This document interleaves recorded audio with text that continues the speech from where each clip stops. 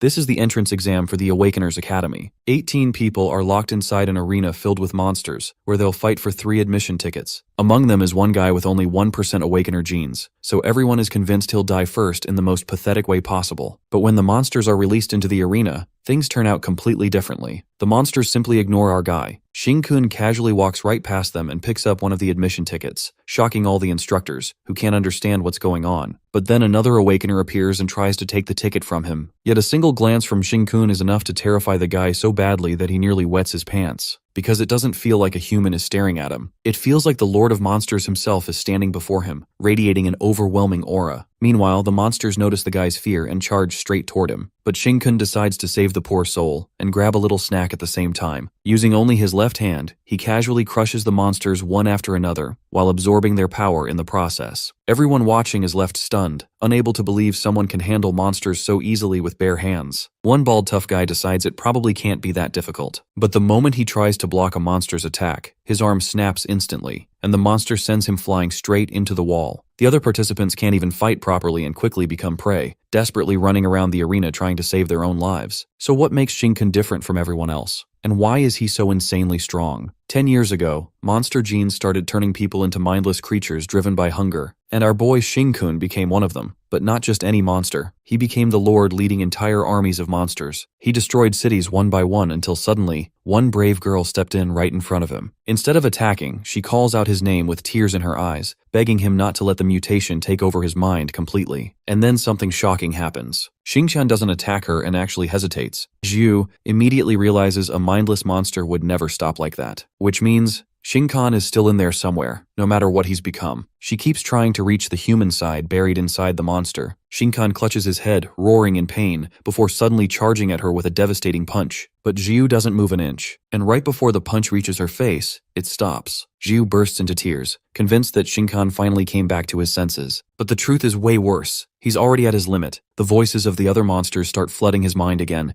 dragging him back into madness. Even while Zhu smiles at him and cheers him on, Shin-kun completely loses control. His fist comes crashing down and sends her flying into the rubble. As he holds her dying body in his arms, Zhu still smiles at him to the very end, begging him not to let the monster inside consume him completely. The moment Shin-kun sees her lifeless body, his human consciousness finally breaks through again. But it's too late. She's already dead and the other monsters swarm in, trying to devour her corpse. Enraged, he turns against the monsters and starts shredding them to pieces. But in the end, there are just too much of them, and his own kind tears him apart piece by piece. As he dies, Shin-kun is left with only one regret. If only he had regained control sooner, Zhu might still be alive. And then suddenly, Shin-kun wakes up in his human body. He stares into the mirror in complete shock. He's human again. Just then, his eyes land on the paper, and he gets to know that it's the 15th of June, year 2025. He immediately catches on that it's the 6th day after the college exams entrance, the day before his genetic entrance. That means it's the day he'll find out that his genome contained the monster gene, and then he will have a locator installed on his body. Our boy vividly remembers that it will be the day when he will be discriminated against, caused fear,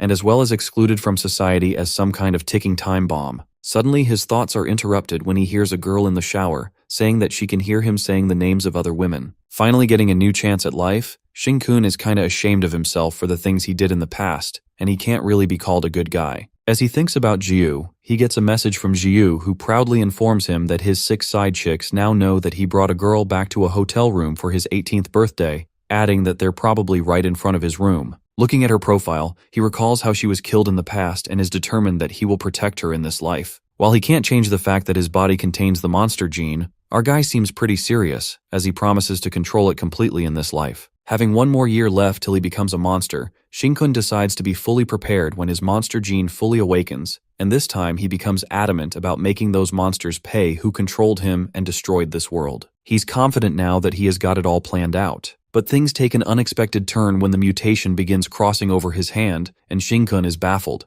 thinking that the mutation was to be awakened a year later from now. As his hand transforms into that of a monster, our guy seems to know the main reason for the awakening, and that is when one's emotion crosses a certain threshold, assuming that he's crossed it when he woke up. Just then, the girl he slept with in the hotel room emerges from the bathroom and asks him what's wrong, while our boy, who's now turned half-monster, thinks of bringing his plan forward a little earlier. Meanwhile, the girl walks out with a towel wrapped around her. Our guy somehow manages to repress his monster's genes, to the point where other people won't notice as long as he satisfies it before it goes on a rampage. Acting mushy, the girl clings to him while Shin-kun makes up his mind to get rid of all the love debt that he got himself into and clarifies to that girl that she's just an intimate friend like the other girls, calling himself a scum who's not worth any of it. Well, it looks like our boy is setting his priorities right in this life. Walking out of the room, where his side chicks await him, that seems like a lot, he makes a clear announcement that everyone will go their separate ways. One of the girls objects and obsesses over his abs. She lets out that she's waited for him to reach his legal age for so long while all the other girls start cuddling with him, dying to get his love. As all of them kinda go crazy and agree to share his love equally, complimenting his irresistible charm, poor Shin-kun seems to regret his life decisions as he always had a thing for elder sister type girls previously. So he finds himself a bunch of the same type of girls that are ready to give all their love. At that moment, our guy runs for his life and reveals to them that he's a carrier of the monster gene, adding that he'd accidentally kill all of them. Breaking up with all of his side chicks, he leaves the girl hanging while they regret that Shin-kun hasn't even tested yet, and some of them don't mind him being a monster. Dodging the bullet, he escapes out of the hotel and knows that these stalking women are all liars, as he remembers that back then, when all found out he was a carrier, they all left just as quickly as they came. All of them left except the girl Jiu, who seemed to be waiting for him outside the hotel, and Shin-kun realized that even now she was waiting for him. Meeting him, Jiu guesses that he got his heart torn by his 7 lovely friends and hands him Yunnan Biao to cure that promiscuous nature of his. Suddenly, our guy leans towards her, confessing to her that he won't make her wait any longer and won't let her have any regrets this time. Flustered, the girl gets confused as to why he's acting so weird and touchy.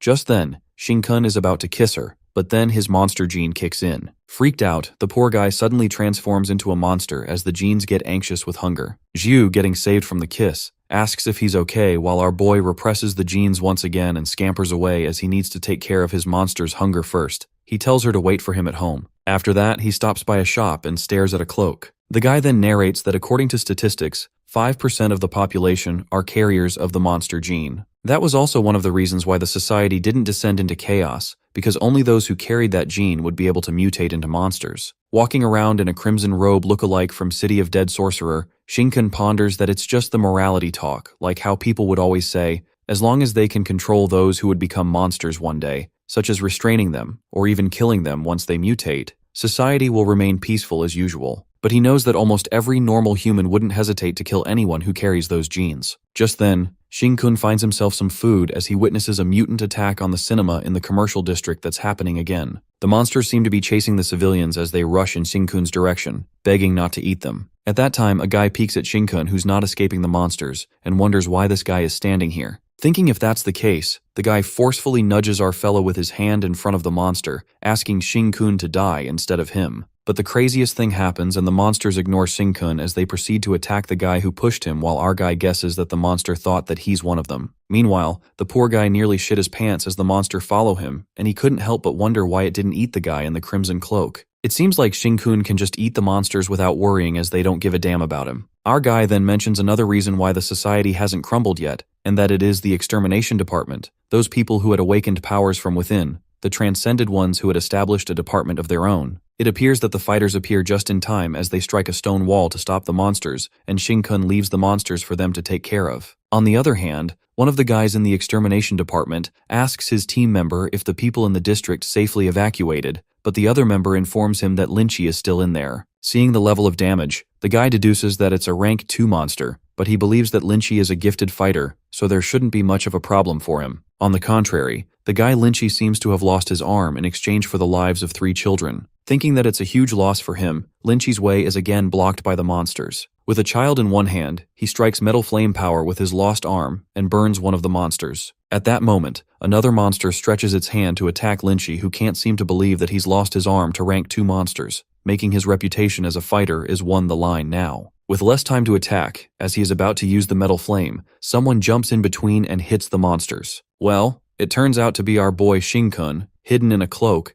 and Lynchy is more than astonished to see this guy beating the monster with bare hands, thinking that he's more pretentious than him. Watching Shin-kun fighting the monster, Lynchy seems to have many questions about his ability and wonders why he's so strong. After dealing with the monster, our guy diverts his attention towards Lynchy and tells him not to be careless as a rank 2 monster won't die so easily. As the guy assures him to leave the rest to him, Shin-kun decides to deal with him first as he doesn't like outsiders watching him eat. Just then, he leaps towards him and whacks him hard, making Lynchy pass out. While the poor guy gets knocked out, the monster converses with Shinkun in monster language, saying how a low-rank bastard dared to snatch his prey. But our guy clarifies that he's been mistaken as he's his prey and attacks the monster with his transformed hand of a monster. Using the ability, our guy rips the monster's hand apart, and the monster is taken aback by Shinkun's Lord Firepower, asking why he has it. That's when our boy reveals that he was once a monster lord and he's very experienced. As he smashes it hard on the ground, the monster questions him if he wants to eat the same species as him, saying that they all are king's power and he wants to rob the king's power. All the monsters call Shinkun a traitor as they watch him devouring his own kind. While he's devouring the monster, he assures him that he has decided to eat that scary figure Big Boss the king as well. Getting devoured, the monster says its last word, uttering that the king won't let him off. On the contrary, outside the mall, the fighter who's the vice captain from earlier notices that these monsters all become weaker, and it's easier to deal with them. The other member asks the captain what's going on, and the vice captain elucidates that only when there's a high-rank monster, the lower-rank monsters will show a tendency to cooperate. Now that the monsters stop cooperating, this leads the captain to conclude that Lynchy has killed the mall's rank 2 monster. Dealing with the monsters in their area, they decide to check on Lynchy. Reaching inside, to their expectations, the rank 2 monster is killed, and they see Lynchy lying there with 3 children, with his one arm ripped off. Rushing to him, the guy compliments Lynchy for saving 3 children, fighting the monsters, and defeating rank 2 monsters. Holding his arm, he reveals that he didn't do it, and with a pissed-off face, he informs them that after a dumb idiot defeated the rank 2 monster, he knocked him out. Fortunately, Lynchy vaguely watched that guy eating the monsters when he woke up, and his left arm had blue fire. While the guy is certain that he remembers the face he saw under the hood, and assures his members that he can definitely recognize him. But his team member doesn't seem to care about that as he gets terrified after hearing that he eats monsters, which makes him wonder if that guy is a monster. That's when the vice captain states that there have been cases where monsters eat monsters, but he finds it strange as if that person would have a monster. Lynchy would have been eaten. Seeing that it's a serious matter, the vice captain orders to issue a warrant and describes Shinkun as an unregistered metal-type user, suspected of having bone strengthening, might also have special fire ability, has Pika,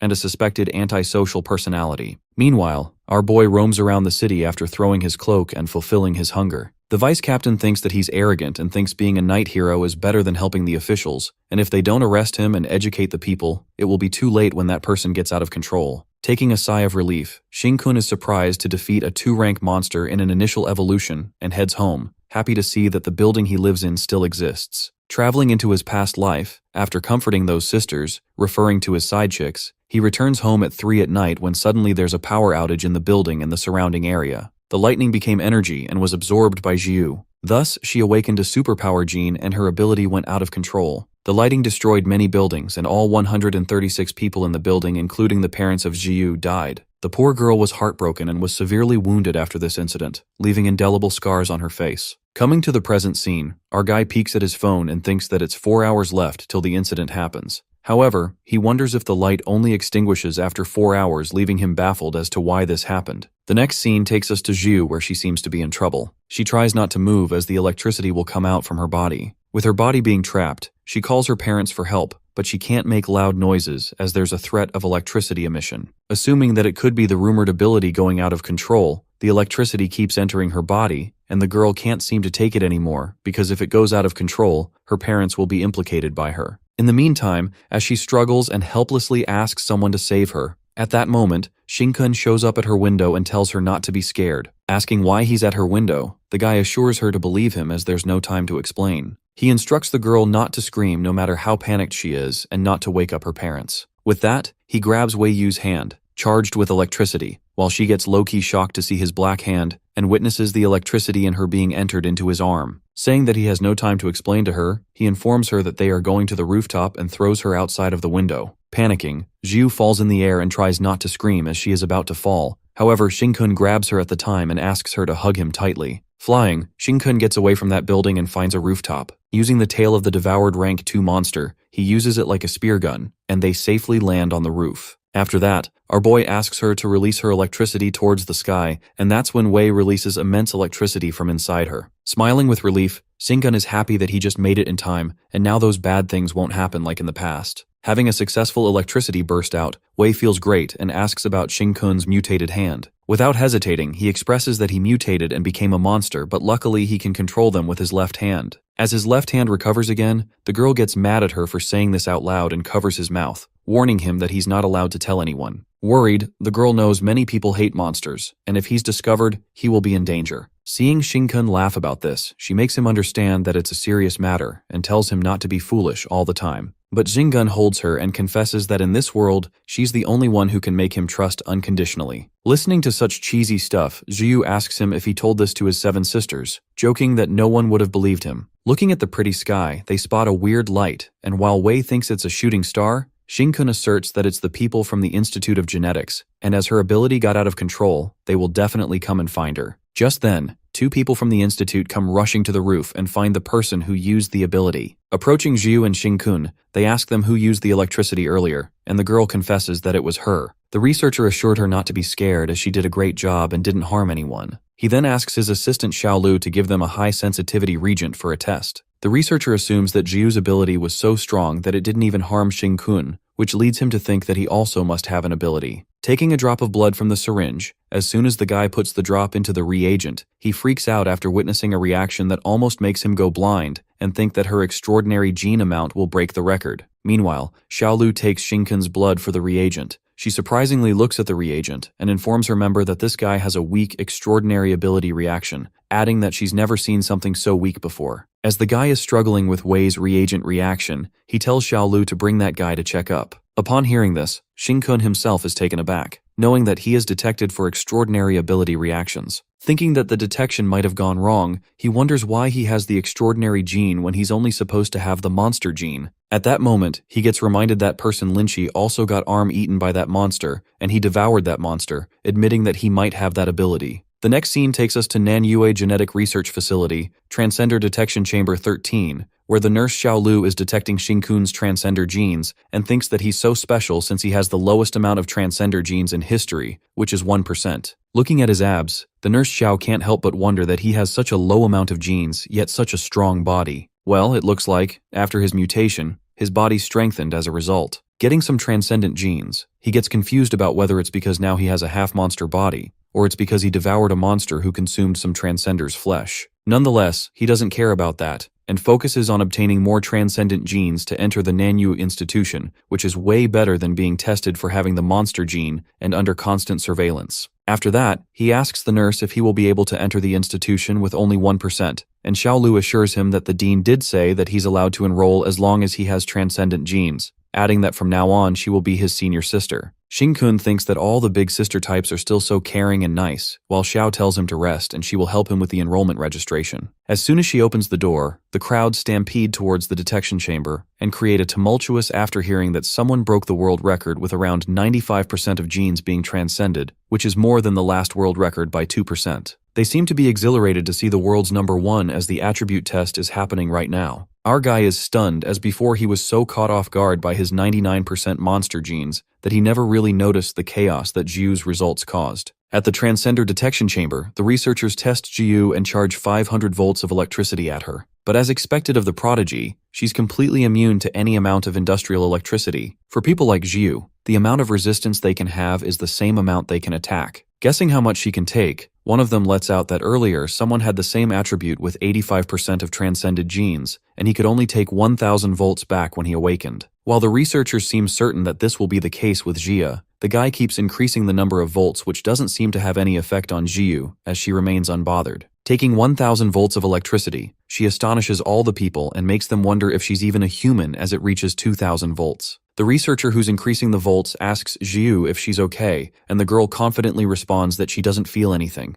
Meanwhile, Shinkun watches her with a proud face. The researchers jaw-droppingly watch her and are left awestruck to know that she just awakened, believing that once a person has more than 90% of the genes, their power increases exponentially for each 1%. Taking in 3000 volts, Jiu tells the guy to stop who asks her if she has reached the limit. But the girl discloses that she has not fully released all the electricity from back then, and now that she's absorbed all of this, she feels like she could lose control if they continue, adding that she might accidentally destroy the place. The guy stops immediately and records the data that shows 3,000 volts with no upper limit. After that, Shin-kun asks the worker to let him in the chamber, but the guy refuses and says that he can't enter right now, as Jiyu still has a large amount of electricity with her, so she might hurt him, asking him to wait until she releases most of it. Abruptly, two people barge in from behind and order the workers to let them through. They turn out to be Dean Fan and his third nephew Shizai Fan. As the worker informs the dean that there is some insulation attire on the side of the observatory, the dean brags that he won't be affected by that bit of electricity,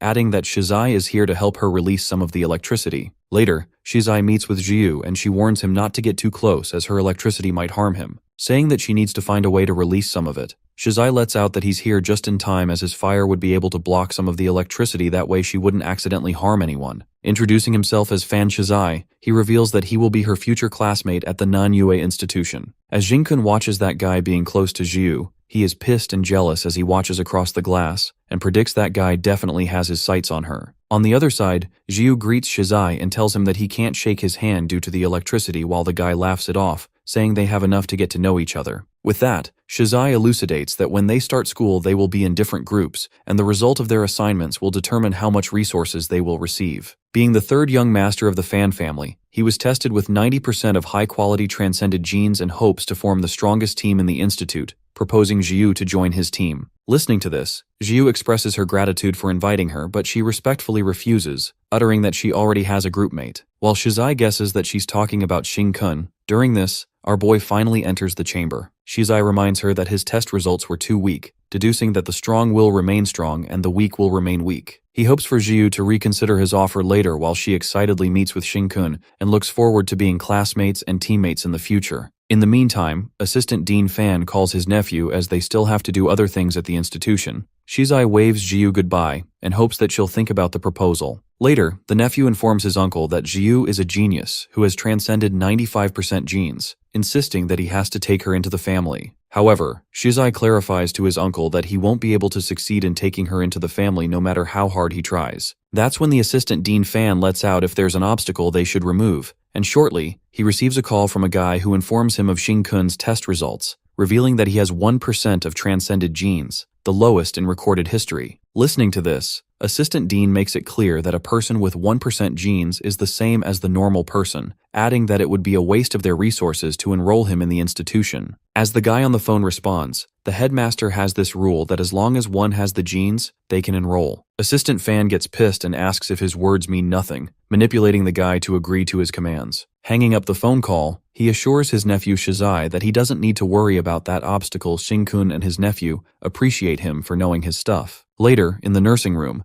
Jiyu gets to know that Shin-kun needs to constantly feed his hunger to stop the monster gene from rampaging, which is the effect of his mutated left hand. While our guy adds that it will make him crave human flesh sometimes, the girl doesn't seem surprised, and with a sneaky grin, she tells Shin-kun that there are plenty of bad guys around here, so it's nothing to worry about. Flustered, our boy calms her down and says that sort of thinking of hers is too dangerous. At that moment, Xiaolu enters the room and informs Jiyu that her parents are here at the reception. Jiyu immediately whispers to him that she's good at catching people so they won't get caught easily, while Shin-kun doesn't think that's the problem here, as he is kinda creeped out by her. After that, she leaves to give the good news to her parents and turns back to Shin-kun, saying that she's glad to be in the same school as him. Leaving after thanking the big sis Xiao, our guy notices that the senior sister seems down and asks her if something happened. That's when Xiaolu reveals that his enrollment has declined, as according to them, a person with 1% transcendent genes is no different than a normal human. Shin-kun reminds her that she told him anyone with any amount would be able to enroll. Xiaolu loses her cool and blames the higher-ups for this. Getting angry, the senior sister gets determined to help him enroll again, even if it means applying for the 800th time. Meanwhile, Shin-kun calms her down and thanks her for the effort, saying that she would get in trouble if she tried to help him. Worse comes to worse.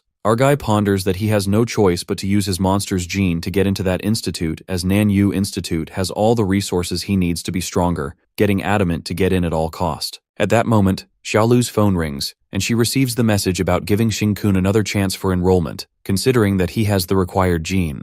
Enraged, he wonders why the institute is letting someone who isn't a student, supposing that those who are unable to awaken their powers within a year at Nanyue are encouraged to drop out, and so the last test was created as a chance for them to remain in the institute. Burning the moths to ashes with his fire, Shizai thinks that no matter how much he tries, that guy is still no better than a moth. Shortly, he is called by his uncle, who informs him that the last test was Qingche's idea. Knowing that Qingche is the dean of the Genetic Research Institute, Shizai questions him why that is. That's when his uncle unveils that was his warning to him to not cross the line, as he's already pissed that they broke the rules. He adds if that brat Xing-kun passes the test, it'll be a slap on their faces, but if he doesn't pass, he will be seen as protecting the honor as the actual dean. While Shizai gives the idea of just preventing Xing-kun from passing, or else their family's reputation will be on the line, the uncle is certain and assures him that he won't pass. Having an evil plan in mind, Uncle Fan is determined that 1% of the gene of his won't allow him to enter their world, and they won't either, adding that Qingche's actions will only prove that he's wasting resources and not worthy of the title of the dean. The next scene takes us to the testing area, where the workers fulfill their duty of testing and making sure all the equipment is safe within these 5 days. One of the workers asks worker Lee if he's alright, as he's not acting himself. It turns out that worker Lee seems to have hit the jackpot, as he drops his phone after getting a 1 million deposit, thinking that it's more than worth it if he loses his job. It appears that Lee helps one of the researchers by doing a full background check on Xing-kun, ensuring that he doesn't have any strong backing. The researcher looks at Xing-kun's data and wonders if he's the one who stabs the butt of the Fan family, given that he possesses only 1% of the gene, and being a participant, he hasn't even entered the institute. Nonetheless, he gets 10 million for the deposit and a total of 20 million if they succeed in failing him in the test. Seeing a lot of the money, they decide to get this job done successfully. 5 days later, the bribed researcher notices the participant Xing-kun, who looks sucked to the bone as if he hasn't eaten for days. Peeking at that unlucky bastard, the researcher smirks and thinks if this guy faces the monsters like this, it only results in his death, feeling relieved as it looks like he doesn't even need to do anything for him to fail the test. Meanwhile, our guy Xing-kun is starving to death, acting like a zombie. All of his stored energy is completely depleted. Getting out of his mind, the guy feels hungry, as it feels like his chest could touch his back, and he literally wants to eat all the people here. Wanting to eat them all, Xing-kun thinks their bodies still have some unawakened genes lying dormant within them. Later, Lee announces that there will be 3 hours for the test, and they have to collect 3 tickets for continuation in the study. He then intentionally points out Xing-kun and lets out that the dean has specially allowed 1 extra participant. Clearing that he's not a student,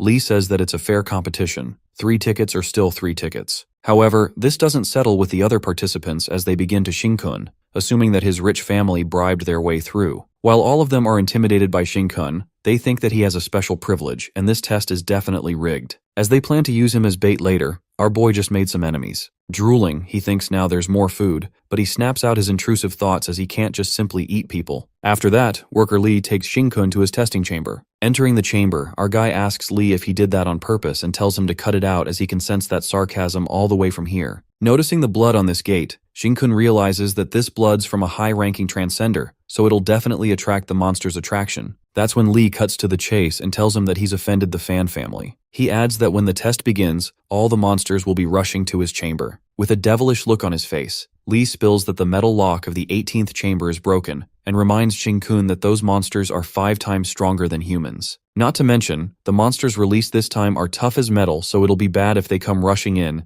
They will shred him to pieces and turn him into a meat delicacy. Lee clarifies that his only chance of survival is the gate behind him. If Xing-kun goes through it, he'll be safe, but it will also mean that he gave up on the test. He asks Xing-kun to just give up, he'll be safe, and the Fan family will get what they want, so this way everyone wins. Lee leaves the chamber and gives him 10 seconds to forfeit. Getting into the control room, he knocks on the door of the bribed researcher and reports to him that everything is going smoothly, assuming that Xing-kun is scared shitless, hearing that he'll only survive if he gives up. Given that the time taken from the monster's release to them reaching his chamber should only take 10 seconds, the guy bets $100 that Xing-kun will give up by 5 seconds. While they're busy betting, at that moment, the last test begins as the monsters start appearing in the chamber. As they begin the countdown of Xing-kun leaving, to their surprise, our boy bursts the gate open of his chamber and walks into the sea of monsters. Freaked out, Lee and Director Chen wonder if he's trying to die, but they don't seem to care as the monsters will rip him apart, and it will be a good thing since he can't blame anyone if he dies. On the other hand, Xing-kun is delighted to see his food. However, they get past him. A realization hits them that the monsters still see him as one of them.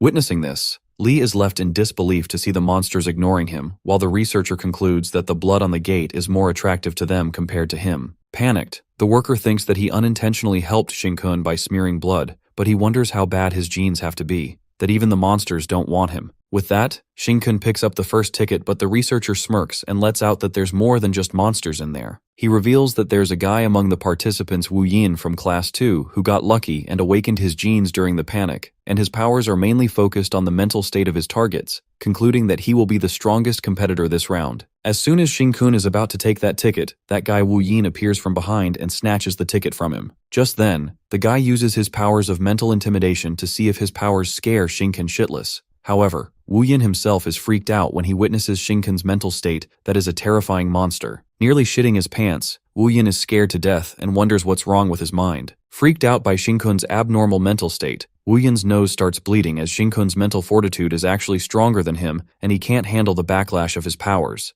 Thinking about what the hell he is, Wu Yin feels like he looks more like a monster than a human. Just then, the monsters divert their attention towards Winyu as they don't consider Shinkun as a human. Our guy speaks to the monsters in their language, affirming that he knows they want to eat that person behind him, but he's getting really hungry here, begging the monster to let him feed on him first. Looking all gaunt and absolutely deprived, Shinkun assures his fellow monster that he will be careful and transforms his left hand a little. Inserting the tentacle from his mutated hand into the monster, he cleverly consumes the monster's blood, and relief runs through his body after finally receiving a good meal of the monster's gene. As he thanks his brother for the meal, the monsters instantly attack him, and Shinkun is kinda upset as they already see him as an enemy, even though he just ate a little bit. Meanwhile, the two of them watch Shinkun from the control room and find that Wu Yin kid useless, but they still believe that this brat Shinkun is going to get killed by the monsters anyways. On the other hand, Wu Yin screams at Shinkun and warns him that he can't kill a monster like that, but he stops when he sees our boy fighting the monster with his bare hands. While our guy is actually fighting with his left mutated hand, Wu Yin notices him and reckons that he's strong and moving as if the attacks mean nothing to him, making it look like he's playing with them. Watching him with such astonishment, Shinkun effortlessly attacks them based on his instincts like he knew them at the back of his mind. Wu Yin analyzes that one hit from the monster and he's done for, yet our guy still had the mind to attack every weak spot of the monsters. Wondering if he's really able to kill them, to his surprise, the guy gets his answer when Shinkun strikes one down and goes on to kill another one. Witnessing him incredibly killing monsters, the guy realizes the reason why his mental fortitude is so strong, which leads him to think that Shinkun must have killed a lot of monsters in the past. The bribed guy, Lee, watches him with his jaw dropped, disbelieved as he didn't know one could kill monsters like and seem to be losing their mission,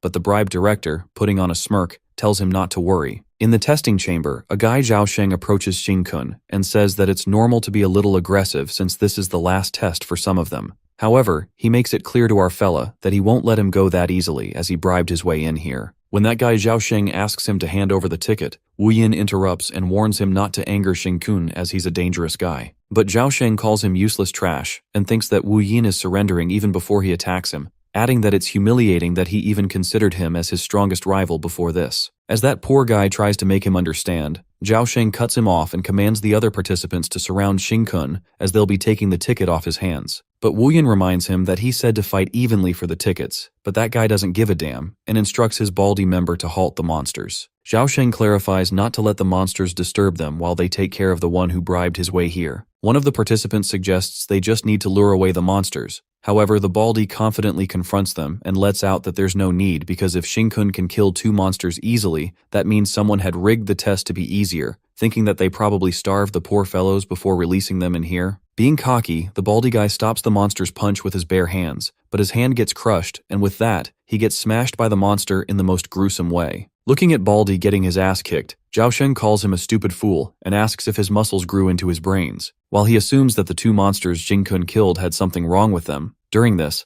our guy leaps toward him to strike a punch with his left hand. As he's moving in for the punch, Shinkun realizes that it's the wrong hand as he could kill him if he uses his left hand for the punch. With his left hand being completely mutated and after devouring the rank 2 monsters, Shinkun's hand also evolved to rank 2 as well. Now he can release a tentacle that is around 8 meters long with which he sucked the monster's blood earlier, and his strength is 10 times stronger than a normal human. Given that, even if he's not in a monster state right now, it has at least the strength of a rank 1 monster. His one punch could free his brain from his skull, and he can't really kill someone right now, deciding that he should be gentle. With that, our boy forcefully punches Zhaosheng, and he instantly regrets his decision as he overestimated himself. While the other people freak out watching Zhaosheng getting beaten, Xingchun panics and immediately checks on him after beating the crap out of him, pleading not to die on him. After being relieved that Zhaosheng is still breathing, our guy asks everyone if they still want that ticket from him. In the meantime, the guy carrying Baldy in his arm rushes to brother Zhao, who's already in a weak shape, and asks for help, saying that Baldy has been broken by that monster and he can't hold it back much longer. Watching his mates in trouble, Zhao pleads with Xing to help them and gets ready to pay 50,000 for it, apologizing to him for saying that he bribed his way in here. As Zhao gives up on the ticket as well and our guy agrees to help him, the real bribed guys in the control room realize that all the participants have backed down, calling them useless. The researcher guy immediately calls the control center and asks them to pressure the participants a little bit more, commanding them to throw in monsters 21 to 23. Listening to this, the guy on the phone hesitates, but the researcher commands him to release them. Knowing that the monsters above number 20 are peak rank 1 monsters and stronger than regular rank 1,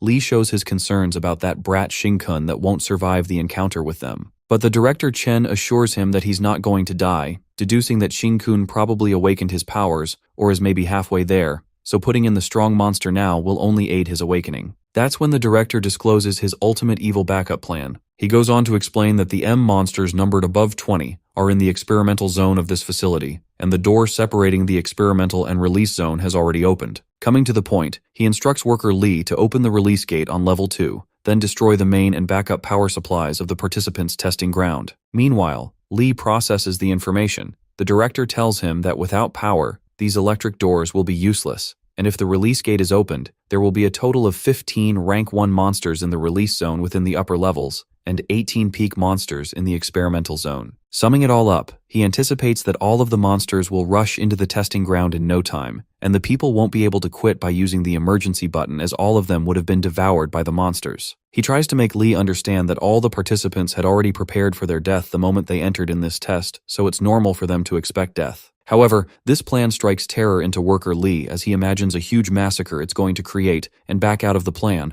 refusing to carry it out as he'd get a death sentence if they get exposed. Suggesting that they should give up on the task, with a death glare, Director Chen clarifies that this task is assigned by the infamous Fan family and warns him about the consequences if they don't succeed in this task after taking all that money. He assures Lee that he will make sure he won't get a death sentence and plans to give him 10 million for the trouble, even offering to send him out of the city if he'd like. Not having a way to escape, Lee unwillingly agrees to do the job. On the contrary, in the testing ground, Xing annihilates the monsters while Wenyu cheers for him and promises to pay 50,000 even if he and his sister have to work their butts off to pay his money. At that moment, Zhao's sister smacks him from behind and asks him why he's bringing her into this, breaking the poor guy's neck that was half hanging. She then apologizes to Xing for the trouble they caused them and thanks him for saving them. Meanwhile, Broken Zhao treats them to supper together later. Suddenly, our guy yells at them to watch out. It appears that a monster unexpectedly lands on them from the upper zone, and to save his sister, Zhao pushes her and gets crushed by the monster himself. As his sister witnesses Zhao being killed, the guy Wu Yin gets confused as it hasn't even been half an hour and they're releasing the second round already. The participants complain that they would have given a heads up if they changed the rule, and the loads of monsters keep bursting into the testing ground that seem like rank 2 monsters. That's when a realization hits Xing that they're going all out to prevent him from passing the test. The monster grabs Zhao Sheng from the leg while his sister Xiao Tao can't seem to leave his brother. The other guy tells her to get it together, or else they will be in the same shape as him. Apologizing, the guy has no other choice but to run away, leaving Xiao Tao alone, and she rushes to the monster to release his brother. Weeping, she gets hit by the monster and loses hope. Xiao confesses that she thought they would always be together, but they could still die together. However, her moment of emotional suicidal speech is interrupted by Xing, who pulls her out at the right time and asks her to at least die with someone good-looking if that's what she wants, as her brother doesn't fit the bill. He assures her that he won't let her brother get eaten and throws her like a sling, asking Wu Yin to catch her. While poor Wu Yin is busy escaping and wonders if he's talking to him, Xiao Tao falls right onto him. Given that the monsters will evolve to rank 2 once they eat Zhao Sheng, our guy feels the need to mutate his left arm in order to kill them, but it's troublesome to use it in front of everyone. He then jumps in to just take Zhao from them while Xiao Tao is surprised yet flattered by Xing as he takes on 3 monsters at once to save her brother. Surrounded by 3 monsters, our boy greets his comrades and notices that they don't see him as their enemy as long as he doesn't eat them. Using the tentacle, he tries to release Zhao from the monster's grip and succeeds. While the poor guy Zhao is hanging like a thread and just a second away from being ripped apart, Xing makes the monsters angry by snatching their food. But to save Zhao, he flings him away from the monsters and offers his hand to them, saying they won't be hungry after they've taken a bite out of him.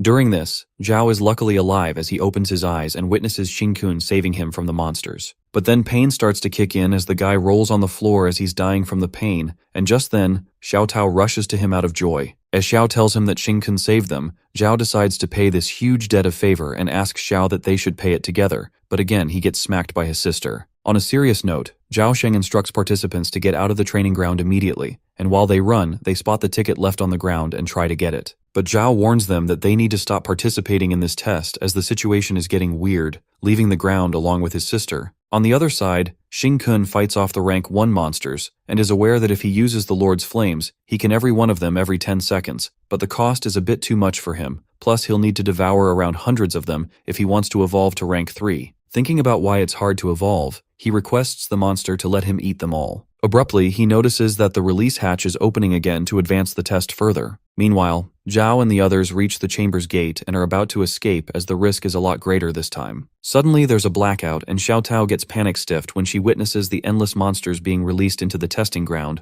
where the other participants are present as well. In the testing grounds, the participants create a ruckus over the ticket as they snatch it from one another, desperate to go back to the academy. While some of them want to be awakened and some of them want to be rich to take revenge on those bastards who look down on them, the mayhem comes to an end when they are overwhelmed by the load of monsters released from the hatch. The monsters grab the participants and the blood spills everywhere as the monsters rip them apart. In the meantime, Xingkun comes to the area, and Li, standing on the upper level after doing the blackout by destroying the backup electrical source and releasing the monsters, utters that there's no going back now, and all of them can blame Xingkun for this. Thinking that he wouldn't have risked the death sentence for releasing all the monsters if it wasn't for him, Li catches Xingkun smiling as their eyes meet, and being on the upper level, he tells him that it's the safest place right now. Showing him the middle finger, Li thanks our guy as he was able to earn 10 million to get rid of him, and spills that he will be leaving the country and living his carefree life. But his sweet plans are crushed in a second when Xingkun tosses a monster on him. Thinking that he missed the shot, Li bashes him for not throwing it properly. However, the monster's arm returns like a frisbee and hits Li in the back, making him fall into the sea of monsters. Freaking, the guy begs for help as he stumbles right in front of the monsters and begs Xingkun to help him, offering him a share of his money. But our guy refuses as there are too many monsters, and he couldn't even save the other participants, so there's no way he can save him. As one of the monsters comes at Xingkun, he tells Li that he'll be lucky if don't accidentally toss one of them at him,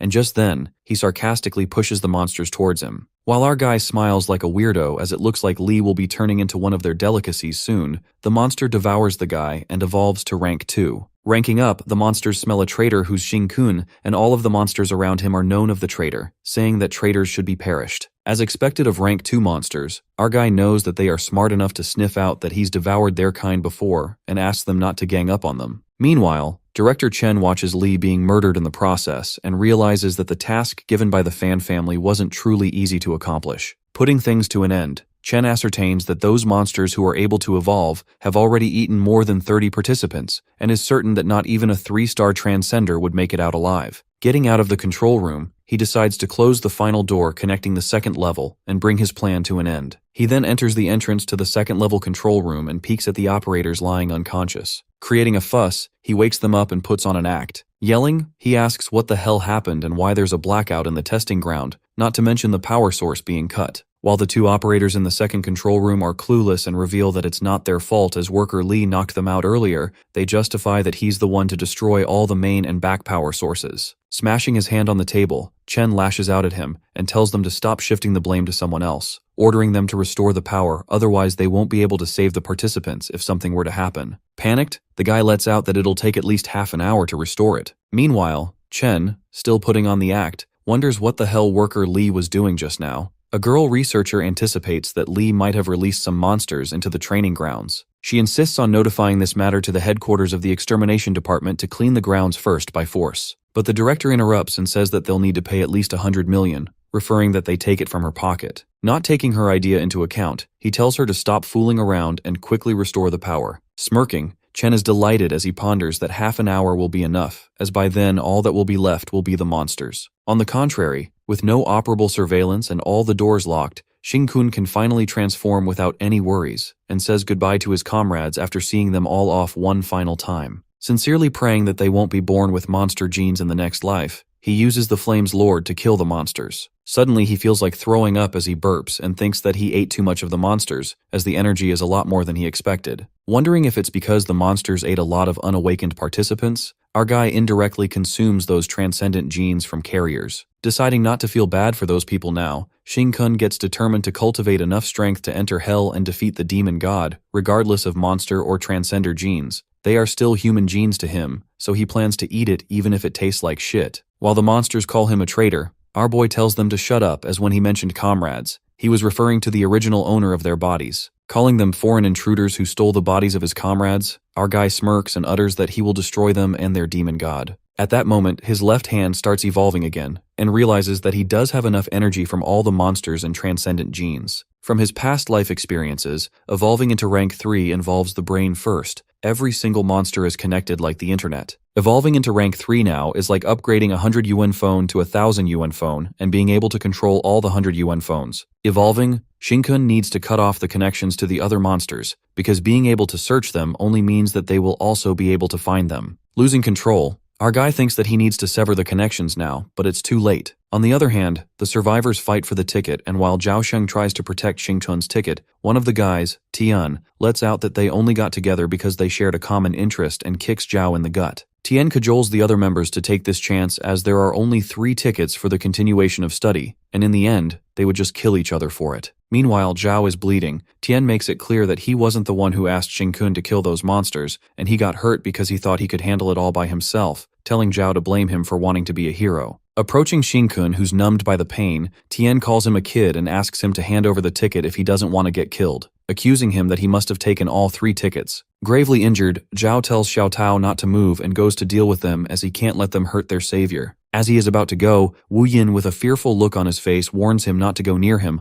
or else he'll definitely die, while Zhao asks him if his senses pick something. Just as Tian asks Shin-kun to hand over the ticket and proceeds to smack him to take it himself, suddenly, a colossal tail emerges from the ground and shreds Tian to pieces, leaving the other member traumatized as the blood splatters everywhere. Thinking that something is wrong with his eyes, the guy witnesses an earth dragon, and at that moment, the dragon lets out a deafening roar that makes all of them bleed, and Zhao, Xiao Tao, and Wu Yin lie unconscious. The participant standing near the dragon, the roar makes his nose and ears bleed, making him remember this dragon appearing in a town in the south that he once saw on the news. It is then revealed to us that this earth dragon caused massive destruction. Along with the Extermination Bureau, everything was annihilated by the dragon when the local 4-star Transcendents were out of town. When the local Transcenders from other regions arrived for support, they could only just barely manage to drive the dragon away. Coming to the present scene, the guy thinks they're screwed, regretting why they even cared about those tickets. Knowing that everyone is going to die, that guy is crushed to death by the dragon's tail. Witnessing the earth dragon, Shin-kun realizes that he caught the attention of something formidable after connecting to the monster's network. His desire to take out their leader seems like a truly daunting task with a long road ahead. As the dragon comes towards him to attack him, Shin-kun stops it with his mutated hand. However, his hand is damaged due to the vast difference in the level of muscle strength that he can't withstand. He tries to figure out a way to gain something of advantage, and notices that this earth dragon is just a tentacle. 2 minutes ago, at the Guardian's waiting area, Xiao Tao's mother prays for her to pass the trial. A father seems to be regretting their son letting him retake the exam, as this trial has a mortality trait. Knowing that it's not the same era as 20 years ago when they didn't have monsters roaming around, the father concludes that the people will be in danger if they don't have supernatural abilities nowadays. Meanwhile, Jiu also seems to be in the waiting area. She immediately senses something, aware that the power inside suddenly went out, and it's been more than 10 minutes, but the power hasn't returned. Feeling dubious, she approaches the guard standing at the gate of the testing ground, and lets out that she's an upcoming student at the Academy for the Transcended, expressing that she's sensed there's something abnormal with the power inside the trial ground. Panicked, the guard wonders how she knows, while a wave of terror strikes among the parents as they get to know about this. While the guards assure her that everything is operating as usual and threaten her to be removed from the waiting area if she doesn't get seated,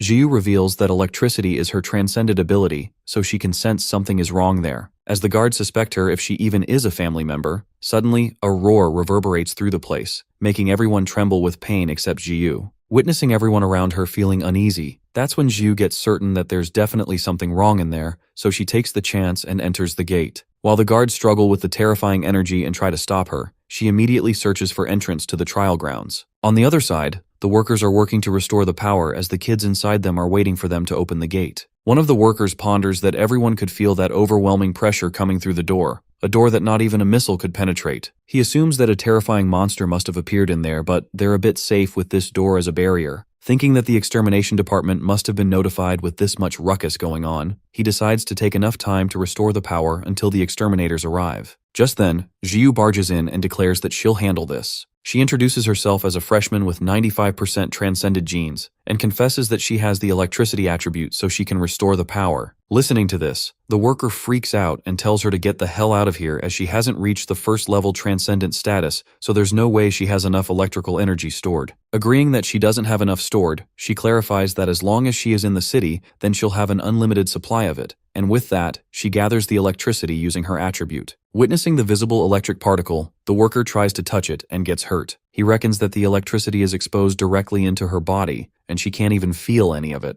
At that moment, he remembers the rumors circulating about an upcoming prodigy with 95% transcended genes and realizes that it's Jiu. Worried, the worker panics as Jiu with her powers will be able to recover the power in this facility, and she manages to do so. She'll try to open the entrance gate, and the thought scares the hell out of him to think what kind of dangerous monsters must have appeared in the trial ground. Not risking his life, the worker asks her to stop this immediately, coming up with an excuse that her power is unstable, and she will destroy the equipment here that is the government's property, and refuses to accept her recklessness. Accusing her of hindering their work and trying to damage the equipment, the worker commands the maintenance team to remove this pest instantly and makes it clear to Jiu that she won't get away with this just because she's some kind of prodigy. The team aims the guns at her and threatens to shoot her if she takes one step ahead. The scene then switches to Shin-kun, who's fighting the Earth Dragon, and it seems those teeth of the dragon aren't even weak against the Lord's flame. While the teeth damage his hand, Shin-kun realizes that the teeth are so sharp, which makes him wonder what kind of black tooth is that has high offense and high defense. What surprises our boy is the fact that it didn't even hit him once just now, and yet the dragon can still devour some of my genetic power. If this continues, Shin-kun deduces that his evolution to rank 3 will be halted, and feeling the instant need to find the way to evade those black teeth. With that, our boy stretches out his tentacle from the left arm. Even though it can't pierce its skin, he manages to catch a hold of it.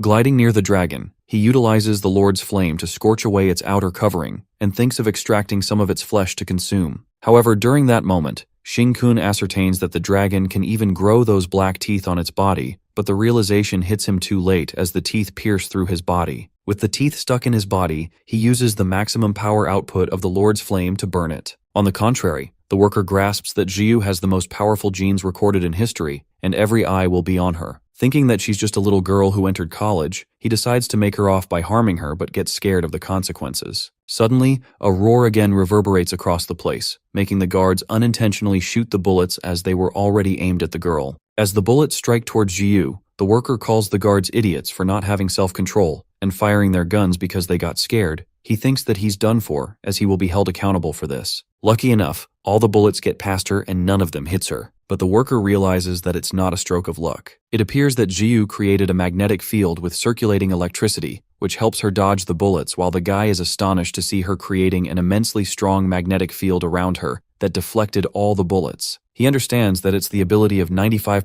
transcender genes. She's anything but human. While the electricity is still being absorbed, the guy freaks out at the thought that the electricity can be controlled in this manner, and the most irrational part for him is Jiu doesn't flinch and withstands the terrifying aura coming from the testing grounds. At that moment, he recalls what he learned at the academy, that people with extraordinary genes can better withstand the terrifying pressure emanating from the monsters. Absorbing all the electricity, the girl restores all their power and instructs them to get that door open. In the control room, the operators along with Director Chen are suffering from pain from the horrendous energy of the dragon. Chen immediately asks his members to restore the power already as something has gone wrong inside. Just then, the operator informs the director that the power has been restored already, which makes him even more shocked, and wonders what's this sudden boost of efficiency in the maintenance team that they not only fixed the first floor's line, but they also connected the wires to the second floor. While he thinks that the surveillance was able to see if any monsters had been let loose inside, the operator opens the gate to let everyone out first, while the director is panic-stiffened, wondering if she's trying to fucking die. The gate to the testing ground finally opens, and Jiu along with the terrified workers stands in front of the gate. Witnessing the giant monster inside makes them scared shitless. Recognizing that it's an earth dragon, the girl shortly spots Shin-kun being trapped by the monster's teeth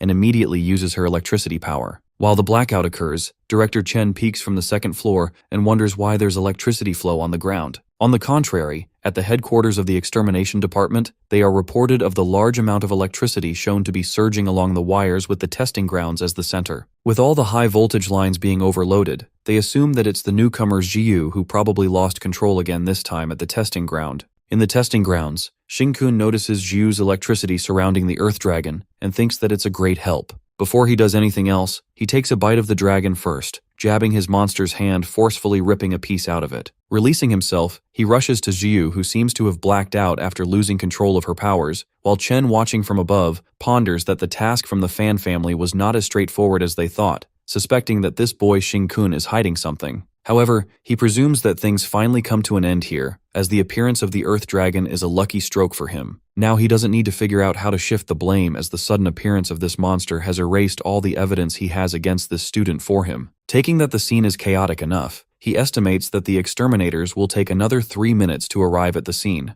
and in that time, he plans to kill Xing-kun so that no one will know a thing. With that, Chen, trying to be a hero, calls out all the individuals with transcended abilities and asks them to block the Earth Dragon for him before the exterminators arrive to prevent the harm the dragon might cause to the outsiders, also giving a chance of survival for the remaining students. With an evil plot in mind, the director jumps into the ground. Meanwhile, our guy carrying Jiu hides for a while due to his mutated hand, as the Earth Dragon has blocked everyone here from view. Suddenly, his hand begins to evolve again, and the evolution becomes more intense, with the flow of energy getting abnormal, making it hard for him to maintain his human form. Abruptly, someone tries to attack him with debris, but our guy reflexes work just in time as he catches it. While it turns out to be Director Chen who attacks him, he is stunned to see Xing-kun's mutated monster hand, as he doesn't appear like a human to him. Recalling the 5 major attributes, metal, wood, fire, earth, and metal, he becomes certain that none of the transcended powers from these attributes wouldn't cause such a transformation of the arm. Asking if he's really a transcender, Chen doesn't give a damn, and with his powers, he strikes the metal rods at him to kill him. However, the metal rods pierces through Xing-kun's mutated hand, making Chen deduce that a human arm cannot do something like this. Flabbergasted, he looks at the metal rods he flung at him, getting melted by the blue flames erupting from Xing-kun's hand. He analyzes that maybe our fella is a fire-based transcender,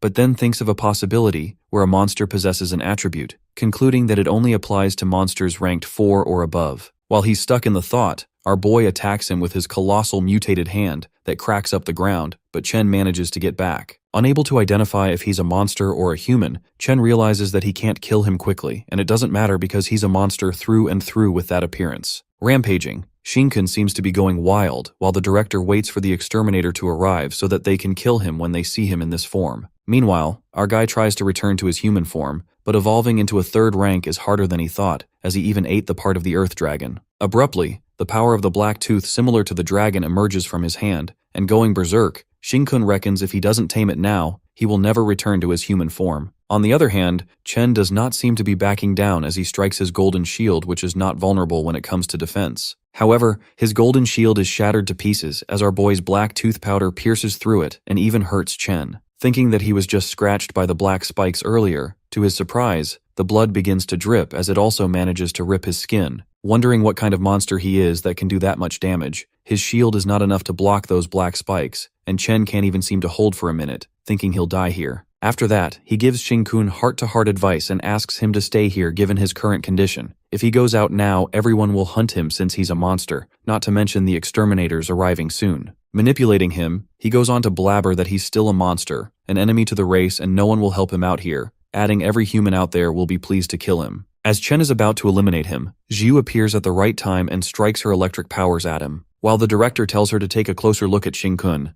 Jiu clarifies that he's not a monster and attacks him. Screaming, Chen utters that she's betraying her own species. At that moment, Xing-kun smashes him with his mutated arm, saying if this world doesn't tolerate the existence of monsters, then he will carve a bloody path himself. Finally, he devours that guy, but shortly the exterminators arrive and Xing-kun instantly instructs Jiu to stay further away from him and pretend not to know him, as he doesn't know if he will be able to revert his left arm. However, the girl holds his monster arm and lets out that she's going to stay by his side while our boy smiles at her and realizes that in the end, she's the one who's by his side. While they wonder if he's going to get exposed, the exterminators rescue all the survivors they can find. The next scene takes us to the workers who are using 3-star Earth attribute transcenders as shields to buy them time. Following the instruction of the director who told them to protect the civilians outside, the lead worker decides to escape as soon as the shields are destroyed. Meanwhile, the Earth Dragon is annihilating the maintenance chief, and the other guys, the researchers from the control room, are scared stiff, witnessing that the defense formed by a 3-star rank transcender couldn't even withstand a single blow. With no way of being able to stand a chance against the dragon, they decide to get out of here immediately, as even the director has disappeared. As they all are about to die with the dragon's terrifying aura with no way to escape, at that moment, the exterminators arrive. The girl researcher notices a pipe in the exterminator's hand, and Loki begs to come save them. The exterminator, a blue-haired girl, is annoyed to see the earth monster interrupting her blind date and attacks with a pipe as water bursts out of it. While the girl thinks she's planning to kill them, the water blade goes through them, and the exterminator's power manages to sever the earth dragon just like that. The girl researcher is shocked to the core as she witnesses the water power element that dances like spirits but rages like devils, but her eyes are still stuck on the strongest guardian of the institution of transcenders,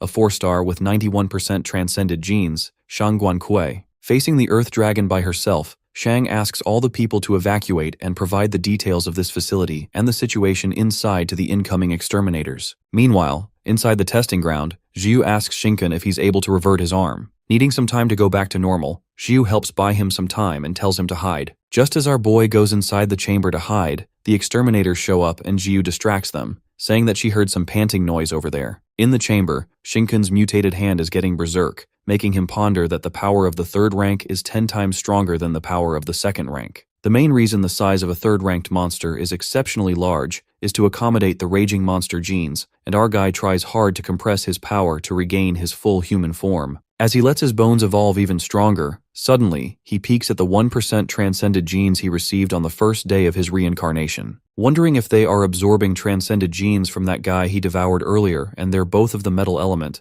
our guy plans to stabilize the monster gene with the help of those transcended genes and direct their development in a controlled manner. Evolving his bones, suddenly, the Earth Dragon's black tooth loses control as it penetrates across the roof. As the exterminators find 3 survivors, Wu Yin, Xiao Tao, and Zhao Shen, they thank Jiyu, who seems to be trying too hard to distract them, but then they hear a noise from the chamber and think that it's a monster. Panicked, Jiu becomes certain that Shinkun is about to be discovered now. She makes a noise as the exterminators make their way to the chamber and tells her to keep quiet as any sound will attract the monster's attention. While the girl is determined to accompany Shinkun even if he's discovered and forced out of the society, the exterminators reach the chamber from where they heard the noise and find Shinkun. Fortunately, our guy appears to be in his full human form and lets out that he just woke up after being knocked out. The exterminators are relieved to see a human and inform their team that they have found a total of 5 survivors. Our guy, who seems to be fine, reckons that he managed to evolve all the bones in his body to be similar to the black tooth of that Earth Dragon, but it's still a real deal. After that, the rescue team gets to know that the Earth Dragon has retreated, and this makes Shinkun think how weak humans are, because what they don't know is that this Earth Dragon that only a 4-star transcendent would be able to deal with is just a small piece of tentacle protruding from the main body of the demon god. After connecting with the network of monsters through his evolution, he knows that the monsters hidden deep underground are beyond what humans can comprehend.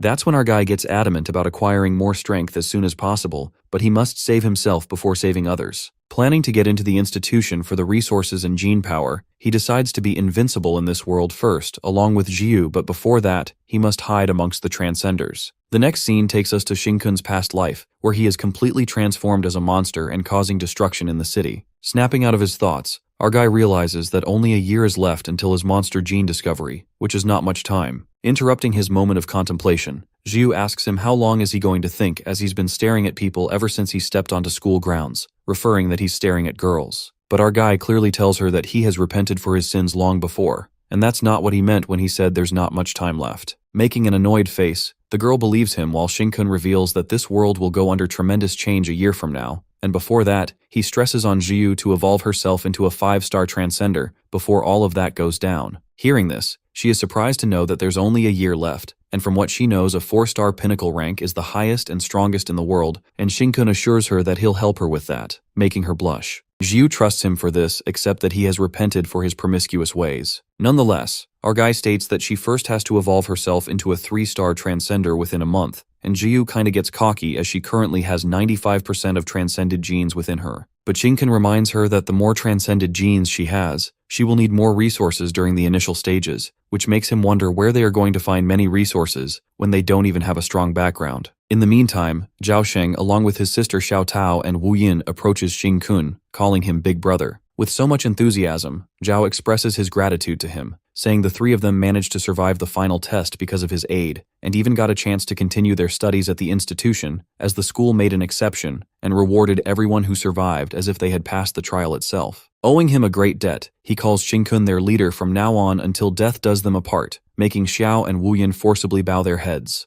After that, Zhao asks his Xingkun about who this girl is as he never got the chance. That's when our guy tells her that she's Jiu, making everyone's jaw drop as they instantly recognize her as the strongest freshman of their academy, and a transcender with 95% genes, still left in disbelief to think that she's the prodigy Jiu. As our fella thinks that they're overreacting a bit, Zhao couldn't expect any less from him as he's with the legendary prodigy Jiu and asks Xingkun if they're a couple. Getting hella awkward, our guy clarifies that this brat over here is just his childhood friend, thinking that's a hassle to explain such things. But Zhao and the others have a hard time believing that, given that they both even share the same luggage. Since they both are childhood friends, Wu Yin seems to have a suggestion and asks them if they're forming. He goes on to explain that the institution will conduct a resources competition for each new batch of students after they successfully enroll. In addition, each new student will be given a new set of resources, and they will compete against each other for the next 3 hours using their own abilities. Wu Yin suggests that they form a team temporarily, and with his spiritual sense he can help them avoid the top talent among new students.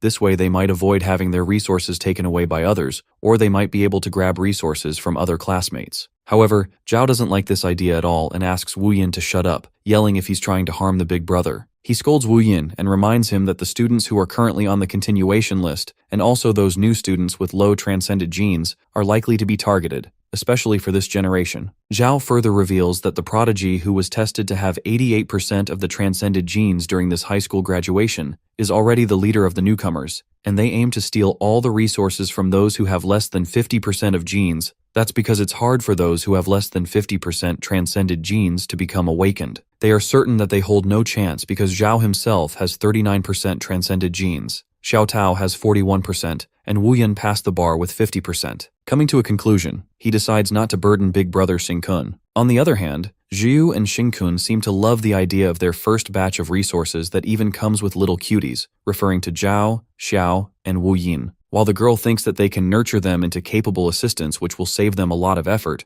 our boy agrees to help them become powerhouses. That way, they can also reach the pinnacle of their lives and be also willing to help them remove any obstacles. Using them for their cause, Jiu calls this motive as binding them using the chains of friendship, while Xingkun asks him to team up with them. Shocked, Zhao clarifies that he doesn't need to pity them like this, but our guy clarifies that he's willing to team up with them because they're loyal. He says that they are all top-notch and mistakenly spills how useful they are, immediately covering it up by calling them reliable partners. Meanwhile, Zhao cries tears of joy, and Xingkun informs them that their goals have changed a bit since they joined them. Thrilled, Zhao promises that he won't let him down and they'll follow their lead in everything. Suddenly, Xingkun and Jiu, with a cunning look on their faces, think of a possibility as he asks them if someone accidentally obtains all the resources from everyone, the resources would belong to them only. Getting dubious? This doesn't feel right to Wu Yin as he responds to them. Laughing it off, our guy justifies that they were just curious and tells them to head to the dorm as their first class is tonight. As they're going, Wu Yin curiously asks Xingkun about how many transcended genes he has,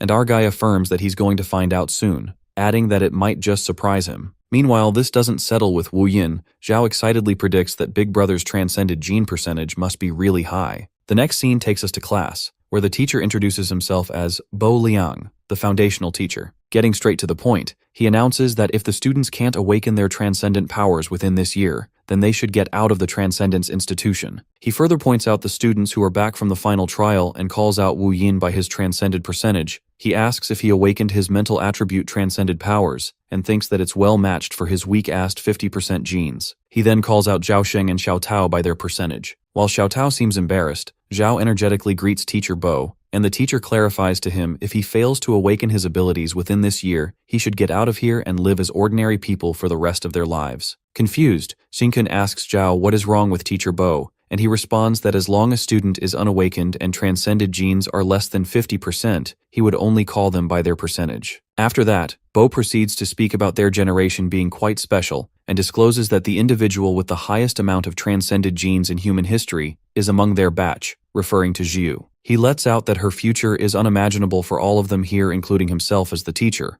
However, what surprises him the most is the fact that there's someone in this class with the transcended gene percentage of only 1%. Elaborating, Teacher Bo declares that students are no different from ordinary people and asks that person to stand up. Meanwhile, the students are curious who it might be with that low percentage, and Zhao gets worried about that person bound to be targeted by all the students. At that moment, our guy, confident as ever, stands up and informs Teacher Bo that he has already awakened with the transcendent power of the metal element. Upon hearing this, Zhao is left in disbelief to think that Big Brother is the one with the 1% gene, while the teacher is amazed, as he wonders if even a 1% transcended gene holder awakens. In that case, the teacher calls Shinkun to come up on stage and assist him in a lesson. Getting to the stage, our guy confirms if there are rewards for assisting the teacher, and Bo assures him that he'll get an extra share of resources during the post-class resource competition. After that, Shinkun begins explaining about the transcended powers that refer to elemental abilities, and as long as they are awakened, they can harness the power of the elements through their transcended genes. While one of the students lets out these elements temporarily reside within their transcended genes,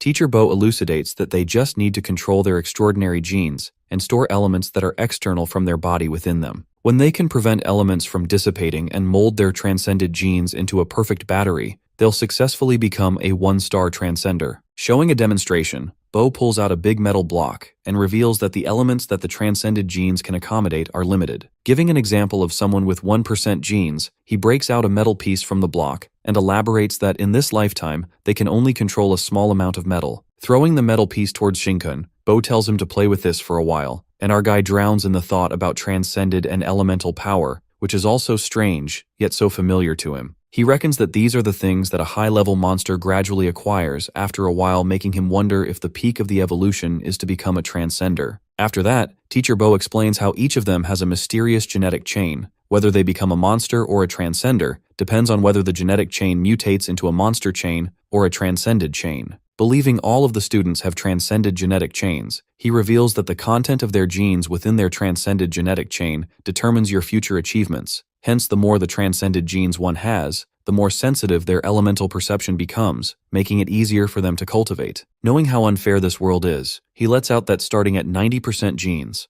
every additional 1% of transcended genes brings significant enhancements for their carriers. For instance, Shang Guankui herself can breathe underwater with her 90% transcended gene, and Jiyu can withstand 3,000 volts of electricity without a problem. He declares that if a person with a 100% gene carrier were to appear, they might as well be called God. On the contrary, he elucidates about the lower transcended gene percentage, and it becomes harder for them to cultivate. Bo is surprised that there are no records of individuals who have less than 20% genes awakening before the appearance of Shinkun. Just then, Shinkun, using his metal attribute, shocks the teacher as he gets the energy in and out of his body like it's no problem. Astonished, Bo peeks at him succeeding with such proficiency and realizes that his awakening wasn't just an accidental miracle. Assuming that Shinkun has the wisdom that is 1 in a million or once in a lifetime stroke of love, Bo asks him to unleash the iron again, saying this teacher will teach him all another truth, the difference between 1% and 80% transcended genes. It's like 80 people ganging on one. Teacher Bo unleashes his powers as many iron tentacles strike towards Shinkun. He seems pretty confident as his powers are like a crowd of transcended individuals, which makes our guy's power crushed easily. Striking his power, Bo warns the people with fewer genes to hide behind the strong ones. Meanwhile, our guy smirks and recalls how Bo was killed by his hands in his past life. And at that critical moment of life and death, he really did sacrifice his life for the students, buying them enough time to escape, concluding that he's indeed an admirable teacher. Suddenly, Bo begins to sweat profusely, and Shinkun feels a bit of pressure, noticing that he's trying to pressure him into submission with his transcended genes. Having no effect, our guy reckons that his transcended genes that devoured that dead fatty's genes before have already become the big fatty now, not to mention that it also has his 99% Big Brother monster genes behind it. Certain that Bo can't pressure him into submission, our guy decides to go low-key, and being a dramatic ass, he starts acting as if he loses on purpose and tells the teacher he can't hold it any longer. As he acts a bit too much, the teacher himself is flabbergasted, knowing that Shinkun lost on purpose as he couldn't pressure him. At that moment, the students cheer for Teacher Bo and call Shinkun a weakling, while Bo dodges a bullet with him for nearly loses his reputation. Concluding that this child has some secrets and it's interesting that he knows what he's doing, he thanks Shinkun for demonstrating, and the lesson ends. Abruptly, a blue-haired guy speaks up about survival of the fittest, revealing the philosophy of the school that the winner takes it all. Commencing the freshman resource competition, the blue-haired guy, looking cocky, gets curious about where that 1% carrier gene guy got his confidence from, as he says he wants to knock them all down and seize all their resources, thinking it's truly audacious. What surprises him even more is that Shin-kun managed to awaken with only 1% of genes, and it appears that he has put in tremendous effort. Just then, the blue-haired guy introduces himself as Yu Xiong and reveals that he has 85% genes,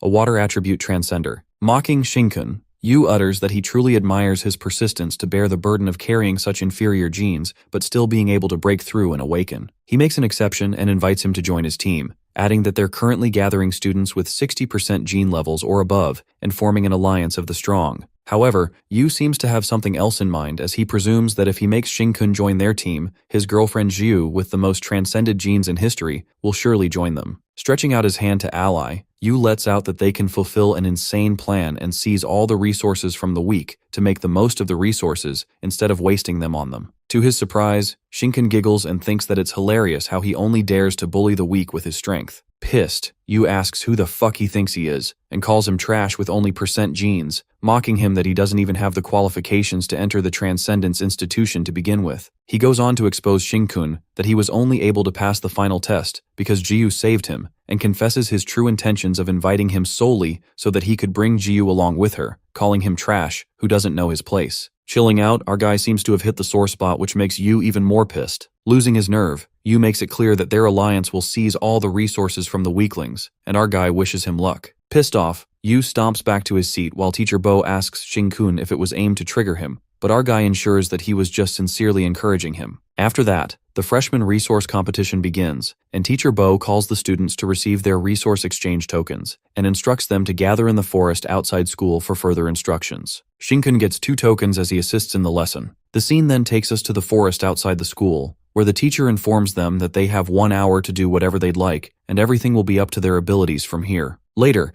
Zhao waits to meet with big brother Xing-chun, but Wu Yin refuses to go with them, saying that he still has to think for himself. While Zhao Sheng lashes out at him, Wu Yin expresses his concerns and lets out that even with his 49% of genes, they made an exception and let him into the alliance since he's awakened. Furious, Zhao tries to convince him that big brother will bring them further in life, but Wu Yin still refuses, given that Shin-kun is indeed very strong, but he's only at 1% plus. He's up against the entire alliance and provoked them right from the start, which makes him even more scared. As Zhao calls him a traitor, Xiao Tao calms him down and tells him not to force him, as everyone has their own ambitions. Being watched by 10 transcended powerhouses, Xiao gets why Wu Yin backed down. On the other side, Zhu and Shin-kun arrive in the forest when one of the guys approaches them and tells them to laugh for now. Keeping a close eye on him, the guy threatens Shin-kun that there's nowhere he can go, adding that brother Xiong will be back soon to turn his laugh into a cry. Smiling, our guy responds that bullying weak people doesn't take much time after all, and the guy gets pissed, justifying bullying by saying that it's utilizing resources efficiently. On the other hand, we see a girl running into the forest and hiding under a tree,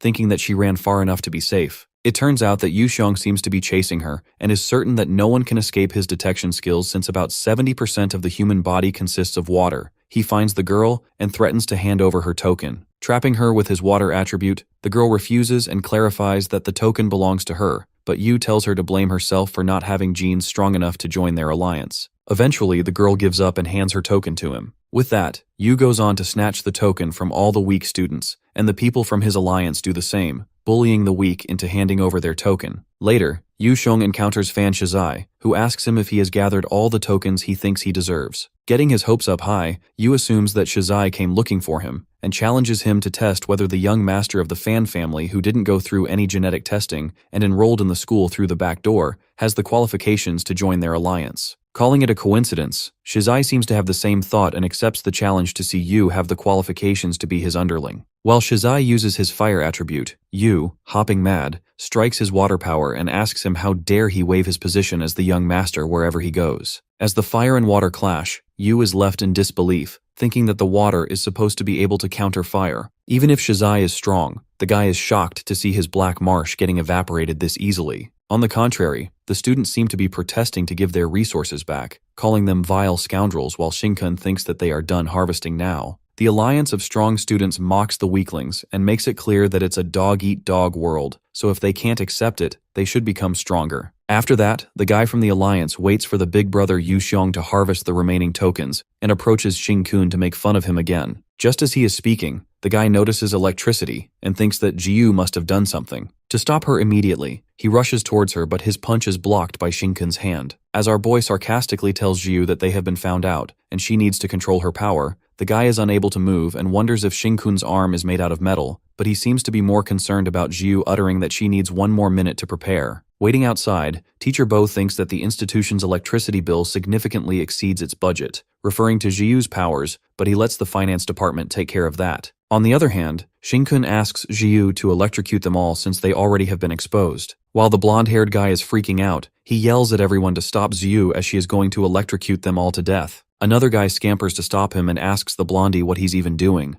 kneeling and making a fool out of himself like this. Meanwhile, Shinkun questions why she's not releasing it, and Jiu lets out that she's waiting for one more person. The guys who dare to stop the duo are screaming in pain, being held by Shinkun, who seems to be breaking their bones, wondering how he's that strong. The blondie shouts at everyone to attack Shinkun and warns them that the brat is seriously strong, asking all the awakened to use all their transcended abilities. In the meantime, our boy asks Jiu who she is waiting for, and she reveals that it's Yu Xiong, telling him not to worry as she has already spread out her electrical particles through the wind. Finding Yu through the particles, she senses a water attribute fighting the fire attribute transcender. After that, Shinkun, after beating the crap out of the Alliance gang, calls out those who have less than 60% transcended genes and tells them not to eat their bullshit as he'll help them avenge all of them. He assures them that he has taken all the resource tokens from their hands and that all of their starting points will be the same as before. Getting terrified, as all of them try to run away, Shinkun ensures that they already have Jiu's signature static electricity on their body, and they're going to get electrocuted in the end no matter what. That's when we get to know that it's not really electrocution, it's a technique that Jiu had developed during the previous timeline back then, targeted Thunderstrike. On the contrary, Yu seems to be struggling with Shizai's flames as he forms a layer to block it. Sounding confident, Yu utters that he can't beat him with those flames, and Shizai strikes a flaming palm that looks 10 times stronger than Yu's power. With the flaming palm grabbing him, Yu can't seem to wiggle his way out even with his water elemental powers. Watching him all helpless, Shizai asks him if he can withstand the flame for a minute, and Yu can't seem to do anything as their power gap is too wide as he's from the Fan family, thinking it's not fair. Eventually, Yu Xiong gets smashed on the ground and Shizai informs him that he's passed the test, making him and his alliance qualified to come under him. While Yu doesn't even consider this a fight as he can't even fight back, Shizai unveils that he's already reached a 3-star transcender and could easily graduate from the Institute in terms of strength. He praises Yu that he could use his water attribute abilities under his flame hands without getting disfigured, which is a pretty impressive thing. Listening to this, the guy asks him why he's here if he's a 3-star already. That's when the young master approaches Yu and spills that what they are all fighting over now are resources,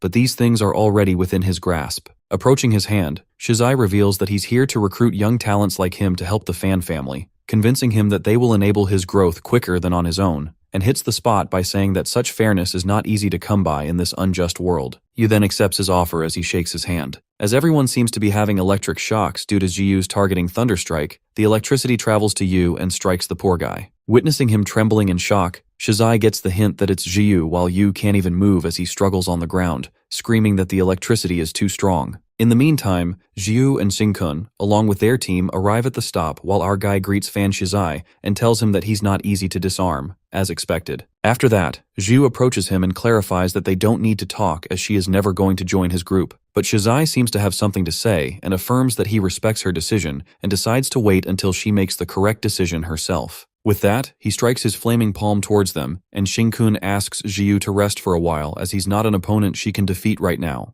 Our guy plans to test out his transcended abilities while they are at it. In the blink of an eye, Shinkun emerges from the flames and asks the young master if he's feeling nervous, guessing that no one has ever had the chance to get this close to him. While Shizai calls him an arrogant fool and creates another flaming palm, our boy witnesses him conjuring 2 massive and energy-consuming flames, and it doesn't surprise him as he expected this from someone who possesses 90% of genes. Blocking him with 2 flaming palms, he makes sure that Shinkun has nowhere to run as he merges the flame, trapping him into a palm of flames. Meanwhile, Yu, who's still in shock after the electric current, witnesses the young master's true powers and gets concerned that Shinkun is going to get killed. But Shizai seems certain that he won't be killed because deep down he knows that our boy managed to survive in that final test. However, his flaming palms fail to capture Shinkun, and at that moment, Shizai scatters 1,000 flaming palms, but our guy doesn't get intimidated, given that they're smaller. Using a transcended gold blade, he incredibly slashes the flames, and even Shizai is utterly astounded, as it appears that Shin-kun is extremely familiar with real-life combat, to the point that it doesn't seem like he just awakened. Looking at moving like a shadow, the young master wonders who the hell is he, as the golden blades he's controlling are extremely sharp.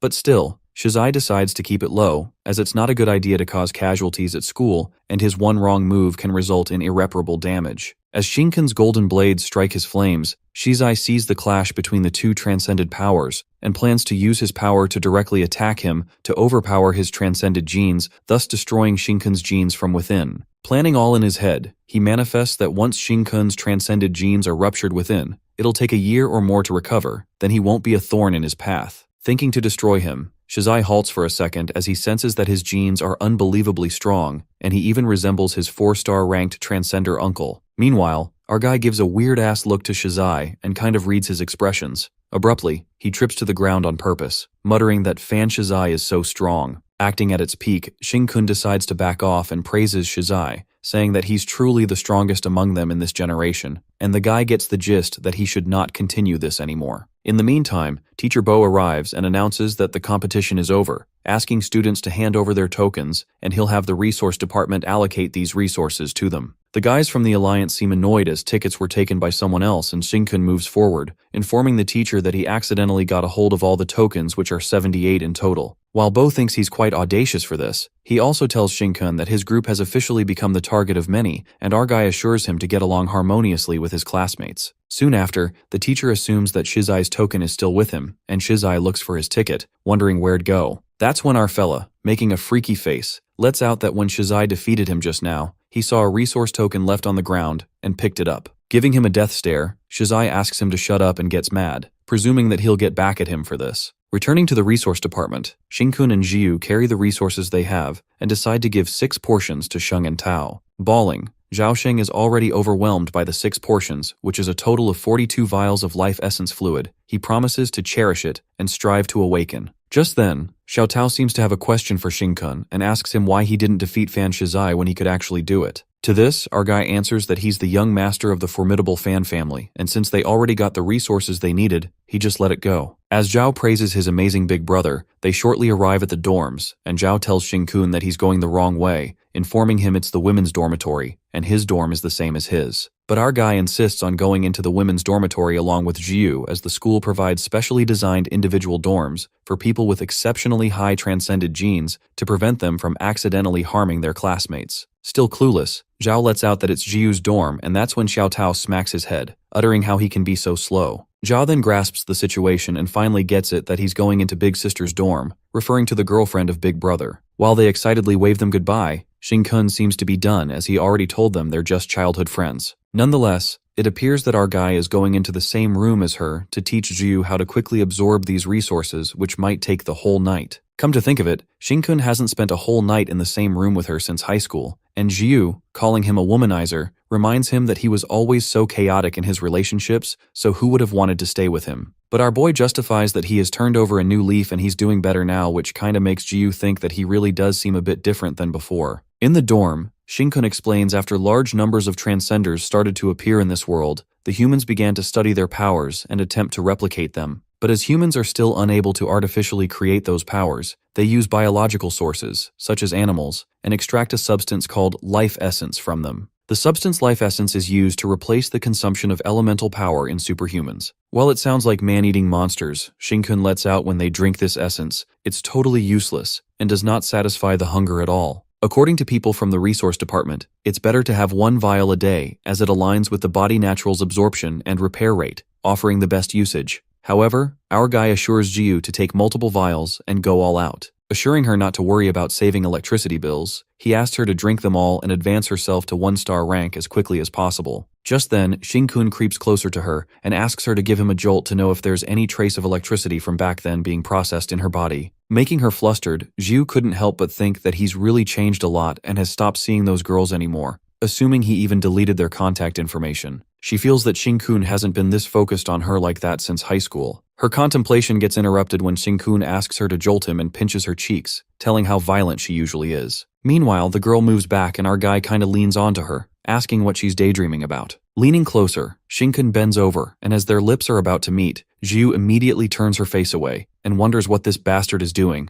making her think that the reason he doesn't see other girls is because he has found a closer target. She asks Shinkun to get up already as she's feeling weird. Instead, the guy tells her that she smells good, and he just wants to eat her up. Suddenly, he begins transforming into a monster, and at that moment, Zhu attacks him with electricity, saying she will send him to hell for trying to eat her. As the electricity jolt even moves out of the dorm, Xiao Tao understands that it's necessary to give people with high transcended genes their own rooms. Coming back to his human form, Sinkin is impressed to see that her abundance of transcended genes is truly overwhelming, and the scent she's emitting is a deadly temptation for a mutant like him. While Zhu finally gets it that he was trying to trigger her powers, our guy could sense that her electricity is showing signs of being processed, ensuring that she's right back on track. After that, Shinkun seems to be leaving and Zhu tosses him a mask, telling him it's essential to wear when he's doing something wrong. She tells him to take and our guy assures her that he's just going out for some snack and will buy some supper for her, leaving Zhu blushing. Heading outside, Shinkun goes into the forest, and now that he's currently a 3-rank monster, he thinks of using Lord's Flame to take on even a peaked rank 3 monster. Being careful to hide the monster's transformed left hand, he makes sure that the others think that he's a fire element transcender. Suddenly, he feels something underground and quickly hides his flames. At that moment, his monster genes detect that it's the Earth Dragon,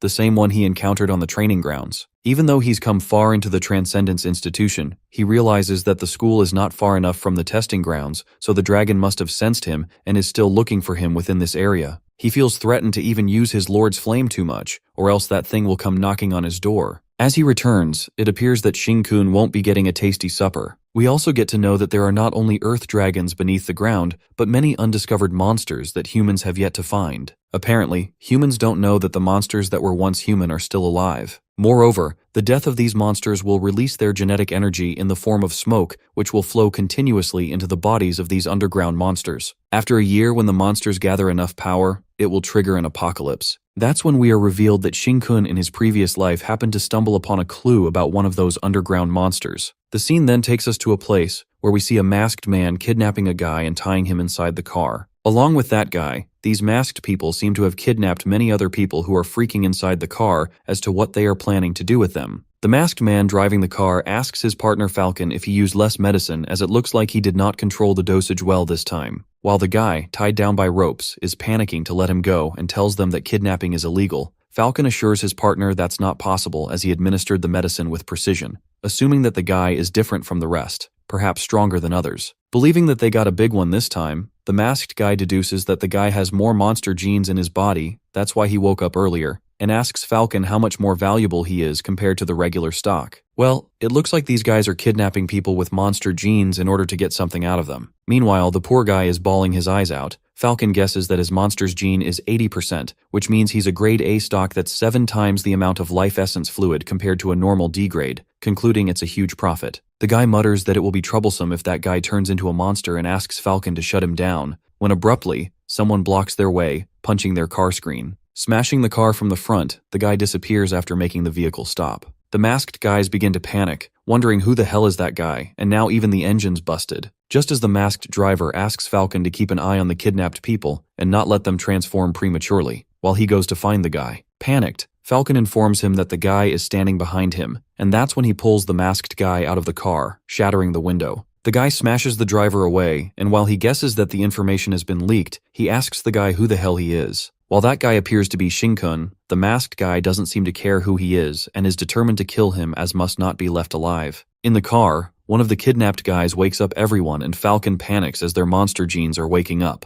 Having no choice, he pulls out the medicine while the poor guy asks Falcon if they're human traffickers and assures him that he's safe, as with the help of Redemption Association, his mental state has been very stable, making him believe that he won't turn into a monster. The guy cries his eyes out and begs to let him go as his wife left him and their child behind who's waiting for him to come back. But Falcon doesn't give a damn and tells him his son is also on the list next as he's also a carrier, making that guy inhale the medicine and put him back to sleep. He releases the medicine inside the car, not caring about the dosage. On the other hand, the masked guy brags that he's a 3-star ranked transcendent and alerts him to get ready to be turned into ashes by his point-blank lightning. The masked guy strikes his lightning and notices Shinkun emitting blue flames, which makes him realize that electricity and fire won't cancel out each other, so both of them will be affected in the end. But he believes that since that blue fire is just a small spark, he'll be fine, but the guy is proved wrong in the other instant, as Jing-kun's blue flames burn his hands, low-key screaming what the fuck power that is. Burning his hands, the guy wonders why it hurts so much when it is just a blue spark, and witnesses Shin-kun who doesn't even get a scratch. As our guy seems to be walking towards him, the masked guy asks if he's trying to save all of them, and warns him that those people carry monster genes, which means they could turn into monsters at any moment, adding they're going to cause chaos in the world. He justifies that killing them is an act of justice, and using them for good is a service to the public, suggesting Shin-kun leave quickly as he has no idea who he's dealing with. Kicking that scum right in the face, Shin-kun clarifies that it's human trafficking while the guy tries to reason with him, uttering that someone has to do the dirty work. While the guy asks him how he knows about human trafficking, our boy lets out that he'll help figure out the ins and outs of their redemption association. Listening to this, the guy keeps denying that he's not from any association, while Shin-kun elaborates that these guys find the right time to modify the location trackers implanted in the neck of the carriers, and make them appear as if they were legally killed by their people after they were monsterized. He goes on to expose that these guys will secretly sell them to the fans' family experimental base,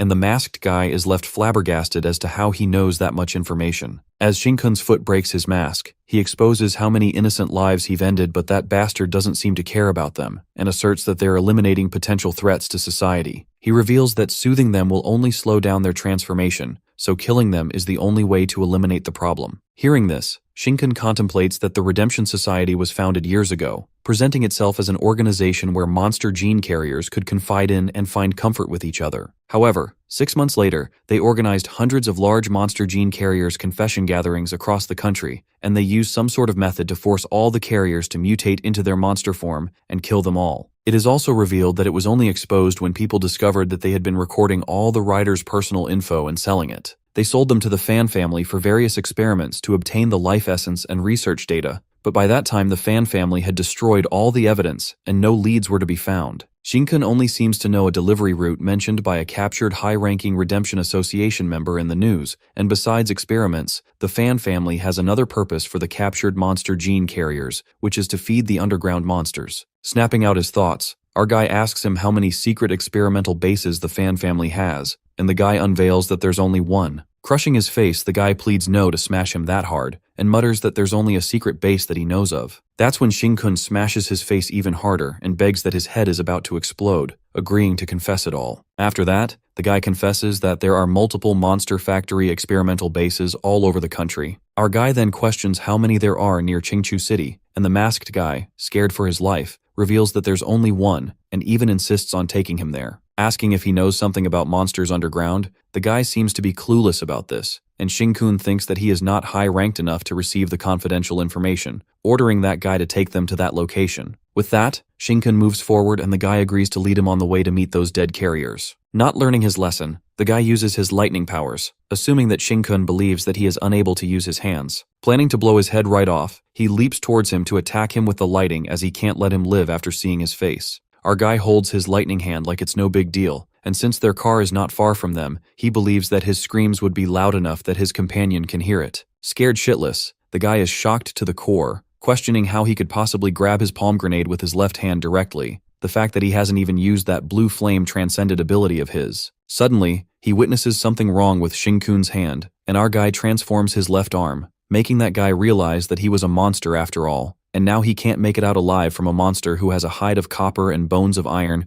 as even his electricity not nearly enough to deal with a monster like him. Meanwhile, that guy has been taken care of. The scene flips to the car where Falcon is struggling to put that guy to sleep due to his high-value monster genes. At that moment, he watches Shin-kun approaching the car and gets the hunch that his partner, the electricity eel, has been taken down. Knowing that there's danger, Falcon immediately scampers out of the car to save his life, and refuses to take the blame in the future if the cargo gets exposed. After that, the guy in the car coughs after being exposed to fresh air and thanks Shin-kun for saving them. However, our boy informs us that they are all already dead. The location trackers have been maliciously altered to register as monsterized and killed. Shin-kun then reveals that the Redemption Association is the one to set them up, and advises him not to let anyone know that they're still alive and warns them not to go back to the city. The guy gets worried for his son and asks what he should do, but our boy has some other things to take care of. Our boy then narrates that the Transcendence Institution is located on an island just outside the Manhwa city. But 20 years ago, monsters and transcenders first appeared in a world where the transcenders were weak and monsters were mercilessly destructive. 5 years later, humans paid a tremendous price to finally exterminate all the monsters and restore stability to society. However, Nansha City had already died by then, and later Nanhua City's exterminators established various facilities here, including the Transcendence Institution, the Genetics Research Institution, the training grounds, and all the other things related to transcenders. Coming to the present, our guy who seems to be following Falcon arrives at the ruins of Nansha City, which is yet to be rebuilt, and gets to know this is where the Fan family secretly builds the Monster Factory. At the Monster Factory, the monsters are tied with chains as Falcon makes his way through the first line of defense and gets detected by the camera. Assuring that he's not an intruder, he lets out that the factory's first line of defense is troublesome, as every time they have to come here they have to listen to these eerie monster noises. The voice comes from the surveillance camera and notifies him if someone intrudes, they will be able to detect it immediately, because even the transcenders with the ability of invisibility won't be able to escape the monster's sense of smell. Just then, the voice gets concerned as he sees Falcon alone and asks what happened to the electric eel in the shipment, supposing something has happened. That's when the guy asks if there was an information leak, revealing someone came and caused trouble, plus the electric eel is most likely dead. Fortunately, Falcon sensed something was dubious and abandoned the shipment to hurry back, insisting on opening the door as he needed to talk with Director Song about the situation. The voice from the camera panics and asks if he's sure no one followed him here, while Falcon says that it's bullshit as he's a 3-star ranked wind elemental transcender, so no one can keep up with him unless that guy has a really good nose. Being certain that no one can get past this defense line even if that guy followed him, as he'll be food for the monsters, the gate opens for Falcon. The guard watching the surveillance camera suddenly witnesses a shadow flashing by at the first defense line and finds that impossible as the monster didn't even make a sound. Checking the other monitors, he doesn't pay much attention and thinks if there's an intruder, they're most likely to appear at the ventilation shaft position. On the contrary, our guy Shinkun seems to be passing the first defense line like a walk in a park, and as expected, even with a monster network, other rank 1 monsters can't recognize him. As long as there are no monster genes in his stomach, the monsters will consider him as one of their own. Seeing that there are blind spots from the surveillance here, our guy decides to make a hole in the wall and gets inside. Meanwhile, in the quarantine room, the doctors seem to be waiting for the batch of shipment as they seem to be running out of supplies. A guy probably with a monster gene seems to be laid on the machine with his lower body chopped off. Suddenly that guy screams out of utter pain and the doctors immediately ask to remove this specimen's vocal cords, calling the other doctor unprofessional. The doctor then elucidates that if they extract the monster gene directly, those monsters will turn into smoke in a short time, so if they want to send these monster genes to the level 2 laboratory intact, they must handle them first. Furthermore, they must remove the monster's genes while these people are still alive, as their bodies are containers for them, and even if they lose their limbs, they won't mutate into monsters, but having them make noise is still a hassle. The doctor then proceeds to cut off the vocal cords while that helpless guy begs him, saying that he could do anything to him but pleads to spare his wife as the amount of monster gene in her body is extremely low. The poor guy screams to spare his wife, and that's when we witness numerous bodies brutally kept inside the containers, all containing monster genes. With tears streaming down that guy's face, he shouts in despair and wishes that they never find peace in the afterlife, calling them wicked bastards. The heartless researcher teaches his fellow mate that if other researchers face such a distracting situation, it will increase the likelihood of research failure, and if this happens to the most critical experiment, then they're essentially obstructing human progress, referring to the fact that it's important to cut the vocal cord of person who's alive. As the doctor is about to cut the vocal cord, suddenly, a blackout occurs which hinders their work, and it turns out that the entire factory has lost its power. At that moment, Falcon emerges in the room and asks the doctor, addressing him as Supervisor Song, if they had an information leak, alerting them that they've been ambushed. Furious, the supervisor calls him a troublemaker and immediately concludes that Falcon is being tracked and the people who ambushed them cut out the power. While Song commands the security to initiate a level 1 alert, he immediately makes a phone call, presuming that the monster factory has been infiltrated by a mysterious individual, so he must notify the higher-ups immediately. Just as he notifies the higher-ups who are the Fan family about the Factory 3 ambush, abruptly, they hear a loud noise of someone crashing in. Falcon panics, as he is aware that the guy who followed is already here, and the guards ask the supervisor to give the instructions. Meanwhile, Song orders them to find the intruders, and our boy makes the entry and smashes all of the guards on the floor, uttering that their body, mind, and even soul smells like crap. Calling his late-night snack disgusting, Shinkun barges into the quarantine room,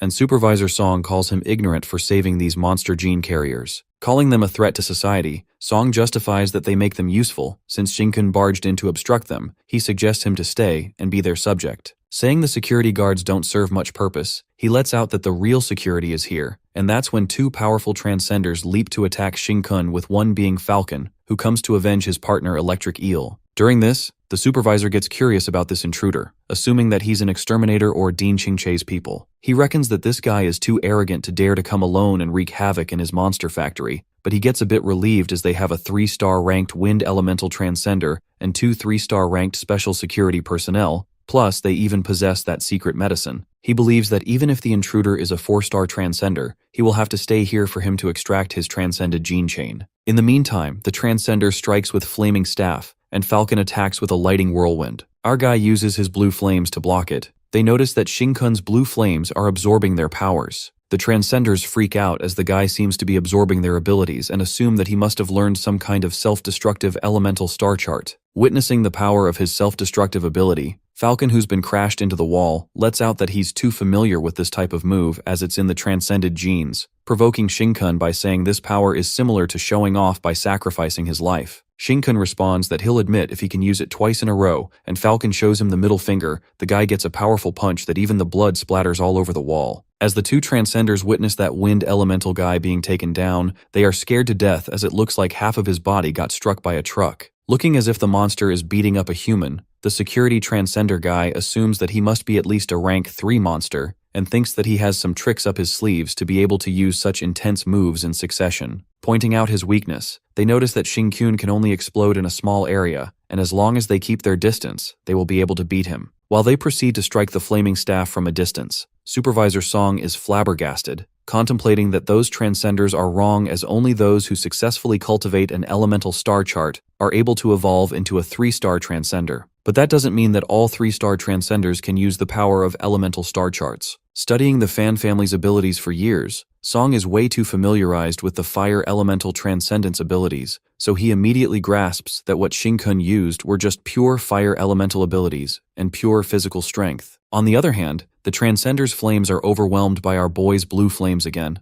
and as they realize that he's stronger than they thought, and that even ranged attacks won't hurt him, they are only left with one option. At that moment, the two transcenders eat the crimson fire seed and utter that they have to bedridden for half a month again, referring to the side effects of this special medicine. Knowing that they are eating crimson seeds, the supervisor presumes that it's the monster factory's trump card. That's when we get to know that crimson seed is a drug developed by the fan family using the eternal flame found deep underground, which can temporarily boost the power of flames of fire, elemental transcenders, to break through into a level of a 4-star. While the transcenders are bursting with power and challenge Shin-kun to take on the flaming staff power of a 4-star transcender, the supervisor surmises that dealing with that intruder should be a walk in the park now. However, if he's not mistaken, that intruder seems to possess a flame that's very much likely what the fan family has been seeking. After continuous research of the fan family in an attempt to fully master it, they hope to use it to break through the power of the 90% transcended gene, the eternal flame that exists underground. At that moment, our guy annihilates the two transcenders even after increasing their powers, and Song watches all of this from inside the room. Soon after, Shin-kun makes his way into the quarantine room where Supervisor Song analyzes that his transcended gene amount must be extremely high to the point where his flames changed quality, even showing enhanced physical properties like that of a 90% transcended gene.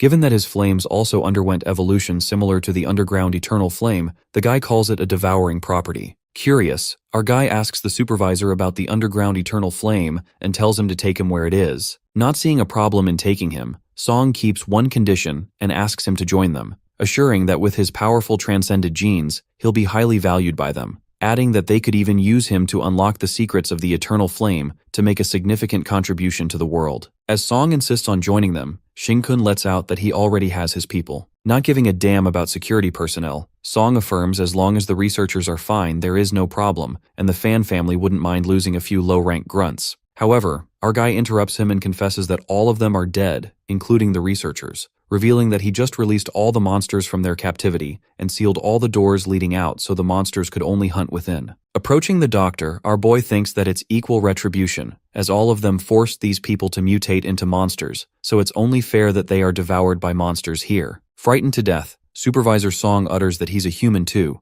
and justifies that those monster gene carriers are the scum of society, and that what they do by researching them is recycling. Quivering with fear, the doctor asks Shinkun how helping these carriers will benefit him, and our guy says that it's only right to seek revenge for his fellow companions. Closing the eyes of that guy who died begging to spare the life of her wife, Shinkun tells him to rest well and promises that he will get revenge for them against the Fan family. Calling him fucking crazy, the supervisor reminds him that the Transcenders are his companions, while our boy grabs him by the neck and asks him the location of the Eternal Flame, warning otherwise he will regret being alive. Being choked, the researcher agrees to spill the location and discloses that the underground Eternal Flame is at Nansha Scarp Cotton Factory. Knowing that he's spinning lies, Shinkun seems to have hit the nail on the head as he spills some truth and clarifies that his knowledge of Qingchu City is deeper than he'd thought. Assuming that after weakening havoc in this place the Fan family couldn't possibly be in the dark, our guy grasps that he's stalling time for the reinforcements to come, and he himself seems to be elated for his reinforcements. Coming to a place as inconspicuous as this factory for reinforcements, Shinkun grasps that it's best not to make a fuss about it, and guesses the person coming is a 4-star ranked transcender for sure. Sobbing, the supervisor asks what he wants and gets mad about what element chart he's cultivated, so that even the monsters are not devouring him. With that, our guy utters that it looks like he's seen the monster and instantly annihilates Song into bits, agreeing that the supervisor was right as he doesn't know any elemental charts. After that, Shinkun heads upwards as he can smell the scent of powerful transcended genes wafting from above, after all the monsters have eaten the people in the factory. He reckons that now that the monster factory is filled with monsters, no party would come in so rashly. Thinking if he exits, he won't be able to avoid the 4-star transcender who's on the way, so he just needs to wait for his prey to come to him. Therefore, in that span of time, our guy finally has enough to search around freely and find what can be used. Roaming around, he finds a whole fridge of life essence fluid and wonders how even the Fan family got hold of this, given that it's much purer than what the school provides. Since the Fan family is really a big shot, Shinkun thinks he picked the right partner and picks out the essence bottles for Jiu, since she will finish that stash from back then within 3 days. As he is confiscating the fluids, his eyes land on exactly what he needs, the Crimson Fire Seed, and grabs them all. Finally, he comes to his last task and asks his fellow monsters if they filled up themselves. Looking at those monsters, he gets a déjà vu from a monster attack on the city from the past and feels a bit eerie. Nonetheless, Shinkun asks all of them to enter his stomach and eventually, he digs into a feast, devouring all of them. With a full belly and well hydrated, our guy decides to head back home with the supplies he has accumulated from the factory, and that's when he sniffs, realizing that the reinforcement is there. Encountering him, the Transcender seems to be waiting for him, and calls him ruthless for letting the monsters devour the entire research institute in the monster factory. Envying Shinkun for getting to witness such a massive feast with his own eyes, he decides to reward him and strikes his powers as the ground beneath our guy starts to break. Meanwhile, our fella is surprised to see a 4-star Transcender as someone he's seen in the news before, a deceased one at that. He recognizes that he's an Earth Elemental Transcender who awakened his gravitational ability after evolving into the 4-star rank. Shinkun proceeds to reveal that he used his transcended powers to brutally murder 13 women, and an S-Class exterminator team ambushed him, eliminating him in the bar back then. While he lets out the Fan family really plays dirty recruiting someone like him, the 4-star ranked guy warns him that his nightmare has just begun, and in the next few hours he's going to crush him with his gravity. Planning to snap his tendons and ligaments just like those women, that guy seems certain that Shinkun will be crying to let him have a quick death. That's when the Transcender traps him under that rock with his gravity powers and asks Shinkun to scream louder as he can't hear him through the rocks. At that moment, he notices the blue flames emerging out of the rock, and the guy is impressed to see that those flames managed to block his earth blades. Given that he blocked the attack even in the condition of first-level heavy earth, the Transcender realizes that he's a strong one among the 3-star ranked Transcenders, as he even dared to infiltrate the factory all by himself. Looking forward to more fun, the guy activates Elemental Life, a heavy Earth star chart, and a second level of heavy gravity to crush Shinkun under the ground. Trapped under the rocks, our guy can't seem to break through his transcended abilities, even with his blue flames, as 4-star ranks are much stronger than 3-star ranks. As he wonders how many levels of gravity he has yet to use, the 4-star rank peeks through the rocks. Calling him a pervert, Shinkun advises him to save some strength so that he can run faster later, otherwise dying too quickly is too easy for him. Liking his spirit, just as the guy is about to activate his powers, abruptly, Shinkun breaks through the rocks and immediately releases his aura of a 3-rank monster with extreme mutation of this left hand. In a flash, he pierces out a tendril from his mutated hand towards the guy, and it gets attached to his back. While the 4-star rank guy tries to process what just happened behind him, that guy feels a little scratch and emerges. Thinking that Shinkun is trying to escape while he's not looking, he clarifies that our fella doesn't even stand a chance of escaping from his gravitational pressure. Suddenly, our guy withdraws all of his aura, making the 4-rank Transcender think that he's giving up already. As Jinka nods, deep down he knows there's more to it. It turns out that our guy is enveloping his whole body with 1% of metal elemental transcended power and making every effort to prevent any trace of monster genetic power from leaking out. At that moment, the 4-star guy feels like there's an earthquake, panicked if something is coming up from underground, while our boy, Loki, freaking out, hopes that the Earth Dragon doesn't see him and sets his eyes on the 4-star transcender, given that he attached his tendrils on him and has Shinkun's smell all around him. Sensing something underground, the guy activates his powers, and as he tries to hold the rocks, a giant Earth Dragon bursts out of the rocks. Despising his luck, the guy is appalled to see the dragon here and gets to know why his defenses failed. At that moment, he notices that the Earth Dragon seems to be staring at him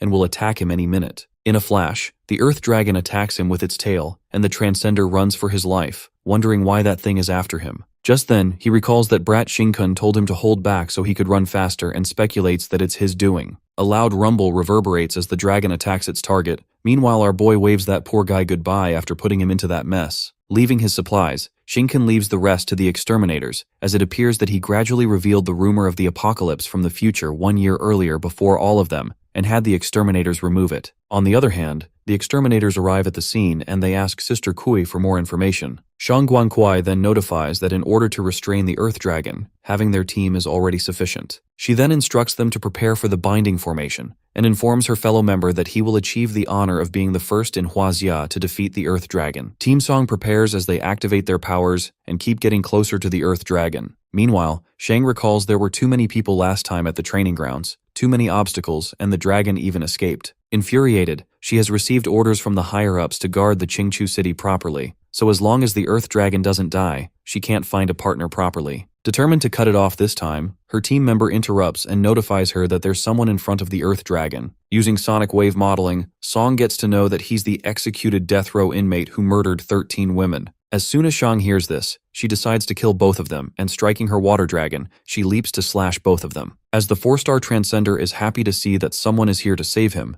he is hit by the sudden realization that these exterminators are here to kill him. Using 5th level heavy defense, the Transcender bursts out of the rocks while Shang leaps towards the dragon and incredibly slashes it with her water dragon ability. Feeling lucky, the Transcender is lucky to meet who wants his life here, otherwise he wouldn't even know how to ditch this dragon. Escaping, he is baffled as to what is happening tonight, and he even fails to complete the mission to kill the intruder. He knows that dealing with old dog Fan John Wei won't be easy. Just as he is running, unexpectedly, another Earth Dragon emerges out of the ground. Witnessing another one, Shang is left in utter shock, wondering what even they are consuming underground. Believing that it's a few abnormal evolution creatures, she speculates why 2 of them are here and how long the tail is, not knowing if anyone has ever seen its tail. While her mind is bombarded with questions, Shang commands her team to control the other dragon and not to let it escape. As she glides to slice it till the end, her team member panics and shouts not to jump into the Earth Dragon's mouth as its teeth are incredibly strong. But Shang Guangquai seems unaffected and makes it clear that it will have to bite her first. With that, Guangquai's jaw-dropping dragonized slash hits the Earth Dragon directly into its mouth, which leaves her team awestruck as they conclude that her water dragon has come to life as it's getting closer to a 5 rank now, and they anticipate they might have their first 5-star ranked Transcender in Huaxia. Slashing the Earth Dragon, Shang seems to have severed its life force and hopes that it doesn't regenerate like the last time. She excitedly measures the length of the dragon with her powers that seem to be deeper than 100 meters underground. Astonished, she wonders if monster genes even cause animals to mutate into monsters as large as 100 meters. With her insufficient power, she is unable to explore further and decides not to go with this, aware that going down personally can be dangerous. Meanwhile, her crew is booming with happiness as Shang kills the Earth Dragon and asks if she has become a 5-star yet. But the girl seems kinda suspicious about killing that Earth Dragon, speculating if that Earth Dragon is really just a monster. The next scene takes us to the Fan family residence, at the research base for the Eternal Blue Flame. There, the old man, uncle of Fan Shizai, asks for a report on the situation at the monster factory from his worker, who reports to him that the monster factory facilities in the ruins have been completely destroyed, no researchers survived, and the Redemption Association members who were responsible for transporting the goods have also been reported dead. He further reports that their assassin, the 4-star ranked Transcender, is currently missing in action, but according to the information provided, he is eaten by the Earth Dragon. Although the existence of the monster factory has been exposed,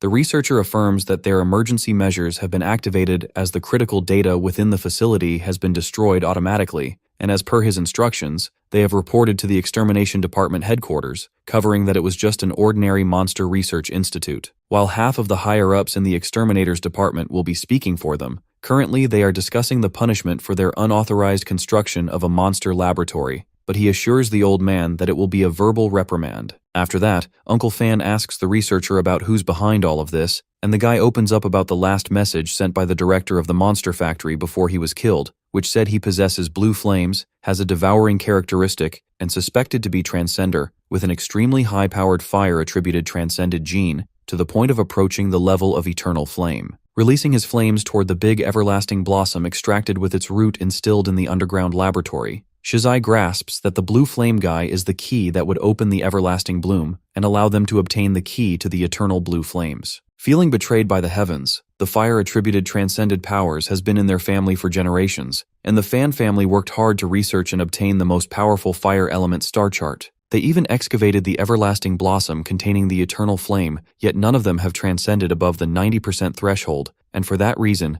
the Fan family has to strive for it themselves. Assuming that the research on artificial transcended genes has been completed, Shizai plans to isolate the transcended genes of this blue flame guy, and being pretty confident use this key himself, the legitimate son with the largest amount of transcended genes in the Fan family, to open the everlasting blossom and enable their family to become the absolute dynasty of flames. While Shizai dreams of creating a flame dynasty, the researcher lets out that their key is to find that blue flame guy and gets concerned about how they even begin the investigation. That's when Uncle Fan utters that he's just a transcendent, so they should seek from the exterminators. He commands the researcher to report everything about that blue flame guy to the extermination headquarters, including their monster laboratory being destroyed by that guy that they were pursuing with their valuable materials and resources being stolen. Plus, he might be the mastermind behind the appearance of the Earth Dragon. After that, Shizai touches the everlasting blossom, nurturing it. He becomes adamant to open it one day and retrieve the eternal flames. At that very moment, we are taken below the research base for the eternal flames where the roots of the blossom seem to be extending 5,000 meters under the ground. To our surprise, those roots seem to be connected by a terrifying monster that seems like an Earth Dragon. And just then the mouth of that Earth Dragon expels the 4-star rank transcender. Wondering where the hell he is, that guy is panic-stiffened when he realizes that there's blood everywhere, and that's when he witnesses the horrendous sight of the Earth Dragon, panicking about how there could be such a gigantic monster in this world. With that, the dragon bursts open its mouth and large blue flames erupt, burning that guy to death, and all that's left is that tendril that Shin-kun attached to him. It appears that the monster was searching for that tendril after all as it consumed it. The scene then flips to the dorm, where Shin-kun returns after creating a mess. He presumes that they should hide some of the resources or else it would be conspicuous. He then assumes that the owner of the tail should have realized now that the one it pursued wasn't him, and probably got hold of the broken tip of his tendril. Meanwhile, he hands Zhu the high-quality life essence. Our guy is bothered by the thought that the Earth Dragon can still trace him with his aura, and wonders if it will send powerful monsters to find him. Our guy anticipates that it might also initiate a preemptive strike and prevent him from having time to grow stronger. This also means that it will surely attract the attention of all exterminators, and it will definitely alert the enemy after all. Shin-kun then concludes that if the world-ending apocalypse is a terminal cancer, then the tumor should manifest as early as possible. We are then taken to the research base for Eternal Flames, where the everlasting blossom begins to break apart like a flower blooming. As the researchers are shocked to see this, they immediately call Director Fan and inform him of this huge breakthrough.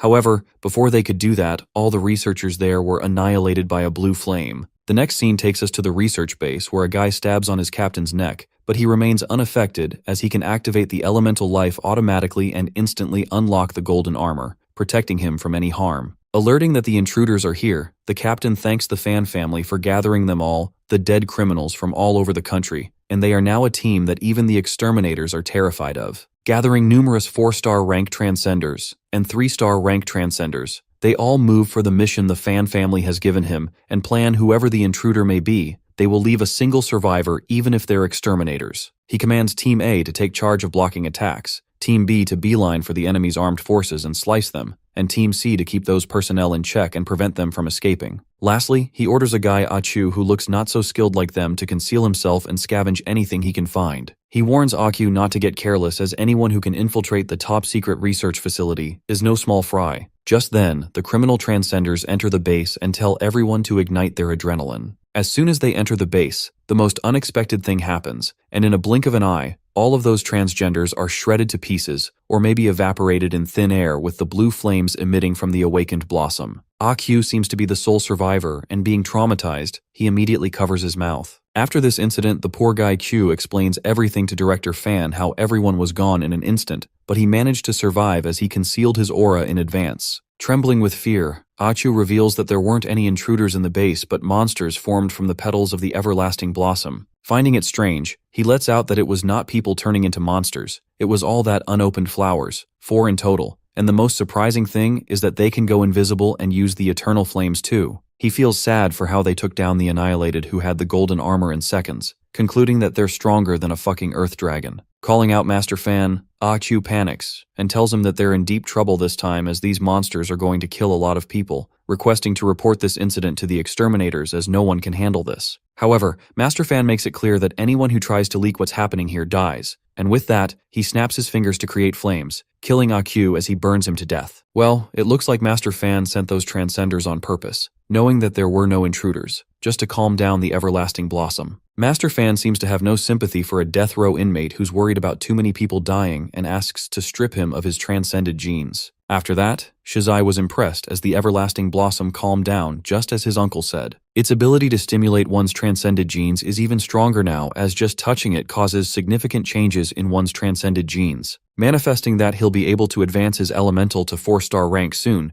Shizai plans to gain the eternal flames. But Uncle warns him to be cautious, and not to touch that thing for now, until they strengthen their security measures for this location. We then get to know that the everlasting blossom is a flower that underwent a genetic mutation, and Director Fan had some suspicions earlier, but he didn't expect the blossom into mobile monsters. Nonetheless, he doesn't care about that, because what matters to him the most is that the monsters are able to stimulate transcended genes, and in the meantime, he predicts that the number of powerful transcendent members in the Fan family will be able to crush the entire world. He also concludes that this everlasting blossom is a treasure exclusive to their family. The scene then switches to the dorm, where Zhiyu asks Shin-kun if he wants to eat her again as he's staring at her like a weirdo. Our guy refuses and affirms that he ate his fill for the day. Not to mention it'll take about 10 days to digest everything, and by then, the monster genes in his body will reach the peak of rank 3. Before evolving to rank 4, Shin-kun plans to advance his transcended genes, rank to 3 stars first, and then stabilize the monster genes with his transcended genes that will allow him to control his size within the human range. Knowing that he has fewer transcended genes, our guy believes that to reach the 3-star rank requires some special means. Just then, Shin-kun touches Jiyu's face and transforms his left hand. Giving it a shot, a small tentacle emerges from his hand and Jiyu asks him to be gentle. Alerting that it will hurt momentarily, the tentacle hits her neck and abruptly, her transcended genes become very active. Impressed to see the results real quick, based on Shin-kun's experience, refining electricity gathers energy, absorbs all the power from the transcended genes, and then refines them all. He asks Jiyu to keep absorbing and assures that the cost associated with a breakthrough from students in terms of energy sources is covered by the institution. He insists she keeps absorbing the electricity and affirms the institution will cover tonight electricity's bill. On the contrary, the assistant runs to Principal Ching Che and informs him that the institution's circuits are malfunctioning,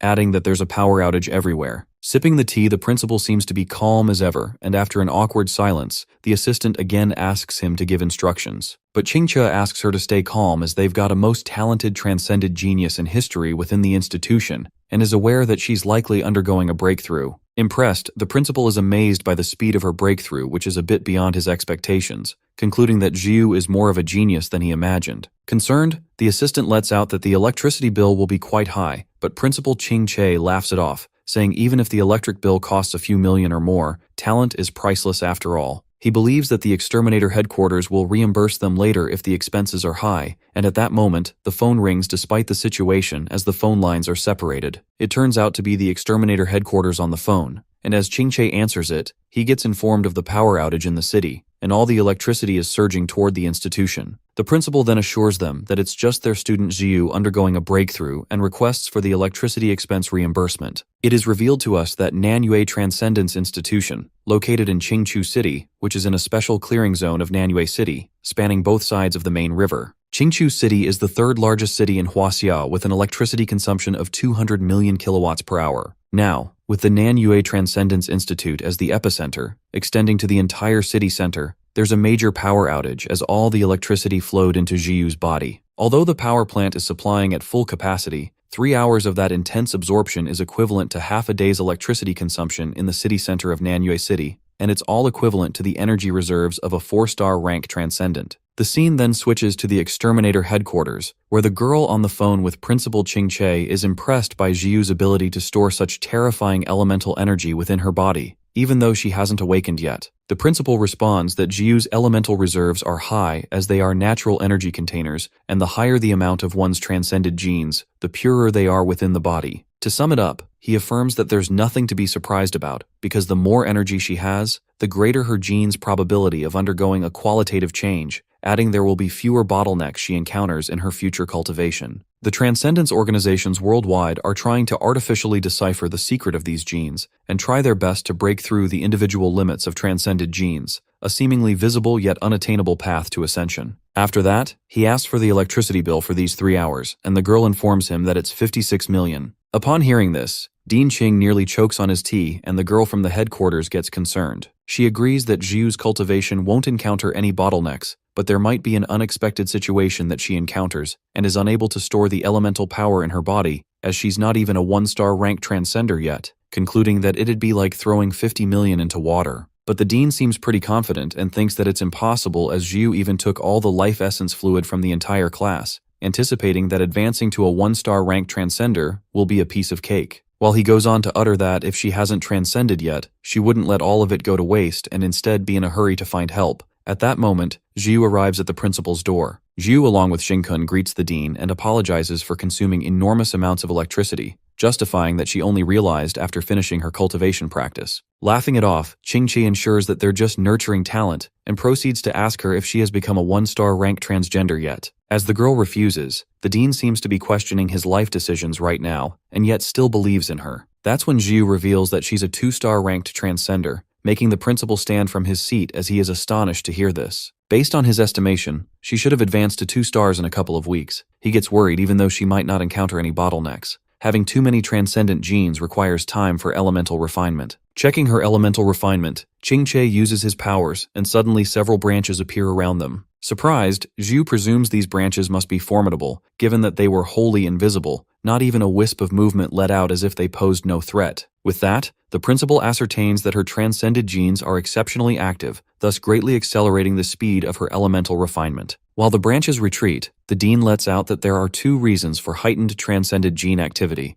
the first one being battling monsters, and the second one being intense emotions. Making a weird-ass face, Jiu confirms that her emotions are intense right now, and Shinkun backs up the situation, uttering she has a mug stiff as ice but her chest houses a hearth. Nonetheless, our guy clarifies that they just came here to express gratitude to him and the Institute, requesting a cultivation method star chart, and revealing their aim to advance Jiu to a 3-star transcender. As the principal guesses that Shinkun is already thinking about graduation just after he enrolled, he informs them that for Jiu, the Institute has already prepared the most suitable star chart. However, as for Shinkun, it's different, and elucidates that achieving 3-star transcendence is about scientifically constructing an elemental star chart using those genes, much like the fan family's flaming palms. After completion, he'll be able to develop more powerful uses for basic elements. However, the principal unveils that Shinkun's genes have a defect, elaborating that they're too little to construct a star chart. Trying to act calm, our guy reminds the dean that the Institute has robotic exoskeletons for artificial transcendent enhancement assistance. Deep down, Shinkun seems to know that this technology has never been completely successful, and it wasn't until the impending apocalypse that these exterminators brought it out for other people to use. He thinks that it was of no help to prevent the apocalypse, but it did aid him in breaking through to 2-star transcendence. Shocked as to how Shinkun seems to know about this, the principal assumes that it's reasonable to keep tabs on news about transcenders, and reveals that there was brief news about artificial robotic transcendence research being a success, but it was quickly removed. Not because they wanted to hide it from the public, but because the technology was fundamentally immature. The dean unravels that the exterminators could have replaced transcended genes with machinery, but it only worked for those with less than 40% genes, and the effect was marginal at best. Moreover, the thing is that it requires enormous energy consumption, which means that enhancing even a bit of strength for those with few transcendent genes requires a massive amount of life essence fluid. Listening to this, Shinkun concludes that it's perfect for him as massive amounts of life essence fluid are easy to come by, covering it by saying that all of his classmates are helpful and generous. Clearing his throat, Ching-che tells him not to make stealing sound so elegant, and clarifies that the robotic thingy is not much cheaper than the electricity Jiu consumed tonight. Meanwhile, the principal busts their hopes, and Jiu plays along with Shin-kun to strong-arm the old man. Jiu threatens the principal by saying that she can't contain the electricity in her body anymore, and decides to release it later so she can absorb it again tomorrow. As both play along surprisingly, they succeed in their drama as Ching-che calls them back and tells Shin-kun that he'll give him a chance. He informs them that the institution is about to hold selection for supernovas, so if Shin-kun's team can make it, he'll provide him with a robotic transcendent enhancement armor allocated to their academy by the exterminators. Exhilarated, our guy praises the headmaster and makes sure to lead his team to become supernovas, while the headmaster reminds them that there are only 3 days left until the registration. After they both leave, the assistant expresses her concerns and lets out that they can't achieve the supernova status as the National Transcendent Championship selects the strongest team from institutions across the country, and Shin-kun's team consists of first-year freshmen, and even with the talented Jiu, they can't compete with other students. Not to mention, the 2 other members of this team have not even awakened yet, and they can't possibly win just because of Jiu's unparalleled talent. But Principal Ching-che affirms that Shin-kun can make it possible. He reminds her assistant when old man Fan Jianwei wanted to stop him from enrolling, citing his 1% almost negligible transcended genes. The assistant recalls that he still gave him a chance to participate in the last trial, and everyone was puzzled due to his genes being practically indistinguishable from naught. Reminding her that Shin-kun passed the last trial, he agrees that his transcended genes are on the verge of existence.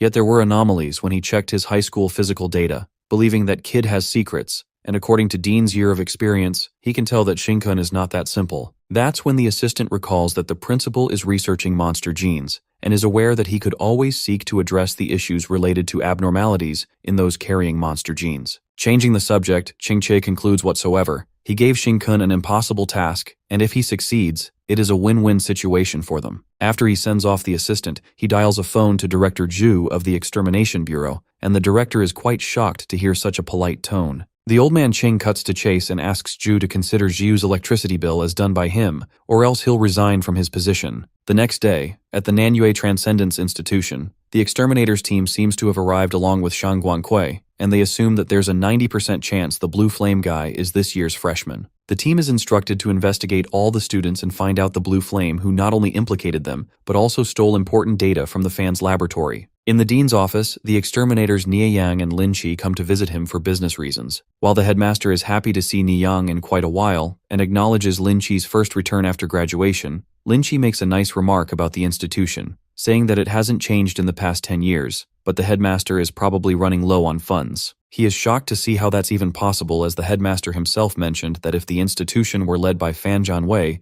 it'd be rolling in riches. Slamming Lin's face, Nie Yang laughs it off and clarifies that he must have heard it wrong, calling him a tactless idiot. Affirming that they don't need to act nice, Ching-che tells them to get down to business, as that's the truth anyway. The atmosphere gets serious when Nie Yang informs him that besides serving as a judge for the supernova selection, they also bear the responsibility of investigating the Blue Flame. The headmaster questions what made the Extermination Bureau think that the Blue Flame is at their installation, and Nie points at Lin to explain the rest. Standing up, Lin Qi reveals that on the night of the 25th of June around 10:30, while he was clearing monsters at the Shen Market, he encountered the Blue Flame. Due to a sudden situation, his arm was bitten off by a monster, and it was then that Guy appeared out of nowhere and helped him. But for some reason, he knocked him unconscious, and when he woke up, all the monsters were already dead. Surprisingly, in his haze, he saw the Blue Flame absorbing the black smoke left by the monsters, and as the lighting was dim, he couldn't see his face clearly, but based on his overall judgment, he's certain that Guy is a young male. Li Qi further adds the captain's speculations about the Blue Flame that he's a teenager who suddenly awakened a strong transcended power, someone mentally immature, impulsive, and seeking excitement. After that, Nie Yang asserts that they wouldn't be in a hurry if the situation hadn't worsened, and spills the Blue Flame's recent pursuit of excitement that escalated significantly. According to fan family reports, the Blue Flame appeared and attacked one of their crucial laboratories, even stealing its vital fluids, and resulting in the death of all personnel within. Nie Yang speculates that he's getting more dangerous, so they must haste and apprehend him. Moreover, considering his age, he first appeared when the institution opened, and coincidentally the institution was in Qingchu City at that time, so it's possible he might be a newly enrolled student. Pissed off, Lin Qi is determined to catch him and won't hesitate to knock him out himself. Judging by Lin's expression, the headmaster assumes that he's pretty certain that the Blue Flame is from this institution,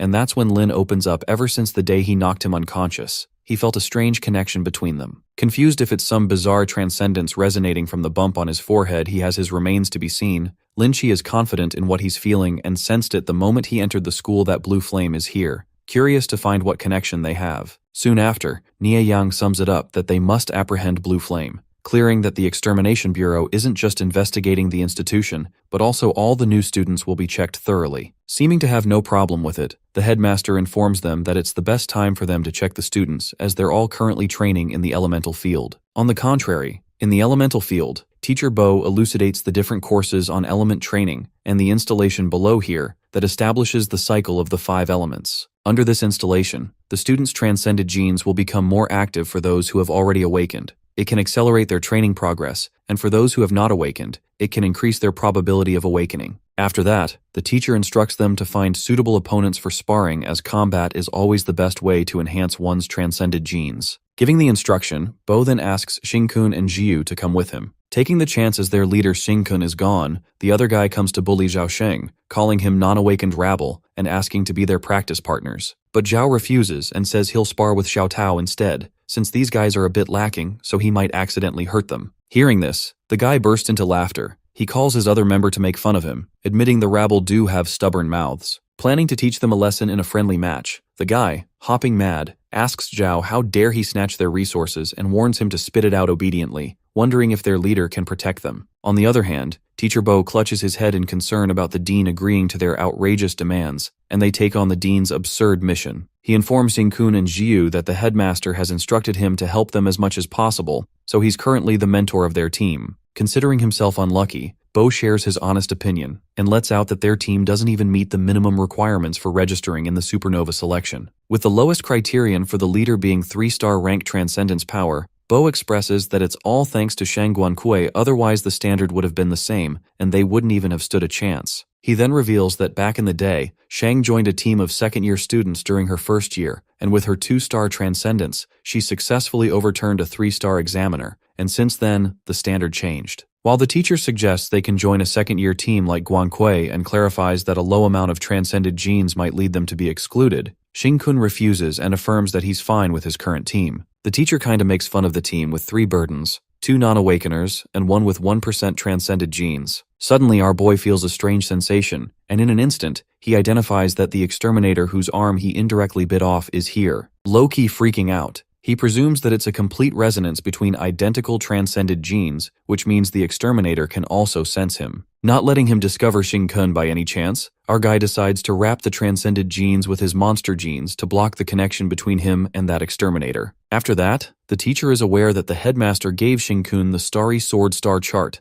a technique that can be used even with small amounts of transcended genes. However, Bo Liang makes it clear that as his aptitude remains low, he can't practice the Starry Sword technique without the armor first, and without the chart, he can't manipulate elements based on it. Thus, he can't perform the technique. Saying that it's like trying to make screws without a lathe, the teacher concludes that it can happen unless he can sense someone else's element and imitate them. In any case, he asks Jiu to be the captain and instructs her to show her powers with all she has. Making a cute face, Jiu asks the teacher if she can use her full force, telling him to hold on as activation might take a while. Panicked, the teacher gets scared to see her dangerous expression and asks her to shoot the electricity towards the sky first. Meanwhile, the bullies are still troubling Zhao Sheng and blabbering that their leader can't protect them. Suddenly, a huge strike of lightning erupts from Jiu towards the sky, making everyone shit their pants, and the bully immediately bows down in admiration, respecting Zhao Sheng and preparing their resources to be favored by their leader at any time, referring to Sheng. Xiao Tao and Zhao Sheng are truly mesmerized by their sister-in-law Jiu's power. Letting out that big energy, Jiu asks the teacher if it is acceptable while Bo is lost for words, pondering she's a demoness, and it's crazy she can achieve this much by relying solely on her elemental outbursts, which leads him to a concern if she practices the star chart given by the dean,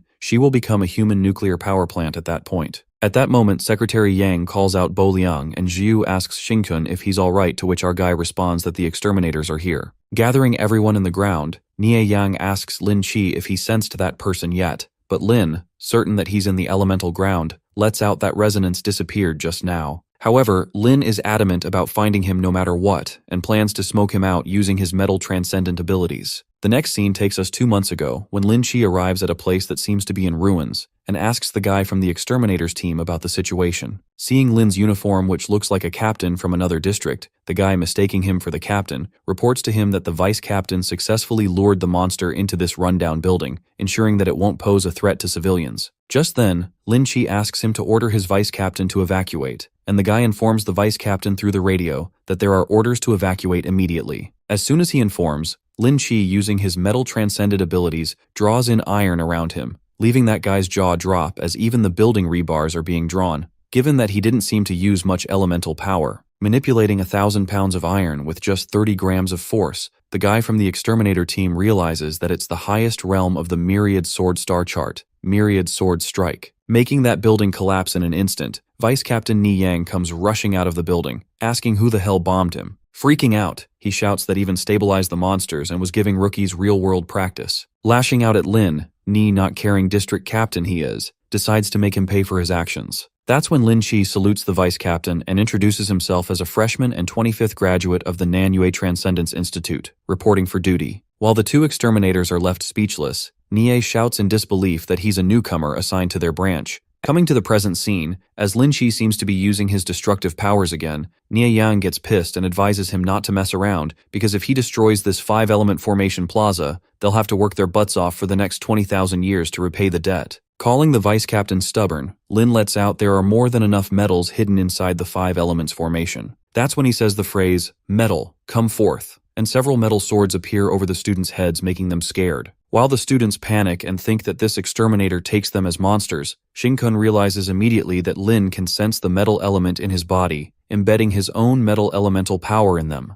Trying to sense him out forcefully, suddenly, our guy's transcended genes, which is the metal ability, start getting stirred up. Although his monster genes can suppress them, he wonders if we'll not be able to use the transcended genes as long as that shorty Lin is around, concluding that it's unavoidable. But then Shin-kun thinks there's a possibility he might have sensed someone else, and not him. He then warns Jiu not to act recklessly and maintain distance from him. Shortly, his confusion evaporates when Lin finds the blue flame and the metal sword glides towards Shin-kun. Trying to panic, our guy decides to test his acting skills to act as an ordinary freshman who knows nothing. With several metal swords soaring in his direction, Lin leaps towards him, muttering that he attacked an exterminator at the cinema in Yuepiao Commercial District and sabotaged the Fan family laboratory. He then puts Blue Flame under arrest by orders of exterminators. Upon hearing this, all the students are shocked to hear that the Blue Flame is Shin-kun, assuming the wanted Blue Flame is a fire attribute transcendent, but Shin-kun is a metal attribute. Meanwhile, our guy keeps panicking as the metal swords get closer, and he tries to reason that he has metal ability. Abruptly, our guy drops his act and discovers that he can clearly sense the movements of these elements, even see their structure,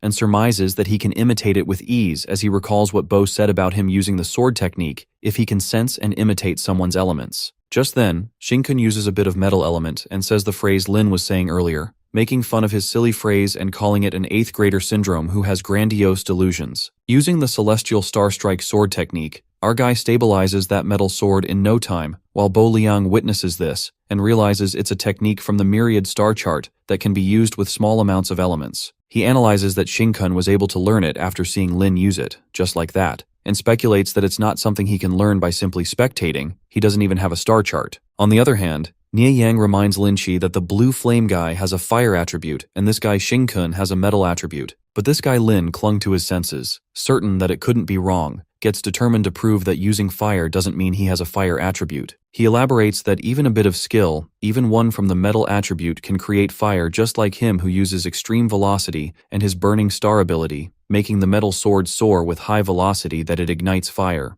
Witnessing this, Bo Liang is amazed to see Lin ignite a single sword while mastering the essence of the Myriad Sword Star Chart, believing that Lin's control has become even stronger after graduation. Getting suspicious, the teacher also ascertains that someone with metal attributes can indeed generate fire, suspecting that Shin-kun is really the wanted Blue Flame, and wonders if his identity as a new transcender is just a guise. On the other hand, our guy is truly mesmerized by the Thunderbolt Ignition Sword and dreams of learning it. Just as Lin is about to vanquish the Blue Flame, suddenly, all the metal swords are shattered by the strong water elemental power that even instantly makes the essence of the Myriad Sword Strike neutralized, and on top of that, all the students present within the Myriad Swords, including Shin-kun, were left unharmed. It turns out to be Shang Guangque, who unintentionally comes to Xingkun's rescue and lets out that she thought they came just for supernova selection. She then reminds the exterminators that Nan Yue's Transcendence Institution is under her protection, and with a fierce look in her eyes, she asks how dare they bully her students, clearing she won't let them off easily. Shang instructs the exterminators to be the judges and inspect the field set up by the academy, making it clear not to cause trouble here. But Lin Chi loses his cool as he asks Shang to step aside, cause the blue flame is here, while Ni Yang reminds him that it's best to be polite when talking to Sister Shang. Smirking, the girl utters if he's asking a lady to step aside and scares the shit out of him when she creates a water dragon with her powers to teach Lin some manners,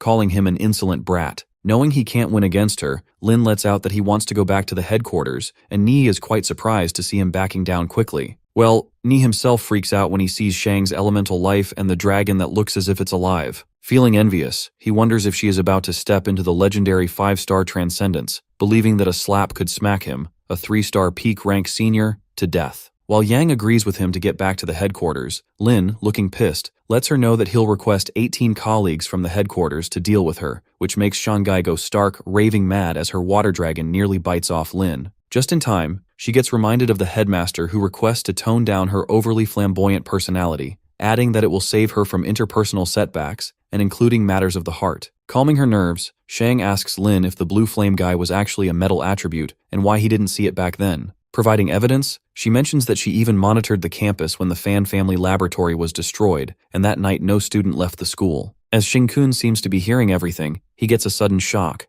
Meanwhile, Ni drags Lin and agrees they might have made a mistake, proceeding to prepare for the supernova selection. After that, Xingkun calls out Senior Shang and acknowledges that monitoring students must be exhausting for her since the institute is vast. Yawn, she responds, who has the time to monitor all day, and tells Xingkun that judging by her ability to read men, he seems like he's not a bad person, hitting him sarcastically. Meanwhile, Zhu lets out a cough when sees them close. Shang moves on to junior sister Zhu and holds her hands out of joy, saying that she has high hopes for her and hopes that she cultivates to 4-5 stars so together they can eliminate all the scumbags in the world. As Shangui leaves, Zhaosheng spills that according to a rumor, Sister Shang has only encountered scumbags in her relationships, concluding her judgment of men is terrible. While Zhu thinks that it's pretty accurate, our guy seems low-key ticked off as he puts on a sinister smile and asks Zhaosheng to bring Xiao Tao to Zhu's dorm as he has a special treat for them both. Soon after, Bo Liang watches Xingkun's team joking around and reckons that they weren't joking when they said they wanted to participate in the supernova selection. Apart from Xiao Tao and Sheng who haven't awakened yet, with Ju's talent and that dark horse Xinggun, Liang believes that there's a real chance they would advance in the first round. However, winning the final victory is unlikely. He thinks of winning some money from his colleagues. The scene then switches to the group of teachers who are registering for the supernova selection and seem to be talking about leading them. One of the teachers gossips about the news that Bo Liang was personally requested by the principal to lead a first-year team to compete against them. While they wonder if the first years even qualify to register,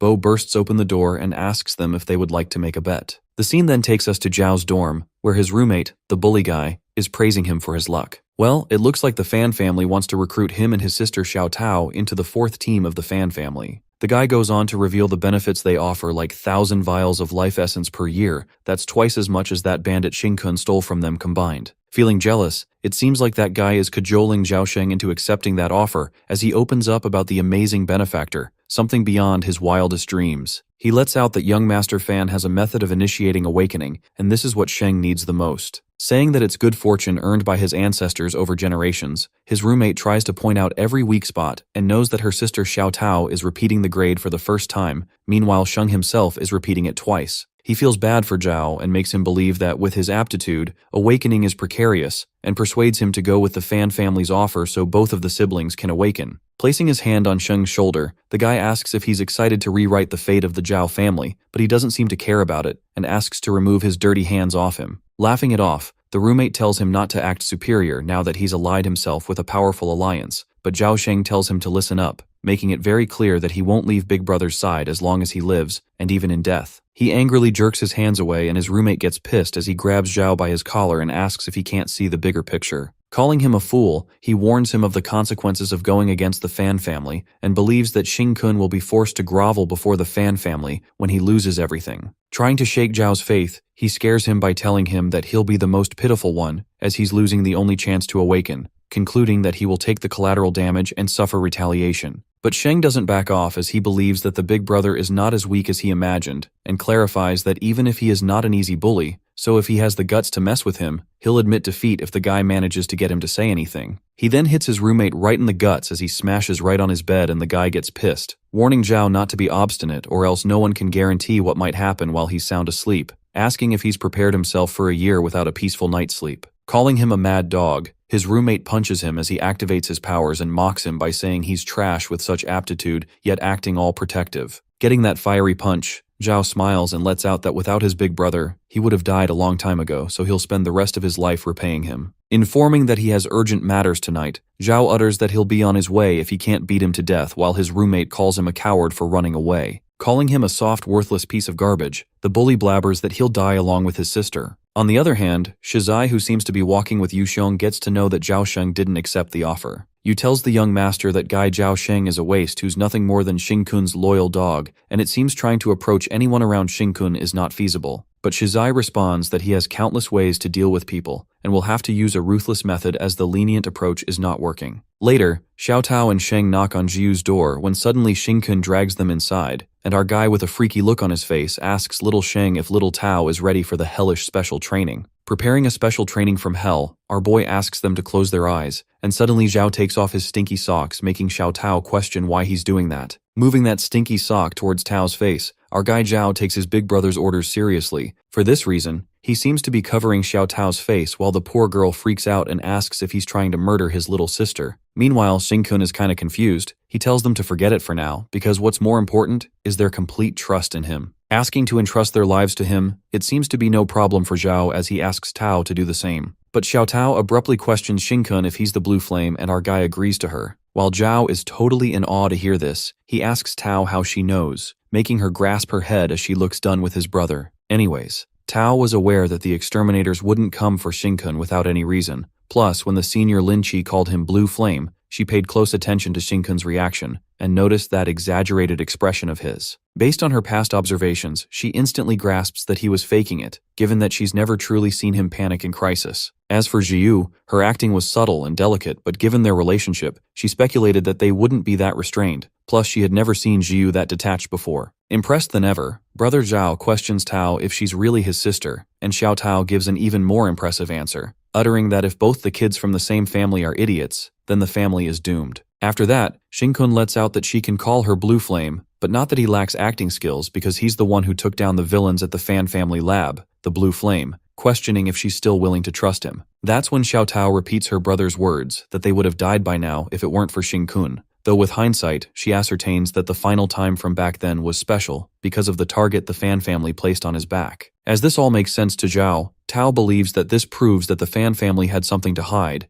and that what they were researching in the lab was definitely not something ethical. Not having any other choice, since her idiot brother chose to follow Xing-kun, his decision will never change. She proceeds to say that even if his opponent is a family as cunning as the Fans, they will do everything in their power to help them. Zhao seems to be proud of his sister, and Xiao seems prepared for the special training. Just then, Xing-kun hands them big bottles of life essence fluid for each of them, and asks them to drink this. Eventually, Sheng and Tao finish up their bottles, and Tao feels like her stomach is going to explode soon. Assuring that it will be absorbed soon enough, Xiao Tao questions if this was all the life essence fluid, and Xing-kun with an evil smirk confesses that he snatched it from the fan lab and all the high-grade stuff, informing that they'd drink the half of what their classmates generously gifted to them before. Crying tears of joy, Sheng can't seem to get over the fact how extravagant the big brother is, thinking what they could possibly do to deserve this. Meanwhile, Xiao Tao reckons and grasps the reason why Xing-kun asked to entrust their lives to him. Lost in the thought, she deduces that for those who haven't awakened, consuming such a large amount of fluid at once like his, and all of it will accumulate in their bodies. Realizing that's a risk to their lives, she wonders if this is some high-risk way to trigger their transcendent powers,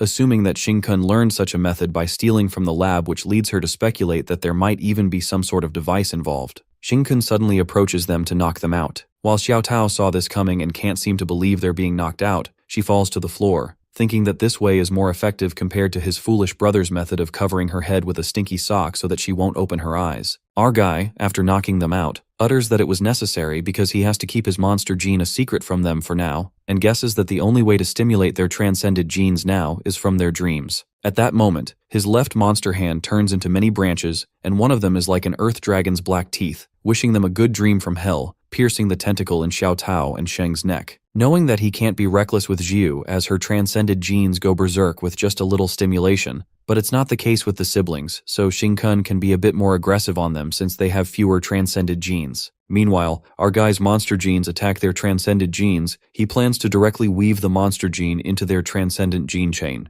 As for now, they both should be experiencing nightmares and fear from the depths of the soul. At the same time, their transcended genes will try to self-preserve and become active like never before. After that, we are taken to Xiao Tao's nightmare where she wakes up with her hand covered in blood and encounters a monster bear with big fangs, making her think that her dream has changed, and it's even more revolting. On the other side, outside the door, Lin Qi senses something off and becomes certain that something's off with Xing Kun. However, Lin is interrupted by his fellow mate who decides to follow the vice captain's orders to stick with him. Joking, his team member asks if he was not planning to peek into their junior sister's shower. Intimated, Lin lets out that Xing Kun's room is emitting a strange aura, believing that he's the blue flame. While his mate asks him if he's a dog, Lin Qi gets determined to expose Xing Kun's true colors during the supernova selection. Suddenly, their radio device beeps, and both exterminators are informed of the emergency notice, reporting that the North District supply station has been attacked and calling all nearby exterminators for relief. The 4 beauty squad of exterminators seem to be at the location and inform the other exterminators that most floors of the building are gone and the smell of blood is strong.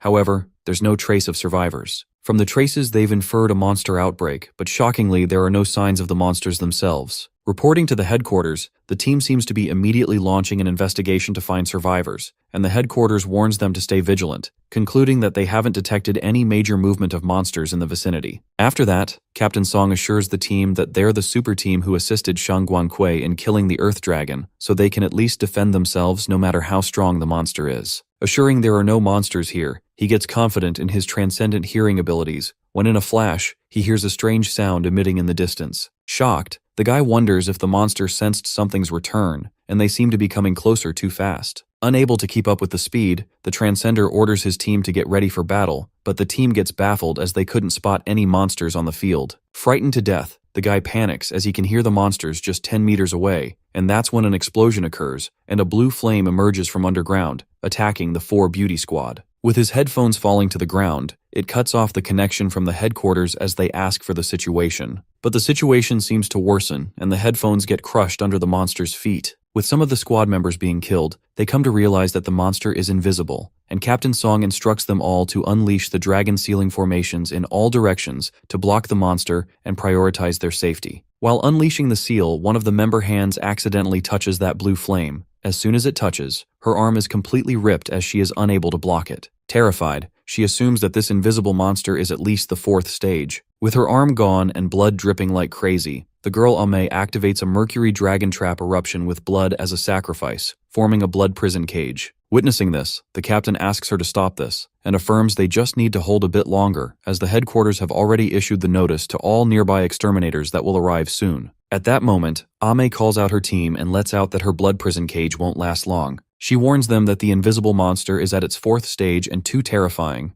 adding they won't last until they're rescued, and even if someone comes to rescue, it may be a death sentence for them. Saying that she can't hold for long, Ame apologizes to her fellow sisters and requests that they accompany her in this since they've cultivated the same star chart. She then hopes for a possibility to save Captain Song if they share the blood prison cage with her, affirming that he's the one always protecting them, but now it's their time to protect him. With that, the other members drag Captain Song out of the dragon seal and ask him to surrender, joking even in times of despair, saying he's completely powerless to their whims when the sisters join forces. But Song freaks out and resists, reminding him he's the captain, and his member lets out that's exactly why he must stay alive, otherwise they all will die here. Throwing Captain Song out of the blood prison cage, they ask him to inform the headquarters about the monsters and call in experts so that their comrades don't die in vain. Getting out, Song feels useless and thinks if we're stronger, he would have protected his squad. As he plans to reach a safe place and inform the headquarters, suddenly, he starts hearing similar sounds in the distance, which leads him to conclude that there are more invisible monsters trailing behind.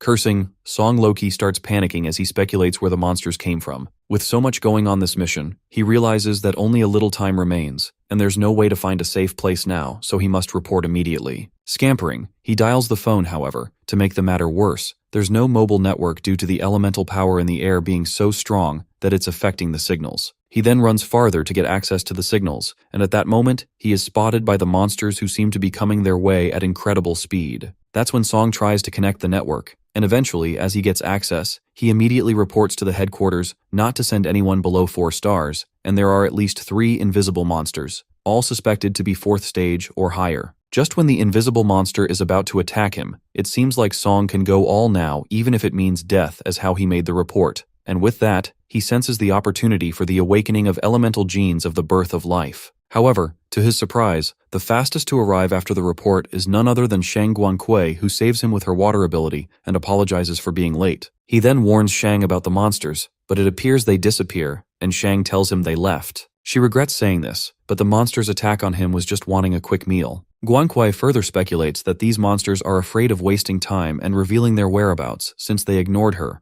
adding that these terrifying monsters must have other important goals. The scene then switches to Shinken, who's turned into half-monster. He thinks that after humans adapted to transcendent powers, they believed they had control over monsters, and once again dominated the world. Believing these years have been too comfortable, he supposes that without excitement, transcended individuals won't have time to grow, and when the sudden disaster arrives a year later, they'll be completely defenseless. After that, our guy, looking terrifying, agitates Sheng and Tao as he starts licking them. Finding it eerie, Zhu asks him to resist the urge to eat them, and Xingkun assures her that he will definitely eat her first as she is much tastier than them. Creeped out, Zhu calls him a vile scum. Just then, Xingkun lets out that he did not dare to implant any monster flesh or blood in Zhu's body last time, since her transcended genes might have gone berserk. But for these two, since they don't have much transcended genes, this extreme method of cultivation becomes viable. Curious, the girl asks what kind of dream they are even experiencing, and our guy reveals that Xiao Tao's dream is quite normal. It's a normal response when someone is afraid, however Sheng's condition is a bit strange, concluding that the guy's inner turmoil conceals immense anger. With that, Zhao Sheng's genes go berserk for a second as he wakes up uttering that he'll kill this bitch, referring to someone in his dream. Looking at them with weird expressions, our guy congratulates them,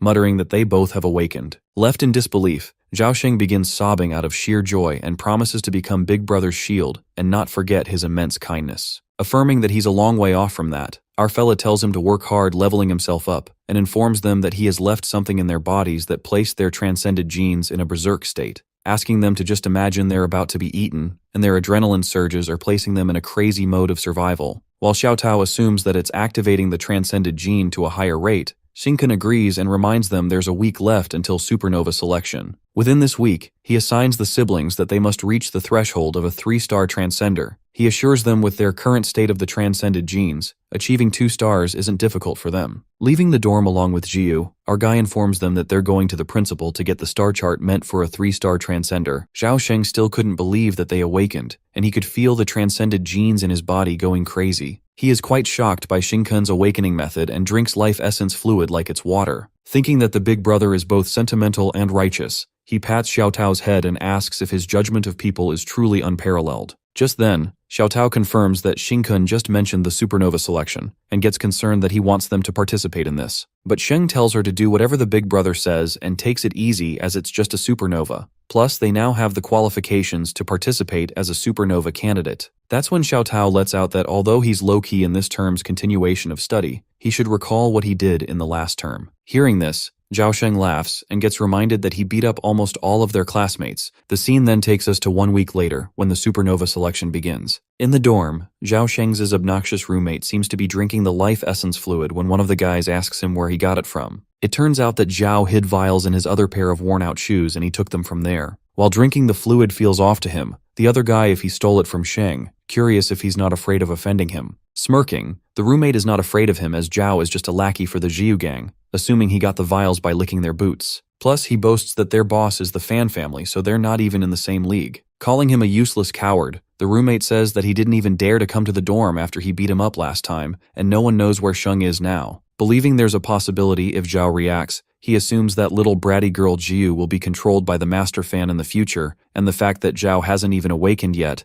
he'll beat him up to death in a one-on-one. That's when the guy Wu Yin warns him not to underestimate Zhaosheng too much, which makes the roommate pissed. He asks Wu Yin if he regrets betraying Jiu after seeing Sheng get so many life essence fluids. Asking if he wants to lick their boots, he calls Wu Yin a fence-sitter and clarifies that he'll knock some sense into him after getting a few beatings from him. Getting scared, Wu Yin immediately changes the subject to the campus network and reminds the bully guy that's supernova selection. Knowing it's a big deal since the school installed cameras on the field, the roommate plans to head out to the auditorium to watch from the big screen. Watching it through the phone, the guys are pleased to see the host who's the captain of the champion team during the last selection. She is a trending wind attribute transcender with a 1 million followers internet sensation known for live broadcasting while floating in the air. Floating in the air, Slaughter Rabbit introduces Team 23. The Crimson Flames, with all of their members being fire attribute transcenders on top of being 3-star ranked. They have the highest star chart cultivation rate of 50%. Well, it appears to be Fan Shizai's team, the highly anticipated freshman with a star chart cultivation of 83%, with a whopping 90% transcended genes, a teenage prodigy. After the overpraise, the host introduces the next team, composed of entirely female warriors, the Root Breakers. Their captain is Zhan Ying, currently recognized as the strongest in-school student, possessing 80% of transcended genes. Well, it turns out that she's the senior sister of Extinction, cultivating a myriad sword star chart with her water attribute, and infamous for shattering the pants of Team 23 Captain Zheng Yu with a single slash. Finally, the host gives a treat to her female fans as she introduces the captain of the third team, Xiao He, with his amazing figure. The team named Shield and Sword is said to possess the strongest sword below 4 ranks and the strongest shield. With that, she officially announces the start of the third round, and with the stage being a forest, she elucidates that there are a total of 16 teams. If a team captain loses their ability to combat, the team will be considered disqualified, adding that the renaming 6 teams advancing to the second round. After this, Zhaosheng's roommate is impressed by the top 3 teams and wonders how badass that team could be, described as the most arrogant. He then asks Wu Yin, who's been watching the live streaming from the beginning, how exactly that arrogant team shows off. That's when Wu Yin spills the beans and tells him that it's a team of first-year students with only 4 members and enough bravado to compete for the glory of Supernova against second- and third-year students. So for this reason, the Slaughter Rabbit dubbed them the most arrogant small dogs. Processing this info, suddenly a realization hits the roommate as he guesses that it's the Shinkun's team, wondering how in the 9 hells they even qualify. The other guy speculates that it's understandable for Jiu, who has 95% transcended genes, but Xiaotao and Sheng are in the team too. Giving it a thought, a strike of fear runs through the roommate when he realizes that Zhaosheng has awakened. Wondering how he could all of a sudden, the roommate feels jealous and thinks with his 39% transcended genes, Zhao is still at his mercy, blabbering that everyone is awakener these days. After that, Wu Yin speaks in Sheng's favor, agreeing that he does have a low amount of genes and he continued his studies for 2 years. While the roommate is left totally in shock, Wu Yin lets out that there's something he might not know, revealing that all the students from the previous years address Sheng as Brother Zhao. The scene then switches to the guy Ma Xiao, a second-year and captain of Team Dark Horse Shooting Star, greeting Brother Zhao and Xiao Tao as they meet again. As Zhao gives an eccentric expression and Xiao Tao hides her face, Ma Xiao reminds him of the day when he left school after beating the crap out of almost all of his classmates. When they all got to know that Zhaosheng was on the Supernova selection, every team from the 24th batch, who were not grouped with the third years, made their way to him. Still looking pissed, Ma Xiao supposes that Zhao has awakened since he's participating here, adding their team even took on such an arrogant name.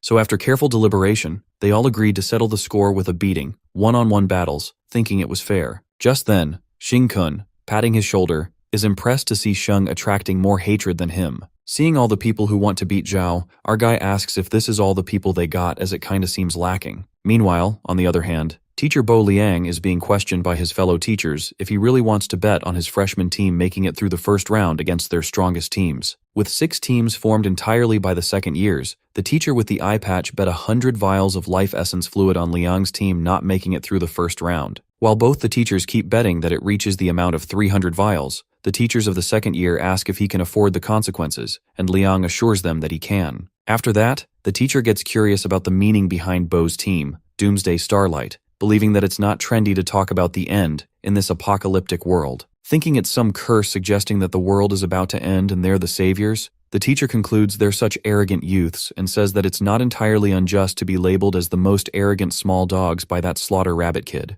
The scene flips to the forest, where Shinkun Loki knows that starlight kindles flames. He ponders that alone he cannot save the world, so before the apocalypse arrives, he must allow the sparks to ignite, and that's why he needs to add some fuel to the starlight. Clever indeed. Soon after, our guy refuses to do the single battles, and acknowledges Ma Xiao's team and others not to undervalue themselves too much, suggesting that only by going all out together will they stand a chance against his team. Just as Shinkun planned, these words spark anger amongst the opponents, and they look even more pissed than before, losing their nerves. Calling Shinkun an arrogant bastard, Ma Xiao freaks out for expecting the second years to gang up on them, thinking that it's despicable, as he's about to reveal the reason they came here. But before the guy could complete his sentence, he witnesses Zhao Sheng, who's bracing himself for the fight and uttering that Big Brother has spoken the word already. With that, Zhao leaps towards him to see what progress Ma Xiao made since they haven't seen each other in over a month. Using martial arts, in a blink, Sheng crashes him onto the ground after a good smacking, while the poor guy pleads with brother Zhao to listen to him. Confident than ever,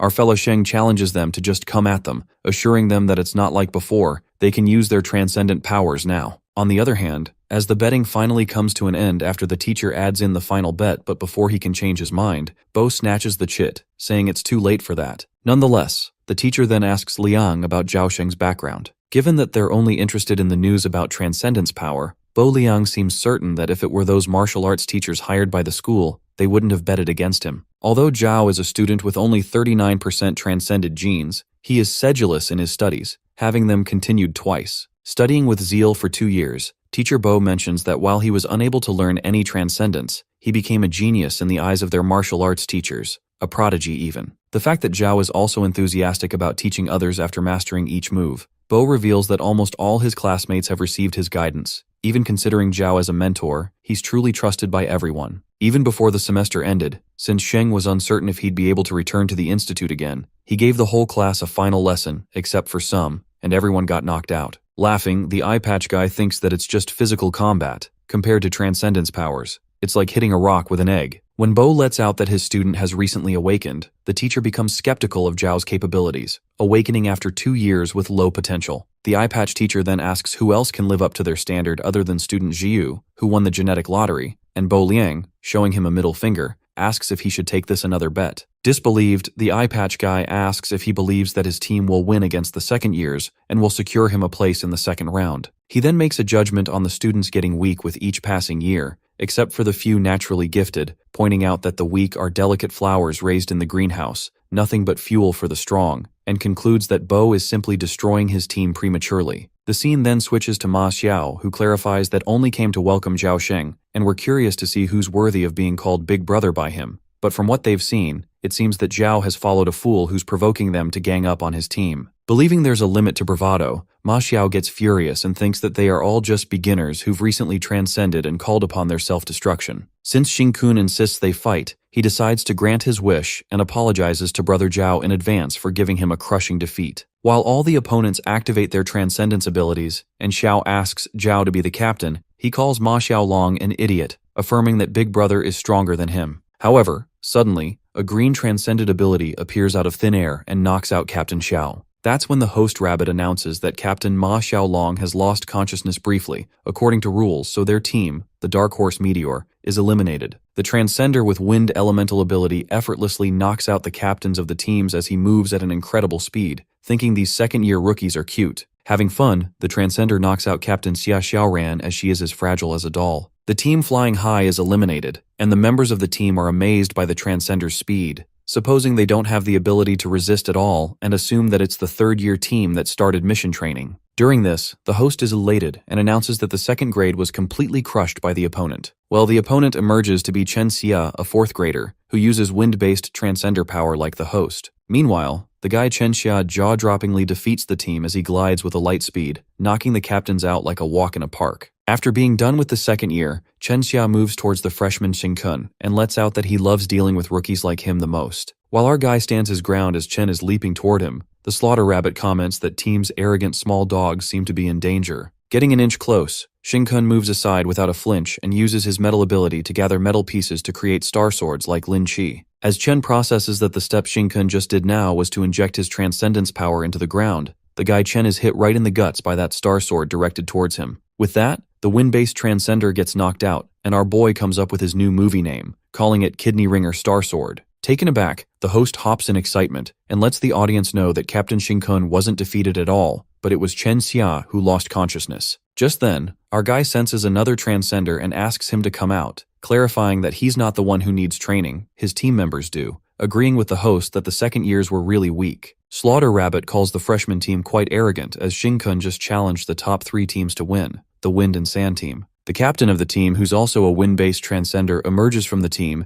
and is shocked by the arrogance of the first-year team. While Ma Xiao, lying on the ground, is left in awe by Brother Zhao's captain choice, the Wind and Sand team, creating a whirl, plans to work at the ultimate top speed to eliminate these freshman arrogant fools. Making a sneaky expression, Shin-kun asks the other team to be their little punching bags, and the guy who seems to be coming to attack him presumes that this first year needs a beating, but the fact that he managed to defeat Chen Xia. Overlooking that thought, the guy believes that Chen Xia was careless and kept on trash-talking before making a move on the kid, but he conjectures that Shin-kun is not simple, given that his sword condensation is incredibly fast. With being able to see through the battle situation at a glance, the freshman kid accurately estimated the moment to attack Chen, which makes it look like his battle experience is richer than most of them on the field who have been through actual combat. Wondering if it's talent, the guy decides to take action whatsoever as ordered by the captain, and as he is about to attack Shin-kun, Zhao grabs his hand. Addressing him as Luo Yin, Zhao Sheng repeats that the big brother has said they're the one who needs the practice. Knowing that Sheng is playing instructor for the next batch of students,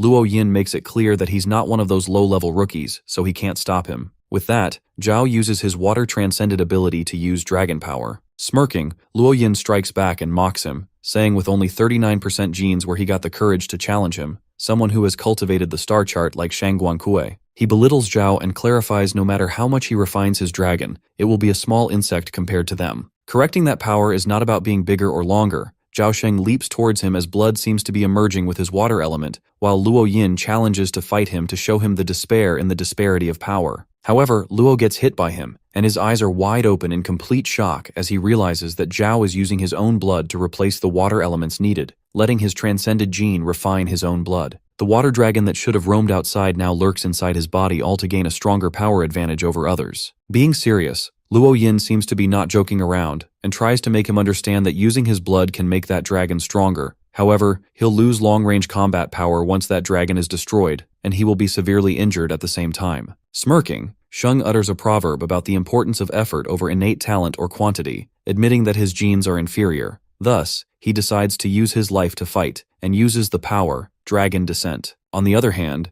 the opponent girl transcender confronts Xiao Tao and lets out that she's seen a list of awakeners for her batch, but her name wasn't on it. Mentioning that Xiao Tao already cultivated into a 3-star transcendent, the girl thinks it quite incredible, given that she just started learning the star chart, and asks her how she managed to do it. Remembering what Shin-kun taught her, Tao responds that she gets emotional easily, and the girl mocks her, saying that she must be a cultivation prodigy, but it's a pity her transcended genes do not exceed 50%. Getting cocky, she reminds Xiao Tao that she'll remain a small fry even with that talent, ever unable to step onto that stage. Just like that, the girl using the star chart strikes the vines toward Tao and she impressively dodges them. Witnessing her good reaction, the girl assumes that she paid special attention to evasive techniques the past year, when suddenly she catches a glimpse of red peach blossoms. Wondering how this could be, the girl supposes that Xiao Tao's vines should have been severed as she just cultivated her star chart, meaning a completion rate of less than 5%. As those red blossoms begin to bloom, the girl ascertains that these vines like rootless trees, flowers shouldn't be able to bloom, and at that moment, she grasps that these are blood peach blossoms, nourished by her blood. Appalled, the girl asks her if she's crazy and deduces that if she thinks she has infinite blood, she'll soon drain herself dry. That's when Xiao Tao responds that her brother was right and she should stake her life on this since flying first isn't viable. Meanwhile, the captain of the team provokes Shin-kun, asking if he defeated Chen, then why is he hiding behind a woman? Guessing that it was a stroke of luck, the captain tells him to take the chance he's giving him to be a man. Deep down, the captain presumes that they'll get the victory because he's attracting Shin-kun's attention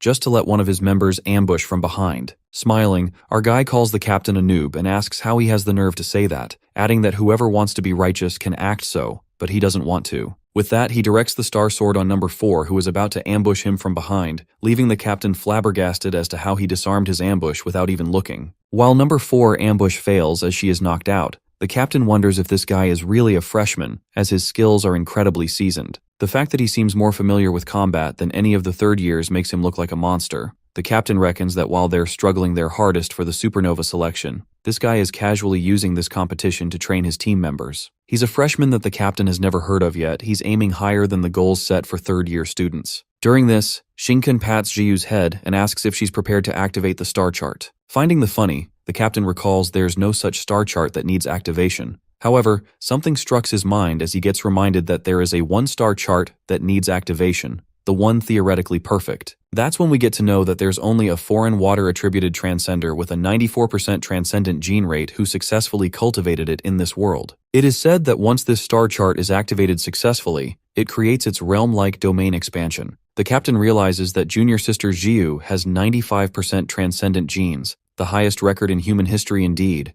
which also means she's capable of cultivating this true star chart. At that moment, Jiyu activates the star chart, a magnetic star, and an immense energy is released that grasps the attention of the entire students present in the forest. It appears that Jiyu's magnetic star creates an automatic lighting circle that destroys foreign objects. The girl from the Wind and Sand team conjectures that it's just a simple barrier created and is truly impressed to see that a newly trained star chart can have such an effect is enviable. Either way, Jiyu is just a first-year student and a newly promoted 3-star transcendent after all. Underestimating her power, the girl uses a 44% star chart and strikes feather needles, but it doesn't seem to have any effect on Jiyu's lighting circle as it destroys even the cluster of feathers. Thinking that it's an incredible passive defense, the girl confidently strikes countless clusters of feathers, believing that Jiyu cannot withstand these clusters. But once again, Jiyu's lighting circle manages to block them all as she remains unscratched inside her shield. The girl can't seem to accept her fate and decides to go on another attack, this time with the Ice Cicada, a large ice star sword. To her surprise, that lighting circle destroyed that ice cicada in a flash. The girl is left stunned as to how much electricity she has stored within herself. Finding it absurd that Jiyu has been cultivating just for a few days,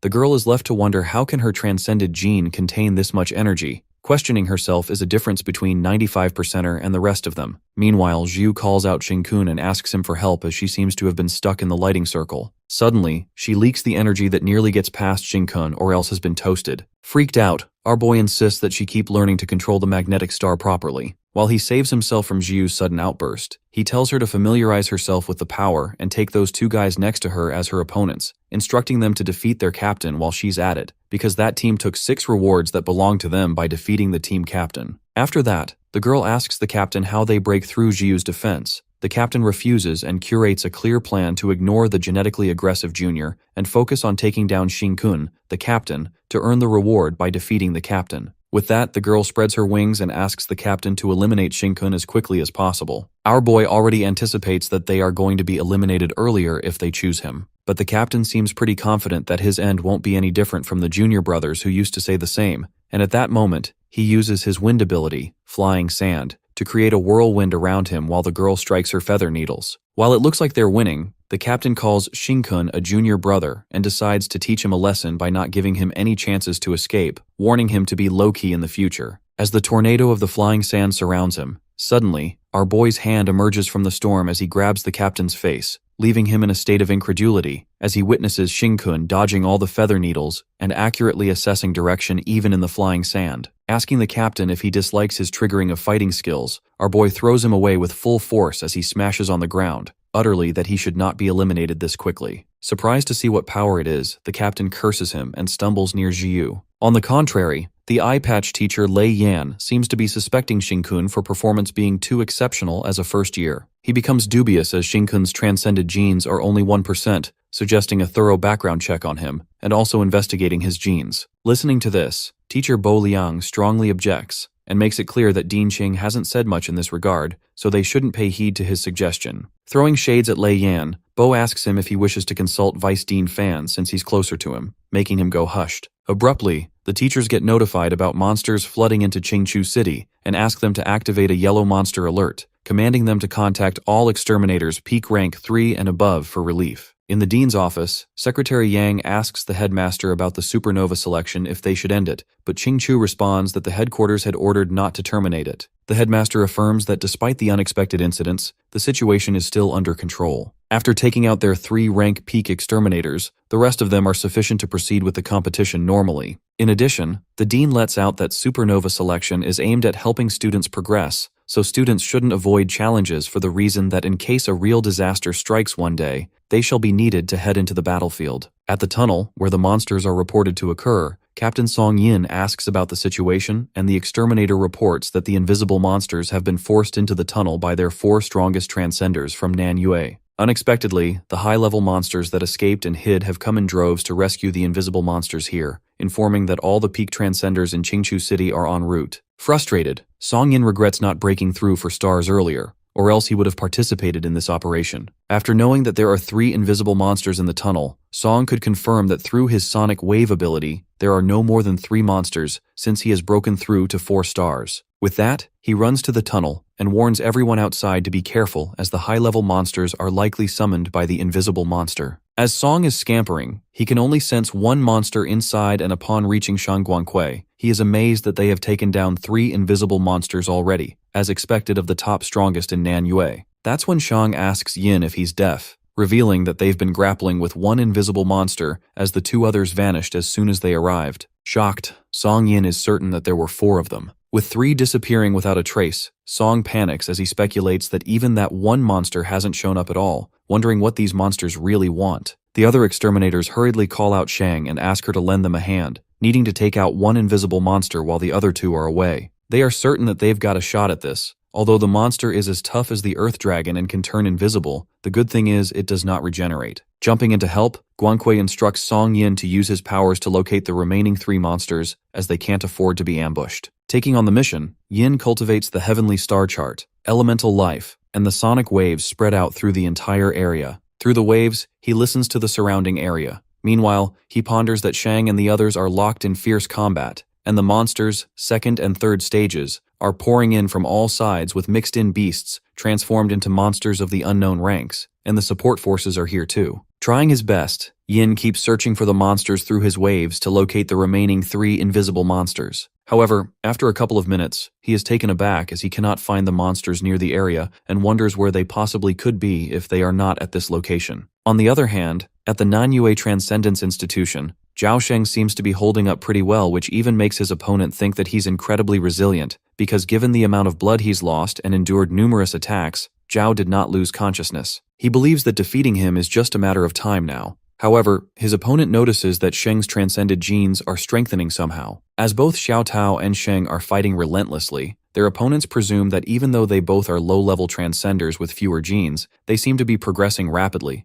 leading them to think if they keep this up, there's a possibility both siblings will soon surpass them, the higher-level extraordinaires. The scene then flips to Jiu, who's still effortlessly counterattacking Captain Chusha and his members' relentless attacks. While they keep attacking Jiu's magnetic circle, half an hour seems to have passed, and they still keep striking her with all they've got. Assuming that she's a power plant, Captain Chu is curious if she has infinite electricity stored in her body because it seems never-ending. During this, Jiu seems to familiarize herself with the magnetic star and finally gets a hold of it. Watching her generate more power, the captain and his teammate are scared stiff and disappointed by the fact that they're scared to face a freshman. Just then, Jiu extends the electromagnet circle and accelerates at initial speed, soaring with a low-altitude flight as she bolts like a strike of lightning. Witnessing this, the opponents nearly shit their pants as she glides towards them like a cannonball. At that moment, Jiu halts and is about to release more electricity, but the crisis occurs as she runs out of electricity. Jiu ponders that she still has plenty of electricity inside, but it can only sustain the magnetic star, plus she cannot release it externally. With that, her magnetic star disappears and she finally lands on the ground, completely defenseless without her electricity. Well, now Captain Chusha has the perfect chance to deal with her, but the poor guy's plan ends before it even begins when our boy Shin-kun knocks him out from behind. The poor captain realizes that he's been ambushed by the brat. After this, the Slaughter Rabbit announces a surprising turn of events, revealing that Captain Chusha of the Wind and Sand team has been defeated, and Team Doomsday Starlight proceeds to the next round along with the 6 remaining teams. As all the classmates seem to be watching this, the guy tells Zhao Sheng's roommate that Zhao has become popular, reminding him how he called him a useless and timid kid before, even planning to beat him to death. Scared shitless, the roommate begs Wu Yin to help him plead to Zhao Sheng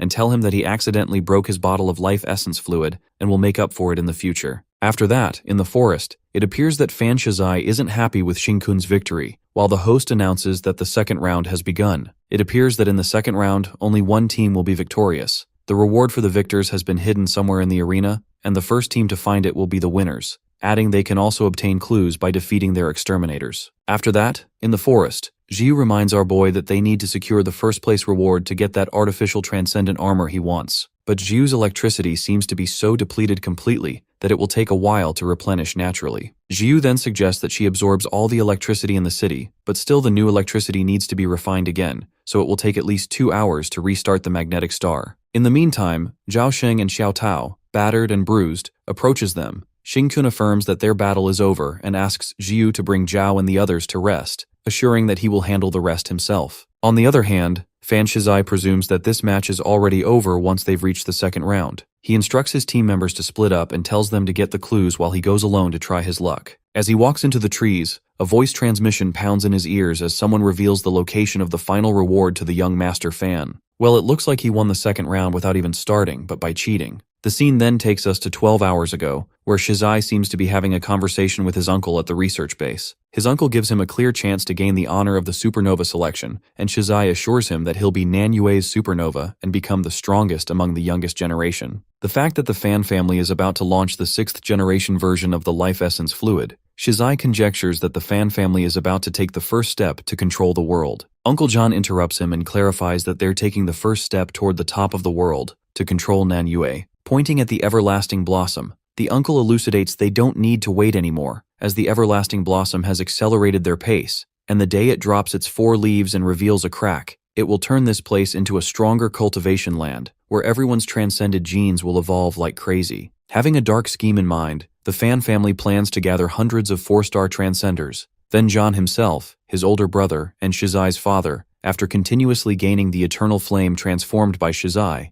they will also become 5-star transcenders in Huazia. After that, the uncle instructs him to become the supernova and MVP of this generation, motivating that with his abilities combined with the eternal flame, he will certainly be the strongest rising star in Huazia, or maybe in the world. As for troublesome Jiu and Xing-kun, he assures his nephew not to waste his efforts trying to win them anymore, and tells him to find an opportunity to crush them, adding that it's better to extract their genes for experiments. Coming to the present scene, Shizai knows exactly where the rewards are under the ground, just a couple of steps away. Well, it looks like a quarter of exterminators secretly pledge allegiance to the Fan family, and even the rules for the second phase were tailored for him. It's like a walk in the park for him. But being the young master of Fan family, he decides to show a bit of honesty and play along in front of everyone, pretending to carefully search for hidden clues. Being the sly fox he is, Shizai is aware that not only the host is watching, but also the cameras broadcast live throughout the forest. After that, he spreads out tiny sparks of fire, and as long as he plays like this a few more times, he can smoothly find the reward.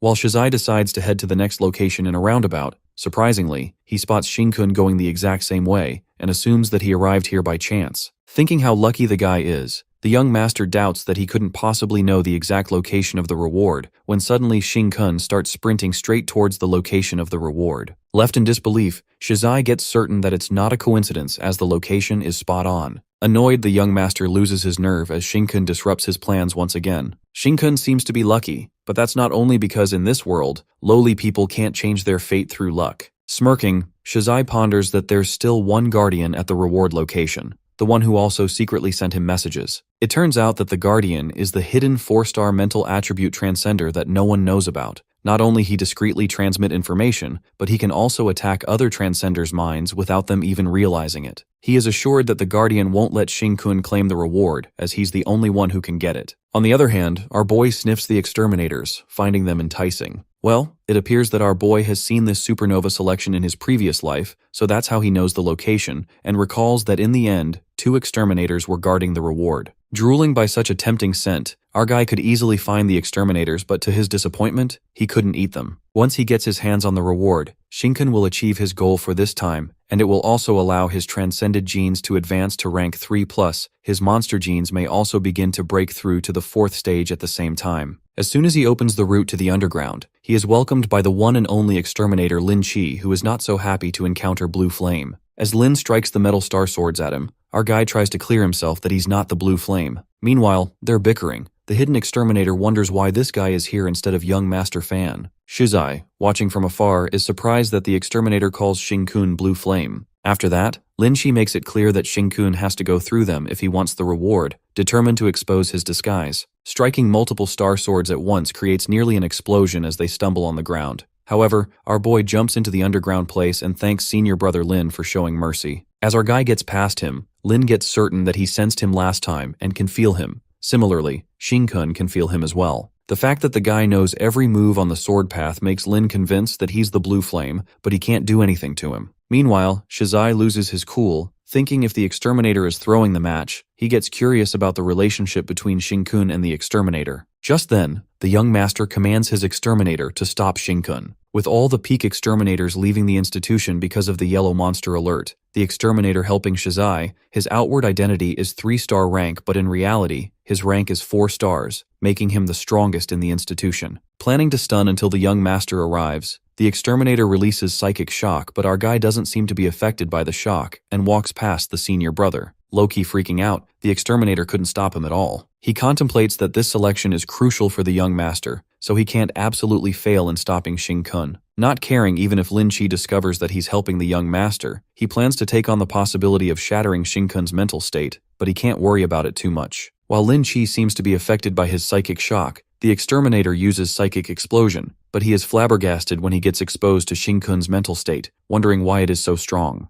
Looking at the horrendous mental state of a monster, the exterminator himself backs down as his mental attack backfires, while our guy gets a clear path to his reward. But our guy isn't happy about unintentionally scaring that guy to death, and wonders how he can keep a low profile. Nonetheless, he decides to take the reward, which is a golden ball, the robotic transcendent enchantment armor. Achieving his goal, Shin-kun can start evolving now. However, suddenly, he senses something above him and realizes that it's the aura of underground monsters. With the purpose of revealing the lesion being successful, our guy, using the armor, apologizes to the humans as saving the world is not his responsibility alone, concluding that their peace from today onwards ends now. Well, it appears that the invisible monsters have appeared in Manhwa Institution where all the exterminators had left. On the contrary, Song Yin tries to track the monsters and speculates that the path from which the 3 invisible monsters left, that tunnel direction, leads to Manhwa Institution. As the realization hits him, a strike of terror runs through Yin because they've been thinking that monsters were trapped in the tunnel, plus the invasion of monsters. This means that all the advanced forces in the institution were called in, and the fact the supernova selection is currently being held, putting all the freshmen in danger. If it's the latter, Yin, in a state of panic, concludes that it will be worse and humans really underestimate the intelligence of these monsters. After that, Song rushes into the tunnels and informs the exterminators that this is a trap,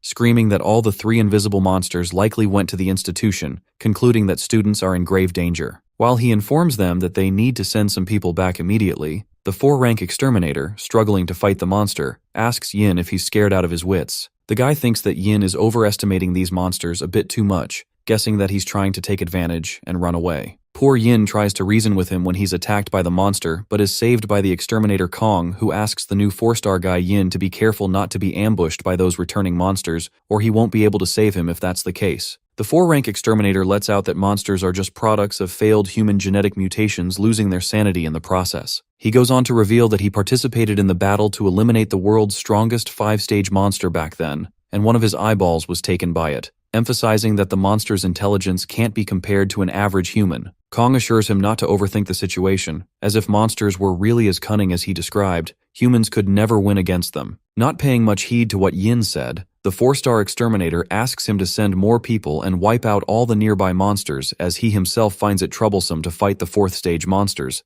Adding a transcender below 4 stars has no way to deal with it. On the other hand, in the forest, the low-rank exterminators at the tower are guarding to prevent the monster tide from being attracted by the transcender's aura in the supernova selection battles. While they are talking about how the country has such good control of monsters that it's hard to see tides again, at that moment, the invisible monsters suddenly attack them, making them vanish with the blue flames as their bodies evaporate. As the invisible monsters annihilate everyone in sight, the exterminators from the other watchtower immediately report the exterminators about the unknown invasion from the south, with no trace of the enemy in sight. They warn everyone to head south except for the exterminators protecting students at the arena. On the other hand, the Slaughter Rabbit broadcasts the results of the 2nd phase of supernova selection that is beyond their imagination, as the reward is obtained by the Team Doomsday Starlight's captain, Shin-kun. As she's announcing the supernova, she catches a glimpse of blue flames emerging from the forest, and she also gets notified to head to the south. Looking at the flames with no trace of the enemy in sight, she reckons that it's the same type of monsters the higher-level exterminators are dealing with that use invisible blue flames, speculating if it's a coincidence. With that, she sends Wind's Whisper to identify the monster while the exterminators in the forest face the invisible blue flame monster that annihilates everything in its path. Slaughter Rabbit gets dubious, as according to the previous message there were 3 fourth-stage invisible monsters, and the fact their people rushed to deal with them, yet these monsters intruded the academy. Taking immediate action, she announces there's an emergency situation and instructs all the students to leave the forest immediately and return to the institution for shelter, while all the exterminators are instructed to hold the fort at all costs as they must not let the invisible forest escape the forest. Vice Captain Ni Young commands the students to evacuate. During this, Slaughter Rabbit asks Principal Ching to seal the forest. In the headmaster's office, Secretary Yang accentuates if they block the forest, there's a high chance the exterminators won't survive, reasoning that the Slaughter Rabbit is too young and inexperienced, so her words shouldn't be taken into account. However, the headmaster agrees with the Slaughter Rabbit's decision and heads out. As an exterminator, no matter how strong or dangerous the monsters are, they will always step forward to clear them and protect the weak. Rationalizing his decision, Ching-che is aware if they allow the invisible monsters to leave the arena, this will not only put the kids in the institution, but a large number of civilians outside the institution in great danger, but also the teachers who are still in the institution. With that, the old man calls out all exterminators and commands them to hold down the arena. Using the wooden enigma assault, all the trees in the forest come back to life, and the branches grab every student, throwing them out of the forest. While the students are pulled out of the forest, Xing-kun stumbles onto Jiu. Annoyed, she calls him a bastard scum, but the poor guy justifies that he was also thrown by the principal just like her. Xing-kun calls out the old man to ask why he's throwing people around, and witnesses the forest that is now sealed by Principal Ching-che, surmising that the situation is getting intense. Somehow, our guy is unable to smell how many exterminators are inside, guessing it's because his levels aren't too high, and overhears the students conversing that the top fighters in the institution went to the tunnel, but the monsters came here instead. Upon hearing this, Xing-kun speculates that the top fighters were lured away, which leads him to think the intelligence of monsters has always been underestimated, and that's fatal. He then decides to go in there as soon as possible. Calling the headmaster a bastard, Captain Chusha loses his nerves as he denies that the principal got the wrong person. Being a future exterminator, Chu has been ready to fight ever since he entered this institution, and decides to force his way to join the fight. However, he is unable to break through the strong wooden branches. One of his team members volunteers to help since she has practiced the same wooden astrological star chart as the principal, who even guided her before, believing she could crack open the pathway. After a moment, she cracks open the pathway using the star chart, and Captain Chu clarifies that he'll go in alone and tells them not to get involved in this mess, as they are not strong enough. But the girl insists and lets out that she won't clear the way for him until he lets her in. Just like that, all the team members decide to go in with the captain. Later, the team route breakers approach them, asking Chusha to let them borrow the passage, but the captain mocks the ladies, thinking they shouldn't just come along for a ride. Staring at him with killer intent, the girls' team captain is intimidated by his arrogance and threatens to cut off his routes if he's not careful. Well, we all know what she's referring to. The captain then agrees to let them in if they're not afraid, and that's when more teams arrive, asking Chusha to let them borrow the passage. Eventually, all the teams go inside the forest together, and Chusha hopes that they can all come out together in the end.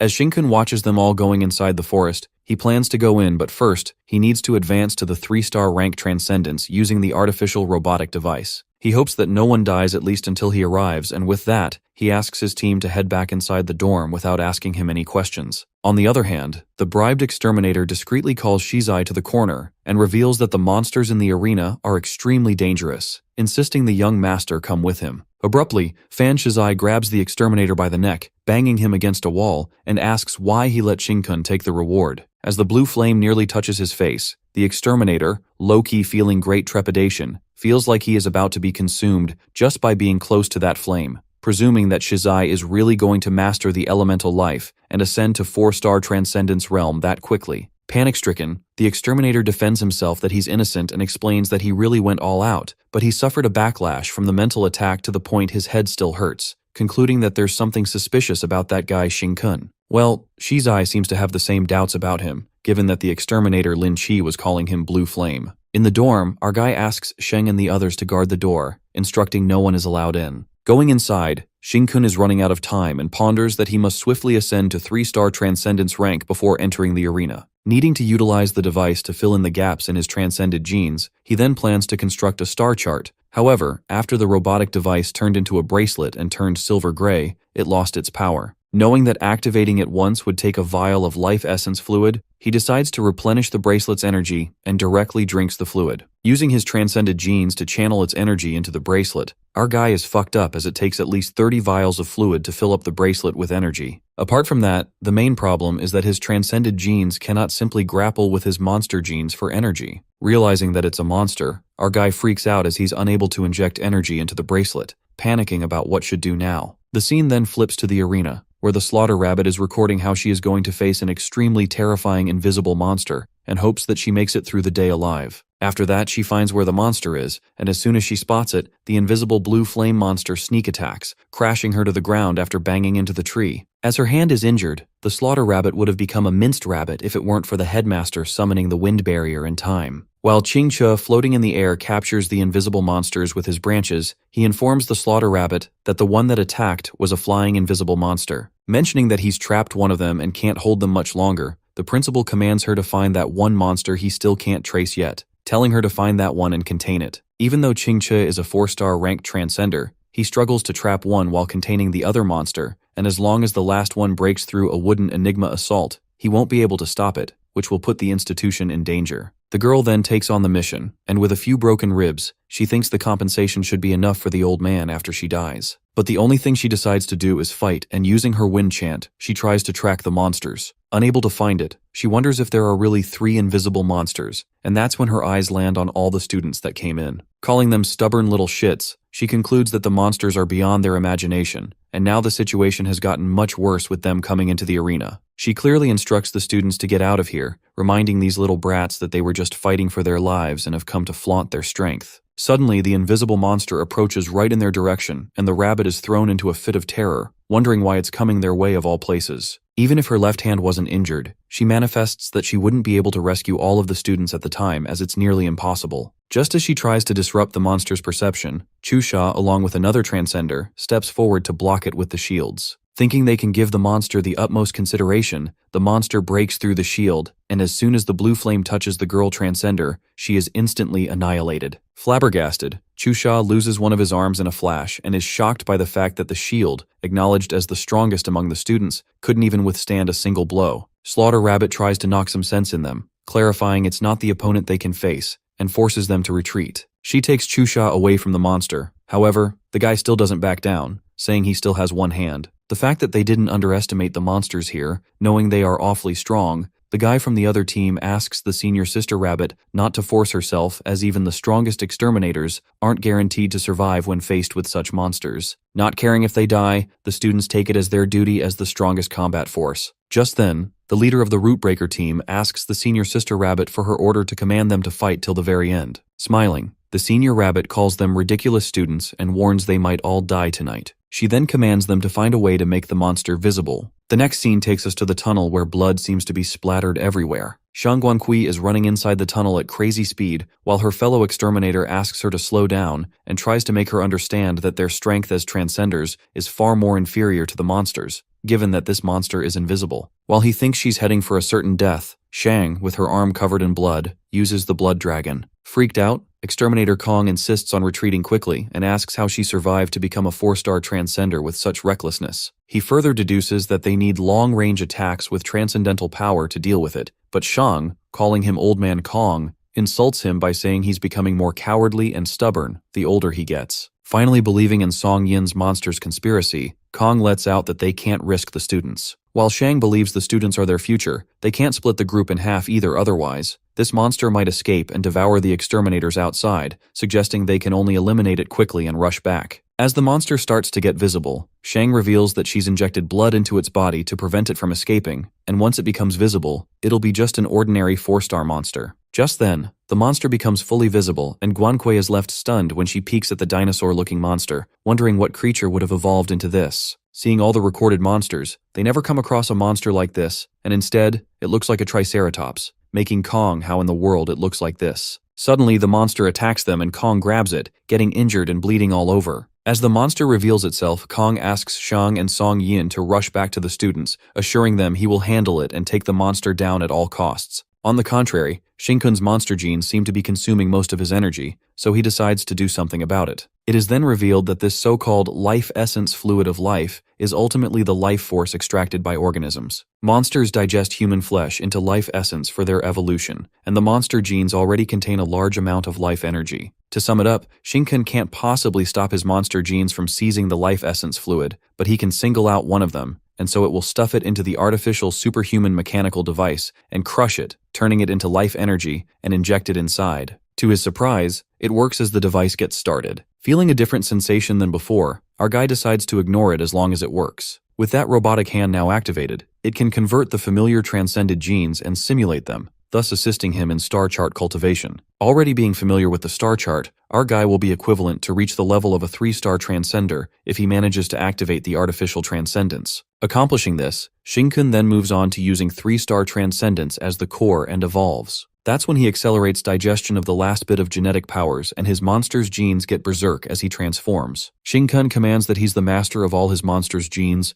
uttering that rebellion results in death. Using his monster gene to turn it into life energy, our boy turns into a 4th stage monster. The scene then flips back to the arena, where most of the students have sustained injuries, but it finally brings some results as the invisible monster is temporarily bound by them. Only having one chance to wipe out this invisible monster, the guy Transcender uses the Divine Sword Star chart. Ignoring endurance, he decides to go all in and let this disruption be his life's strongest slash. He uses his powers to the extent that even his arm rips apart. Just then, the Rootbreaker captain uses the Myriad Sword Star chart, striking 1,000 crimson swords. Witnessing this, the Slaughter Rabbit is taken aback by the students' willingness to risk their lives for that burst of power, despite being mere students. She assumes that it would at least penetrate the monster and make it possible. This way, even if they all die, they can still pinpoint the location for the principal and help him trap it. However, to make things worse, the monster is completely unharmed by the star chart attacks. In the end, even after they gave it their all, they can't even stop its footsteps. In the state of hysteria, the senior sister rabbit realizes that there's no way they could escape, and it's terrifying to think where this monster came from, going unnoticed by humans all this time. Thinking it's absurd, just when they thought that they had stabilized the situation and didn't need to fear the monster anymore, she concludes that arrogance does come with a painful price. Presuming that it's already too late to do something now, she anticipates that the students behind her still might have a chance as long as she self-destructs before dying. Using her wind attribute, she commands to blow away the students as far as possible and give them a glimmer of hope for survival. Using her powers to a full extent, she apologizes to his little brother for going first as she prepares to die. Suddenly, her scalp feels tighter and feels like the god of fate is dragging her, trying to pull out of this dark abyss. Well, it's not God. It turns out to be our boy Shinkun who pulls the floating rabbit to the ground by grabbing her braids. Screaming in pain, the poor girl screams who the hell is pulling her braids, and to her surprise, a guy saves her, telling her to calm down as it's not the time for her to sacrifice herself yet. While Shinkun disguises himself, the girl calls him a bastard and asks what he's doing, stressing that nothing can happen as they have missed the timing and they're all done for now. As she warns him that everyone will be torn to pieces, in an instant, our guy transforms his left hand and blocks the monsters. Too stunned to speak, the Slaughter Rabbit witnesses an unbeatable invisible monster that inflicts devastating damage every time it strikes, yet remains unscathed, and this guy managed to block it when all of them failed to even do anything. She gets curious peeking at Shinkun's powers for even a 4-star ranked transcender who refined his own bones into metal. He shouldn't be able to withstand the impact of the invisible monster as tough as him. As she wonders who the guy is, our boy uses his blue flames, which makes the rabbit realize that he's the blue flame. Meanwhile, Shinkun asks if she's going to arrest him. Slaughter Rabbit is certain that it's him, the one who destroyed the Fan family laboratory, massacred all 48 in the lab, the wanted criminal. Our guy asks her to hasten up and get her people out of here if she doesn't want to get eaten by him, making it clear not to get in his way. With that, he sends her away while she's floating and she comes to a stop where the other students are. Just then, the monster's appearance finally gets revealed with the help of Shinkun's blue flames, and the students are terrified as they've never seen a monster like this before, adding it's more terrifying in its visible form. While our guy deals with the giant Triceratops-looking monster, the senior sister rabbit commands the students to leave, and they've done everything they could, so even if they stay, they'll be of no value but death. The students then carry their classmates who have lost their combat abilities and are injured. They begin gossiping about the criminal Blue Flame. But the Slaughter Rabbit lets out she doesn't need to know who this Blue Flame is. The fact is he saved their life, and is now facing the monster alone.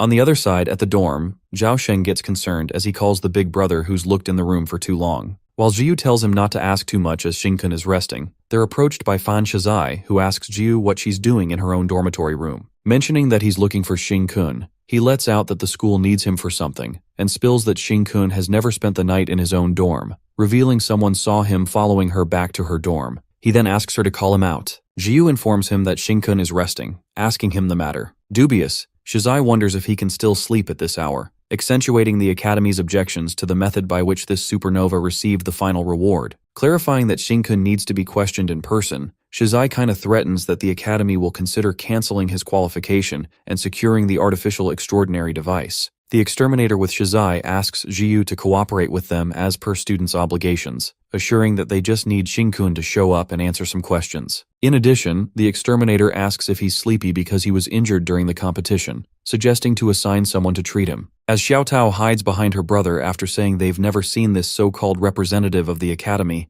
Jiu makes it clear if there are any objections regarding the grades, the dean will explain himself and warn them if anyone dares to disturb Xing-kun's sleep, she'll make them disabled. At that moment, outside the dormitory, the students create mayhem when they get to know about the people who went in the dean's wooden Enigma assault and came back with heavy casualties. They quickly go to help them, while some are gossiping about the blue flame appearing on the field, the wanted criminal. As soon as Shizai hears this, he lets out that the dean is risking his life for them, so they shouldn't trouble him with such logistical work. Giving Jiu a suspicious glare, he thinks that she insists on guarding the door and obstructing it in every possible way, assuming that it's strange. Tension rises between them when Jiu is ready to attack him with her electricity, and Shizai decides to call Xing-kun by himself as he also casts his firepower, saying not to blame him if she gets hurt. On the contrary, Slaughter Rabbit, who's still inside the arena, is lost in the thought about who this blue flame really is, wondering if he was a thief who stole the Fan family's research materials, a ruthless killer who annihilated unarmed researchers, or a rascal who pulled her braid. But the thing that confuses her is why would such a wanted criminal come to fight here and would gain nothing but death?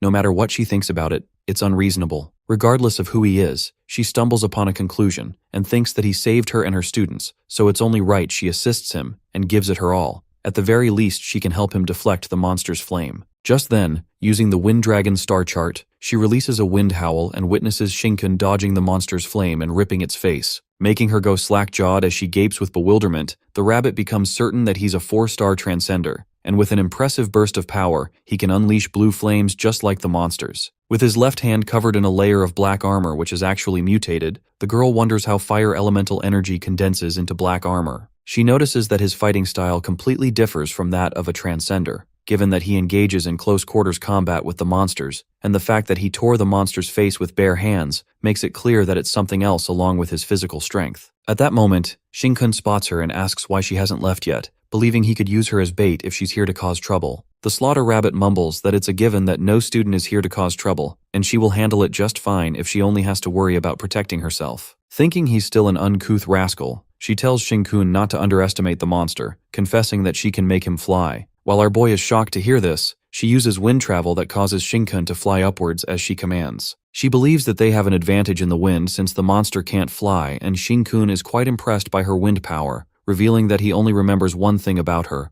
reckoning she died pretty early in his past life. Upon hearing this, the girl freaks out, thinking he's cursing her to die, and that's when Xing-kun asks her to find a way to send him into the monster's mouth. Our boy even spells it out for her and the girl who's already pissed at him. Loki calls him an inscrutable bastard, sends this damned wanted criminal into the monster's mouth with her wind power. Telling him to go to hell, our guy glides straight towards the monster's fang mouth, and he is satisfied as the power of Earth Dragon Black Fang has merged into the bones and nails of his left hand. Happy that the evolution is going in the right direction, Xing-kun pierces through the monster's mouth, and it seems to be one of his powers to penetrate the flesh of a 4th-rank monster. The girl is astonished to see how our guy carves a hole into the monster's head, and thinks that this bastard's flying style is strange as she can't even figure out his star chart. As the blood drips like crazy from the monster's mouth, the monster lets out a powerful roar that signals the other monsters. While the headmaster guesses that it's monster rage, Exterminator Lin Chi and Nia Yang are unable to withstand the pressure of the 4th-rank monster. It appears that 3 invisible monsters are simultaneously exerting pressure that even the Slaughter Rabbit shouts in pain, and Xing-kun realizes that it's no ordinary pressure as there's an aura of the king present. As it doesn't affect him much as he himself is a monster, we get to know that within these monsters lies the power of the Monster King.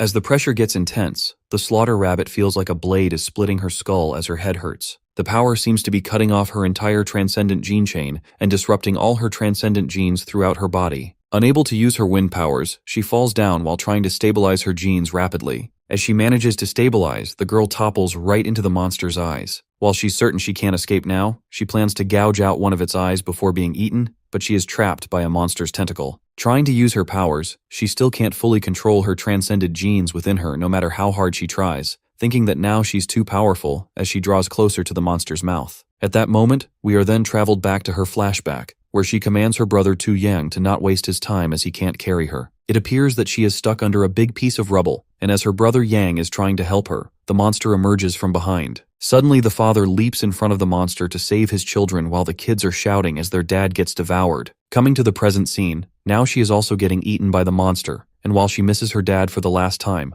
our boy comes to the rescue just in time. Calling him a bastard even though he just saved her, the girl asks what he's trying to prove and tells him to get away, or else he'll get eaten too. Our guy responds, "Why does she care who's trying to prove something here?" and lets out that she's plump and juicy, so she's going to make a good bait, throwing her away like a slingshot. As the slaughter rabbit gets discarded once again, she gets mad and calls him a scum. After that, Shin-kun inserts his tentacle into the monster, mentioning that the attacking state of the tentacles is different from the feeding state. As of now, his tentacles have inserted the monster's entire esophagus, and with his tentacles being tougher, it seems to begin to intimidate the monster. The monster gets enraged, and the slaughter rabbit shouts at the scum flame to be careful while our guy is about to get eaten by it. Just as the monster chews his tentacle, Shin-kun makes a clever move and uses the power of black teeth. That's when the tentacle inside the monster's mouth pierces the black teeth throughout the esophagus, charged with blue flame. Witnessing this, the slaughter rabbit is left awestruck and wonders what move even is this that his blue flames are exploding wildly inside the monster's body. Devouring the monster, our guy can't wait to taste the Lord Monster. However, his tentacle bursts open and the monster abandons the carriage to save the general. In order to absorb the monster completely, Shin-kun thinks of defeating it completely, and in that case, he'll have to liberate all 4-stage abilities with mutation. But again interrupted by the annoying rabbit girl who is here to help him. Smacking her face, Shin-kun asks why he is so stubborn and tells her to stop getting in his way. As he pushes her away, the girl gets reminded of his father who pats her head and tells her to go while she's crying her eyes out. Zoned out, the rabbit girl calls Shin-kun daddy, saying that he must stay alive. While our guy gives a weird-ass expression and says, "Okay," the girl snaps out of it and realizes that she has embarrassed herself. Turning red in utter embarrassment, she gets out of there instantly. Ashamed, she asks Shin-kun to stop those reckless young students if they come again.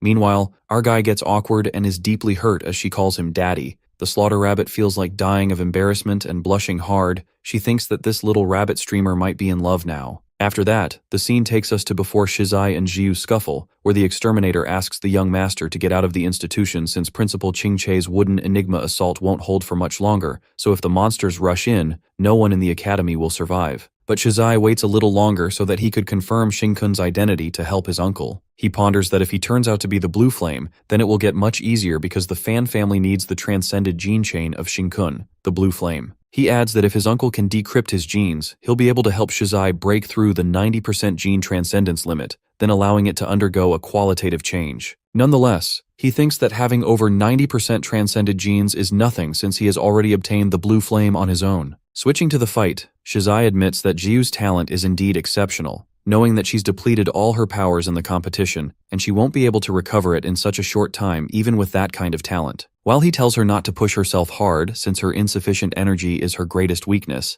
Zhao Sheng comes to defend his sister-in-law and suspects that he's hiding something right now, clearing that Jiu won't fall for that. Just then, Shizai uses the Crimson Flame Palms and hits Zhao as he is smashed away. Mocking him, the exterminator is surprised when these small fries have the guts to come to him. Both Xiaotao and Sheng are banged onto the floor by that big flaming palm. After that, Shizai lets out that Jiu can absorb elements of electricity from the air and even be able to cause a major blackout in the Nanyue district. But with his flaming palm entrapping both of them here, she won't get access to the lighting element to her need for air right now, concluding that she'll be like a drowning woman, unable to breathe. Without power, she won't be able to stop him. Just like that, he blocks Jiu from the flames and warns her not to resist anymore, or else lingering near that crimson flame palms for too long will burn her. Certain that she doesn't have enough power to push away his flaming palms, Shizai is about to open the dorm room when Jiu's electricity strikes him through those crimson flames. Taken aback, the boy wonders if she can still absorb electrical elements internally, and Jiu replies, saying that even a drowning person occasionally comes in contact with air. She accentuates that as long as she touches the electricity, the elements will be able to get into her body. On the contrary, in the Extermination Bureau headquarters, where they all get to know about another massive surge of electricity being absorbed by the Transcendence Institution,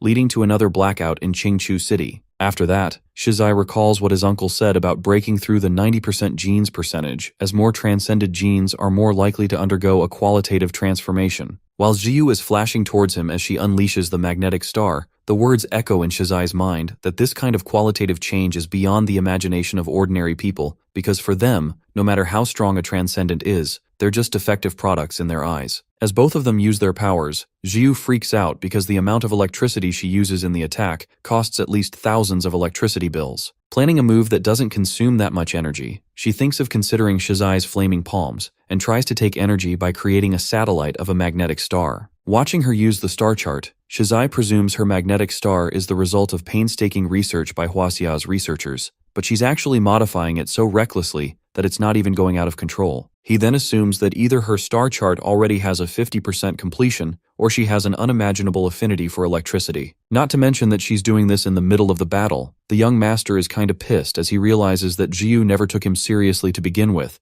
overlooking the one who has been hailed as a genius since childhood and being treated as a defective product. He was reminded of what his uncle said about the probability of breaking through the 90% barrier and resonating with the eternal flower to be able to communicate with it as long as the eternal flower is integrated into one's transcended genes. Shizai anticipates that if he integrates both Blue Flame and the eternal flower into his transcended genes now, he can break through the 90% threshold of gene transcendence. As he gives Jiyu a death glare, suddenly the blue flame begins to emerge from the arena, and the student's heart palpitations increase due to intense energy pressure reverberating. The earth seems to be trembling as the monsters inside are in a frenzy, and the exterminator tells the young master they must leave as the principal's enigma is about to collapse, adding that these students won't live much longer, so no need to confront them directly. Meanwhile, they both leave. The slaughter rabbit comes out of the arena and stops the student from going in there, saying they'll only be a burden and hoping that Blue Flame scum stays safe. On the other hand, in the arena, the headmaster now seems to be struggling as he can't hold down the monsters anymore since those 3 invisible monsters have merged.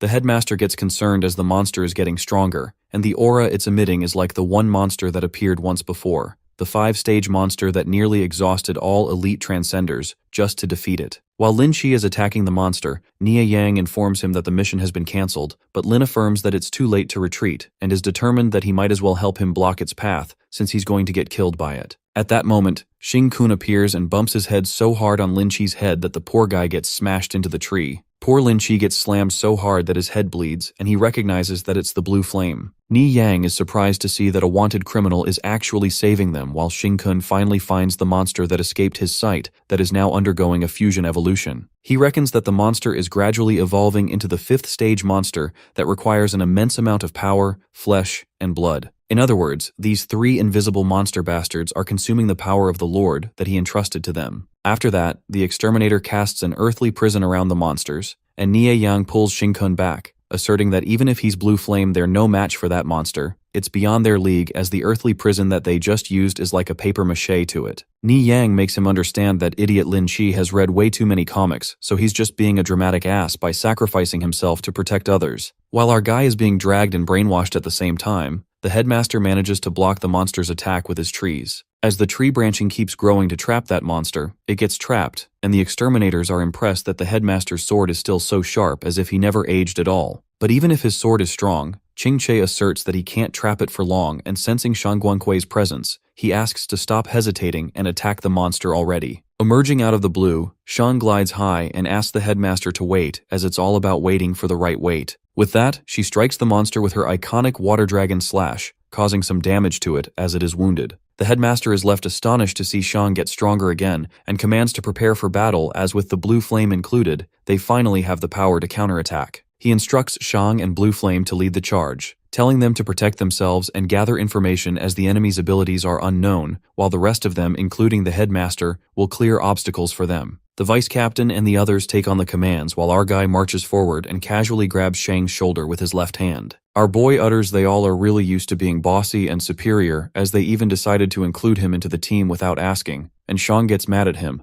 asking what he's doing. Suddenly she feels that his hand has such terrifying strength that she can't break free from it. At that moment, Shinken states that they can't handle the power of the Lord, and they won't be able to keep up with its transcendent strength even if it just roars. Pushing her away, he asks Shang to step aside and clarifies not to get in his way. Well, Shinken didn't plan to showcase this just yet, but to stop the apocalypse, his strength alone won't suffice, so everyone must get stronger enough. He then demonstrates the true power of a monster and unleashes the strength of a fourth-stage monster. With that, he attacks the monsters like a no big deal, and the exterminators are shocked as they sense Shinken emitting a terrifying aura. The fact that his attacks are even stronger than the monsters, they wonder what kind of transcendent he even has, believing that he's becoming more of a monster than the monster itself. In the meantime, our guy's left mutated hand takes the fourth-stage transformation that emits blue flame and the black tooth. The monsters call him a traitor, and his existence a mere fluke in the monster language, but Shinken lets out that it's not up to them to decide. Just like that, he uses the Lord's flame and strikes his hand onto the monster. With the bursting flame, he strikes a skull explosion that his hand pierces through the monster's skull, and his blue flames explode the monster's head. With all of their eyes gaping at Shinken's powers, our boy manages to deeply wound the monster. However, it rapidly self-regenerates like the Earth monster, and surmises that its strength and defense are far stronger than the Earth dragon. He again attacks with blue flames when the monster heals up again and throws Shinken on the ground. While Shang asks if he's alright, our boy gets up again and reveals that even if they manage to inflict damage on the monster now, it won't matter in the end because of its high attack, high defense, and self-healing abilities. He low-key thinks if the Monster King has enough power, it'll be able to heal itself quickly. Shinken then unravels something unexpected as he lets out that there are many more monsters as powerful as this one, and their numbers are far beyond their imagination. Upon hearing this, the headmaster is appalled to think how many are there exactly, while Shang utters that it's useless to talk about it now, affirming that they can continue to cooperate and can still fight for a glimmer of hope. But Shinken clarifies that there's no need for that, and goes on to reveal how to defeat these monsters next. He makes them understand that in order to protect the future of this world, they have to become stronger than he is now. Shinken utters to contemplate well what a domain truly is when he activates his domain expansion, leaving them in utter bafflement. That's when we get to know that Shinken, burning his monster genes, with the souls of 2 lifetimes, plans to briefly utilize the strongest move of the previous lifetime's Lord of the Monsters, which is Domain, consuming Inferno Prison. Expanding his domain, Shinken's domain envelopes them all in an instant. At that moment, Linshi feels and notices that all the metal elements in the air are being consumed, but the headmaster clears up that all the elements are being devoured by his domain. With only his fire elements remaining, Qingche notifies that they must keep control, because if the stored elemental power within them is released, it will be consumed instantly. Discovering that Shinken is the sole ruler within the domain, the other exterminator mentions that he has no way to resist within his domain and can only flee as far as possible. However, Shang elucidates that he's overthinking it, revealing they have nowhere to run, and from the moment the domain enveloped them, they're in his mouth. While our boy gives the monster hell with his blue flames, Ni Yang is left shocked to see that the monster actually wants to escape and it can't even escape his domain. The fact that the edge of the domain is like teeth, anything approaching the edge will be bitten. Trapping in his domain, our guy warns the 3 little monsters not to even think of escaping. Witnessing that the monster is being caught, the exterminators come to believe that there's no escape once enveloped by this domain. With the domain gradually shrinking and the flames growing stronger, they emphasize that it's like a fiery hell that devours the monster that is so powerful. Taking their breath away, Nie Yang is filled with astonishment, wondering what blue flame named his domain and calls it the demon-devouring inferno. But the headmaster tells him to snap out of it, saying that he was unruly as a student, and now as a vice-captain he's still the same, instructing him to stop being in awe and do his best to comprehend it. Qingche then ponders that the blue flame domain is incredibly formidable, and that the enemy will be gradually eaten and dragged before him. It seems that the monster's self-healing speed can't keep up with the speed of the flames. However, the headmaster then recalls that 20 years ago, at the final moment of the human elite transcender's battle against that monster,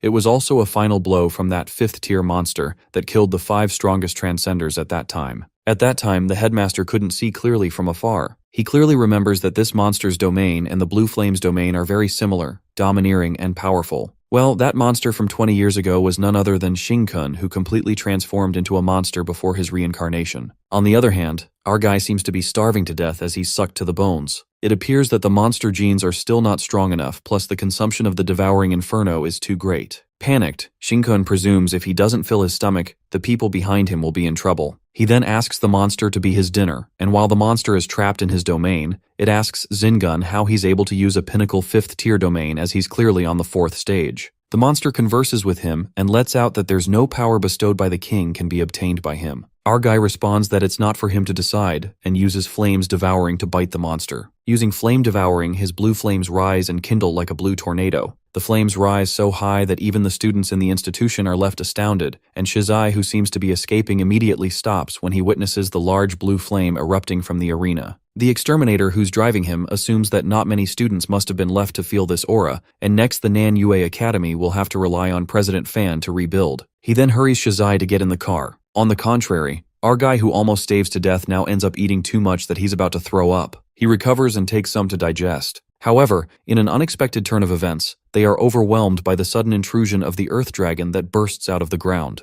The Earth Dragon emerges, and Shin-kun grasps that it's using its power so frequently, which means that it did really sense him. Showing him the middle finger, our guy lets out that he already had his fill, challenging if it got guts to make him vomit out then. Suddenly, Shang shows up and slashes the Earth Dragon with her Water Dragon, while the headmaster casts Myriad Wood Towering. Ni Yang and Lin Qi also strike with their metal attributes, letting out that they might be just 3 stars with weak abilities, but they'll do their best. Living in his comic world, Lin gets determined to get stronger than them in the future. Watching them being full of enthusiasm to help, our guy smirks and contemplates that Shang Guangque, headmaster, and his personal transcendent skills maps have already grown quite a bit. Feeling relieved, it wasn't in vain for him to demonstrate so hard after all, and now the seeds to save the world have already been planted. Suddenly, Shin-kun is ambushed by a bunch of tentacles. While he slashes them, one of them bites at his neck. It turns out that these tentacles aren't from the Earth Dragon, but from the invisible monsters that are not quite dead yet. Dubious, he wonders what use can such thin little tentacles have, and then the realization hits him that it's connecting him to the monster's network. Being directly connected, Shin-kun encounters the king of monsters who seems endless. Instead of panicking, our guy begins to absorb the king's power, and the king calls him a sore loser for trying to steal back the power of the king. Absorbing the power through his nostrils, Shin-kun makes it clear that once it's in his mouth, there's no spitting out. That's when the enraged king reveals that the royal power is not something puny humans like him can bear, warning him to hand it over. The king decides to allow him to return to the embrace of the king if he hands over the power or dies. Realizing that it's called the royal power, Shin-kun could sense the king panicking as it's losing the royal power bestowed upon him. He adds that this royal power was bestowed by one of the great demon gods under the king, the flame demon god. Upon hearing this, the king freaks out and asks how he even knows. Smirking, our boy reveals that in his previous life, he was one of the 4 great lords. Aware that the king is desperate to reclaim it, Shin-kun says that he's going to digest the royal now and challenges the king to snatch it from him. Since Shin-kun refuses to return to the king's embrace, the demon decides to kill him through the monster network and crush his fragile human soul, crushing it to pieces. As the embers of fire hit him, our guy swallows them all and laughs at what the king just said about the fragile soul, uttering that he possesses the souls of 2 lives. Just then, Shin-kun notices that the monster network has been shattered, which means by absorbing the royal power, he's become the true individual of the monster race, just like a newborn queen ant, no longer under the control of the original group. With the monster network shattering, the Earth Dragons also escape and Shang looks for the blue flame, wondering where he'd go. The headmaster expresses that he's gone, and even though he's wanted by them, he indeed saved them this time, and the entire academy. While Lin Qi is kinda pissed that his enemy leaves, Nie Yang asks the president if there are still many of these monsters. Well, that's what the blue flame said. Regardless of whether it is true or false, President Ching Che accentuates that today's event, along with Blue Flame's speculations, it's time to let the world know that their future is in grave danger. On the other hand, Shin-kun sneaks back to his dorm while pondering that the newborn queen ant is born after the death of the original queen within the ant colony. Similarly, he's the newborn queen before the death of original Queen Bee, who now possesses the ability to stand alone, the new king of monsters. Changing his clothes, he surmises that although the monster's power may not seem to have changed, there has been a profound transformation, concluding that now he can build his own monster legion. After that, he gets out of the dorm and meets Jiu and the others. Appearing in a state of panic, Zhao Sheng seems to be freaking out as informs Xing-chun that both he and Xiao Tao felt something really strange, as if something inside them came alive like something awakened. But the big brother assures them that it's nothing, expressing that it's the awakening of the seed of hope for the world. But deep down, our guy knows that they can't rule out the possibility of another seed of despair awakening for the world, which sounds kinda scary of what's ahead to come. Reaching the research base, Shizai is ashamed to bring disgrace to his family by not passing the Super Rising Star selection, regretting that he could have found a way to kill Shin-kun early on. But his uncle pats his shoulder and affirms that none of them thought Shin-kun could resist the mental explosion of a 4-star spirit element user. After all, that's something a normal freshman can do. While Uncle Wei does believe that Shin-kun might be the blue flame, he interrogates the exterminator who happens to be at the arena and saw the blue flame up close at the arena. He asks the blue-haired exterminator to spill something about his features. Panicked, she answers that the blue flame didn't have any distinctive features as he's completely wrapped up, hiding his appearance. Exuding immense praise, she continued to reveal how his blue flames were so powerful and talking about his domain. It was the flame that can incinerate everything. Suddenly, she stops herself from speaking further, and a strike of terror runs through her as she realizes that she's indirectly mocking the young Master Fan for leaving the academy prematurely and missing the chance to confront the blue flame. She then concludes that blue flame is so powerful that he's not even in the same dimension as them, and the aura he emits is extremely peculiar, the one she's never felt on anyone before. Scared for her life, she looks at the young master's face as he appears to be pissed. To cover it up, she thinks that it's too absurd that Blue Flame is a freshman and guesses that he may be too powerful to hide himself in some way. That's when Director Wei asks the girl exterminator to get ready, as there was just news about that Blue Flame's trail being found, and instructs her to be involved in the pursuit team. After that, Wei puts aside all the talk about Blue Flame and gets on another big mission. He asks Shizai to extract enough inextinguishable flame from the Eternal Flower as soon as possible, as they need to help his father advance to a 5-star transcender. That way, the Fan family can regain control of the situation disrupted by the appearance of the invisible monsters. Looking serious, Shizai assures his uncle that he's going to do his best. Just then, we get to know the reason why they want his father to advance to 5-star transcender as soon as possible is to give his father the ability to confront the Eternal Flower monster, just like a Blue Flame. Shizai then contemplates that ultimately, it's because the family is afraid, as the Eternal Flower can accelerate the training speed of the transcender, but it can also transform into terrifying monsters, which means that it can grant people everlasting flame, but it also could instantly burn them to ashes. As he's touching the everlasting blossom, suddenly it closes up, and Shizai notices that the gap in the Eternal Flower that opened last time has closed. That also means that now he can't extract the inextinguishable flame. This drives him mad as the flower closes at such a crucial moment when his father, his family, and he himself need the inextinguishable flame even more. At that moment, the most surprising thing happens when the blossom communicates with Shizai, asking if it wants to get its flames. Shocked to the core, he reckons if the Eternal Flower is communicating with him, speculating it's because he's absorbed quite a bit of flame that makes him resonate with it. Nonetheless, the Eternal Flower utters that if he wants its flame, he demands Shizai to bring him a monster gene carrier. The next scene takes us to the dorm, where Jiu forgets to bring her clothes in the shower. Embarrassed, she makes Shin-kun, who's also in the dorm, realize that it isn't his dorm and our boy seems to be focused on something else, explaining that group dormitories are not very convenient, and officially informs that half of this dorm is his now. Jiu then tells him that she forgot to bring her clothes, and Shin-kun asks her to come out herself and get it, reminding her that when she used to bathe at his house, she'd always come running out like a carefree, naked little fish. Thinking it was years ago, she yells at him to get her clothes, calling him a pervert. Finding it a hassle, he tells her to wear his clothes as hers are buried under the suitcase, giving her the shirt with the help of his tentacles. Blushing, Jiu wears his shirt, which makes her feel uncomfortable, and assumes that he did that on purpose. Thinking that the big pervert didn't even care, she approaches him and asks what he's doing. That's when our guy energetically lets out that he wants to inject his genes into her. As crazy as it sounds, poor Jiu freaks out as she turns red and Shin-kun gets closer, repeating what he wants to do. With emotions flushing, Jiu warns him if he keeps babbling nonsense, she will slap him real hard. But our fella asks her to quit dawdling and assures that it'll only hurt a bit, forcing her to bear with it as it will be over soon. As he approaches his hand close to her, this drives Jiu mad, resulting in her electricity outburst as she gets mad at Shin-kun to stop his nonsense. Poor Shin-kun is thrown out of the dorm as the electricity bursts out and realizes that she probably misunderstood something as he almost got electrocuted. Well, our boy admits that his idea was too impulsive, although he clearly senses his current ability to bestow a creature with royal power to gain his monster powers. But he really doesn't know what changes this creature will undergo or if there will be any life-threatening dangers. He almost goes out of his senses and realizes that it was definitely wrong to use Jiu as an experiment. Our boy then plans to catch a little mouse for an experiment and see if it'll turn into Godzilla. After that, he receives a message from Jiu who tells him not to go out fooling around and asks him to come back as she's locking the door. That's when Shin-kun wonders if it's because of the reincarnation leading to this butterfly effect,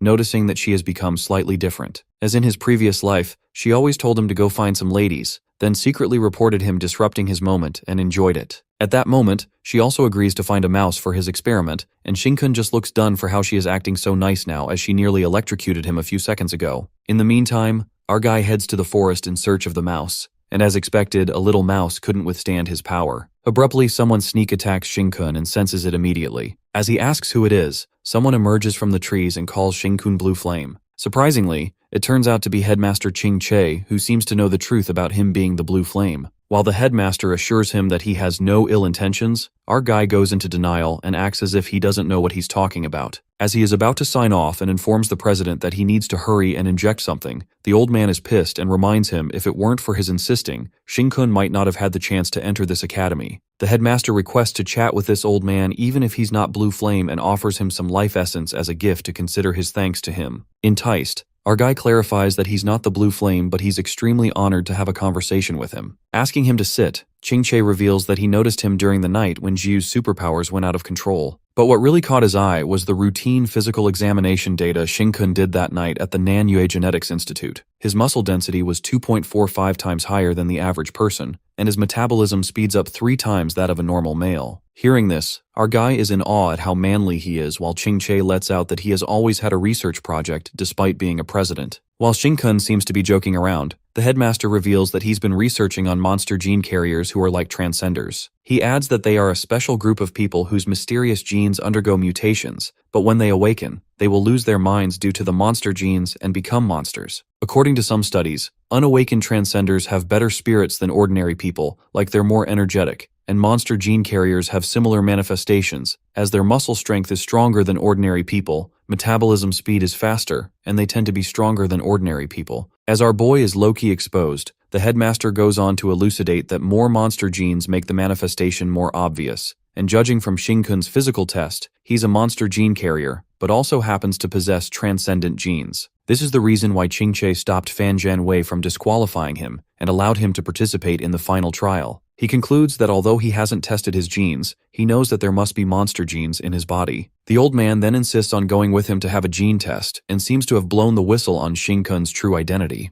However, our guy, who happens to have 99% of monster genes, tries to escape from the situation and lets out that it would be a waste of resources, asking the president to send the life essence as he has to go. Just as Shin-kun is leaving, the old man pulls a dirty trick on our fella that makes him stiff, as Ching mentions that the life essence fluid is available now. Well, it appears that trees in the academy have evolved with his transcendent powers, so the night when Fan's secret laboratory was destroyed, he noticed that Blue Flame appeared twice in the area, and he also saw him burying a lot of the things in the ground. He adds that it's likely to be life essence fluid, and if they dig up, there's quite a lot. Getting caught in the act, our guy calls the old man a thief and gets exposed to his doings. At that moment, the headmaster assures him that he doesn't need to be nervous, as he knows that Shin-kun risked exposing himself to save the academy, believing that he has a sense of justice. The old man seems to have no ill intentions towards him, and based on his understanding, Shin-kun destroying the Fan family laboratory wasn't a bad thing. He understands that Shin-kun doesn't want others to know about his monster genes, because even if he controls it, he will be forced to have a locator implanted if others find out. He is well aware that monster gene carriers do have a hard time in this world, but given his special situation, he will be required to cooperate with experiments. The headmaster then confesses that he's helping him like on the day of the 5 Elements field. He asked Shang Guangqui to cover up the fact that he had left for the Fan family's laboratory that night. This time he rushed Lin Chi to the outskirts of Nanyue to act as if the Blue Flame appeared there, so in short terms, the Eliminators won't come to investigate their academy and find him. Doing his best to help him in the future as well, Ching Che accentuates that only 5% of people are carriers of monster genes, and they cannot solve the problem of monster genes like Shin-kun. Those carriers are implanted with locators and monitored because people fear that they will turn into monsters, and they fear themselves losing control, becoming monsters at any moment. They live like this under surveillance, fear, and discrimination, and are deprived of all future pain. He then asks Shin-kun how he controls his monster genes, as he wants to restore the normal lives of those 5% if possible. But our guy strongly denies that he's not the Blue Flame, and overlooks everything that the headmaster has just said. Enraged, Ching Che warns him that if the problem of monster genes cannot be controlled, this world will never be at peace. Even if superpowers are strong, they cannot protect the people around them. Just then, Shin-kun's footsteps come to a halt, and he utters that maybe the Blue Flame has a way to control them, but from a human perspective, this is not a good thing, and instead it might plunge humanity into panic. Getting onto something, the headmaster appears to be in a state of hysteria. Asking what monsters really are, our boy asserts that the Eliminators believe that monsters are simply transcendent creatures who've lost their mind, but he always thinks that the monsters may be a group that they have not been able to understand. He goes on to explain that all monsters are like an ant colony, revealing that the Blue Flame is coincidentally becoming the king of another ant colony. The headmaster grasps that in order to save an ant from one colony, he can only drag this ant into another colony. Simply put, one ant may not cause fear in people, but 110,000, that is the 5% of all people will. The headmaster then anticipates that the blue flame will eventually become the king of all monster carriers, and concludes that saving them will be feared and dreaded by the world, but not saving them will turn these people into mindless monsters. While he ponders that it's terrifying power and this is Shinkun's concern, he affirms that it's really difficult for him, but no matter what he chooses, he as the president decides to support him and help him. Listening to such kind words, our guy acts all sweet with the old man, and asks the dear president if he can make decisions on the Monster Gene Academy side, as the blue flame is interested in snatching underlings from the Monster King, adding that he probably wants to build a monster army. Shinkun then reckons that at this stage, he can only grant the royal power to one person to gain his power, but if only activating the monster gene carriers to let them grow freely, then there will be no limit to the number. The next scene takes us to a place where Shizai seems to have kidnapped many people as they are tied down. The exterminator along with him seems to be freaking out as he asks the young master why he asked him to bring all the monster gene carriers here, but the master tells him to shut up. It appears that Shizai, along with those people, is in the storage room on the negative 13th floor of the inextinguishable flame, also the place where he made a treaty with the eternal flower. While the exterminator nearly shits his pants witnessing the terrifying eternal flower, the blossom stretches out its tentacles and devours the monster gene carriers. But they seem too weak to withstand its power at all and demand Shizai for a body that can withstand its power in battle. As the monster is brutally shredding the humans to pieces as it consumes them, it asks Shizai to take it to find monster gene carriers who can bear its power, offering to grant him power stronger than this. Meanwhile, the young master absorbs the power given by the eternal flower. He agrees to do what it has said, calling it Lord Flame Demon God. The exterminator who witnesses this terrifying sight is even more panicked when he realizes that the young master fan is dealing with monsters. Lately, Shinkun furtively sneaks into the dorm only to be welcomed by furious Jiu, who's ready to whip him. She asks where else did he sneak off to, and our guy responds if she would believe him if he'd say he was having a heart-to-heart conversation with the president. Deep down, Shinkun feels like that scenario where a guy stays out drinking with his friends and sneaks back home late only to be caught by his wife. After that, Jiu starts beating him to vent her anger and calls him a scoundrel while our guy is freaking out as he gets a good beating. Just as she's whipping him, Jiu lets out that she would agree to let him inject her after she's had her fill of beating him, and Shinkun pauses for a second. She says that when they were little, no matter how perverted Shinkun was, he wouldn't make such demands on her, and understands that his monster genes are forcing him into this. Taking the initiative as she is about to be undressed, our guy injects his tentacle into her neck. Confused about what just happened, Shinkun affirms that he just injected her with his monster genes, and as expected she has transcendent genes, so they truly cannot coexist with his royal power monster genes. While our guy guesses that Zhao Sheng and Xiao Tao won't do either as they don't have monster genes, Jiu awkwardly moves up to her bed, shying away as she says she's sleepy. Putting her head under the cover, she is utterly embarrassed as she misunderstands the situation and decides to sleep until the earth is destroyed. Despite the embarrassing situation, she ponders that Shinkun seems to have really changed this time and is turning into a new leaf. The next day, Jiu sneaks into Shinkun's phone and it appears that he's looking at a girl's photo. Giving a sinister stare, she asks who it is and our guy reveals that she's President Ching Che's granddaughter, a first-year student at the Monster Gene Academy, and has the most monster genes in Huaxia, except for him. The girl Gong Xiaoni turns out to be a 92% monster gene carrier. The next scene takes us to the first hospital of Eliminator City, where a boy in a wheelchair seems to be struggling to get a drink from the vending machine. Annoyed, the guy behind him, not bothering to help him, asks for how long he's going to continue this and insults him by advising him to stay home if his legs are not working. Calling him a nuisance, the guy lets out that he's just wasting resources and grabs his wheelchair, pushing it away. The rude guy takes the drink that boy bought for himself and he throws the coins on the floor to pay him back. The poor boy, who cannot even walk up to him, gets real mad and lashes out at him, calling him a bastard and saying he's going to kill him. As the boy gets too worked up, the doctor comes in just in time and calms him down, telling him not to be so sensitive since the guy returned the money. But the boy seems to be enraged and is unable to control his anger. The doctor stops him and lets out that he must escort him for the monster gene risk assessment so he can't let him get in trouble. Upon hearing this, the bully gets to know that the boy is a monster gene carrier and reveals that only 8% of gene carriers or more need to undergo the risk assessment, and those who fail the assessment will have to wear a safety collar. He realizes that the boy had a bad temper because of the genes, and it turns out he's a monster. He goes on to mock the disabled boy, blabbering that people like him are truly a waste of social resources. He decides to get out of there before getting eaten by a monster. Just as he's walking away, something gets past him in a flash that nearly hits him. The bully gets threatened by a coin as it forcefully crashes into the wall, and it turns out to be Gong Xiaoni, who scares the shit out of him as she leans closer to take out the coin from the wall. The doctor stops her and asks what she's doing, saying that as a class president, she should set a good precedent instead of deliberately causing trouble. Chilled, Gon assures the doctor not to get worked up as she did not beat his ass, adding that she's just returning the money. While the boy is pleased to see the class president, Gong returns him another coin by smashing it in the wall and asks if he wants her to return the last coin that is rolled under her friend's shoe sole, or if he's going to crawl over to pick it up. Nearly shitting his pants, the bully scaredly mutters that he's going to crawl over to pick up. Admitting that it is his fault, the guy trembles with fear and lets out that he has no shame, begging for forgiveness. Taking the drink back, Gong clarifies that it's Yang's drink and confesses that she's so strong that she might accidentally crush something of his. She then introduces herself as the person with the most monster genes in Huxia, and being curious about the taste of scumbags, she scares the bully that if she turns into a monster, he'll be in trouble, so he better behave. After that, Gong Xiao approaches Yang, the wheelchair boy, while the doctor asks them not to cause any more trouble. While Gong carries Yang's wheelchair, the boy asserts that the monster gene carriers have to maintain inner peace to reduce the likelihood of monsterization, but he gets concerned that he can't calm down no matter how much he tries, getting upset that he's certainly going to fail the assessment and will be fitted with a safety collar. Yang lets out that he won't be able to hide his identity as a monster gene carrier in the future, and wherever he goes he will be guarded against by others, adding that once his emotions get out of control, the safety collar will inject the lethal poison in time, concluding that his life has no hope anymore. But Gong cheers him up and squishes his face, convincing him that it's great as when he rides on the subway everyone will automatically make way for him. She assures him that it's liberating that he can do anything in the subway and no one will care. Meanwhile,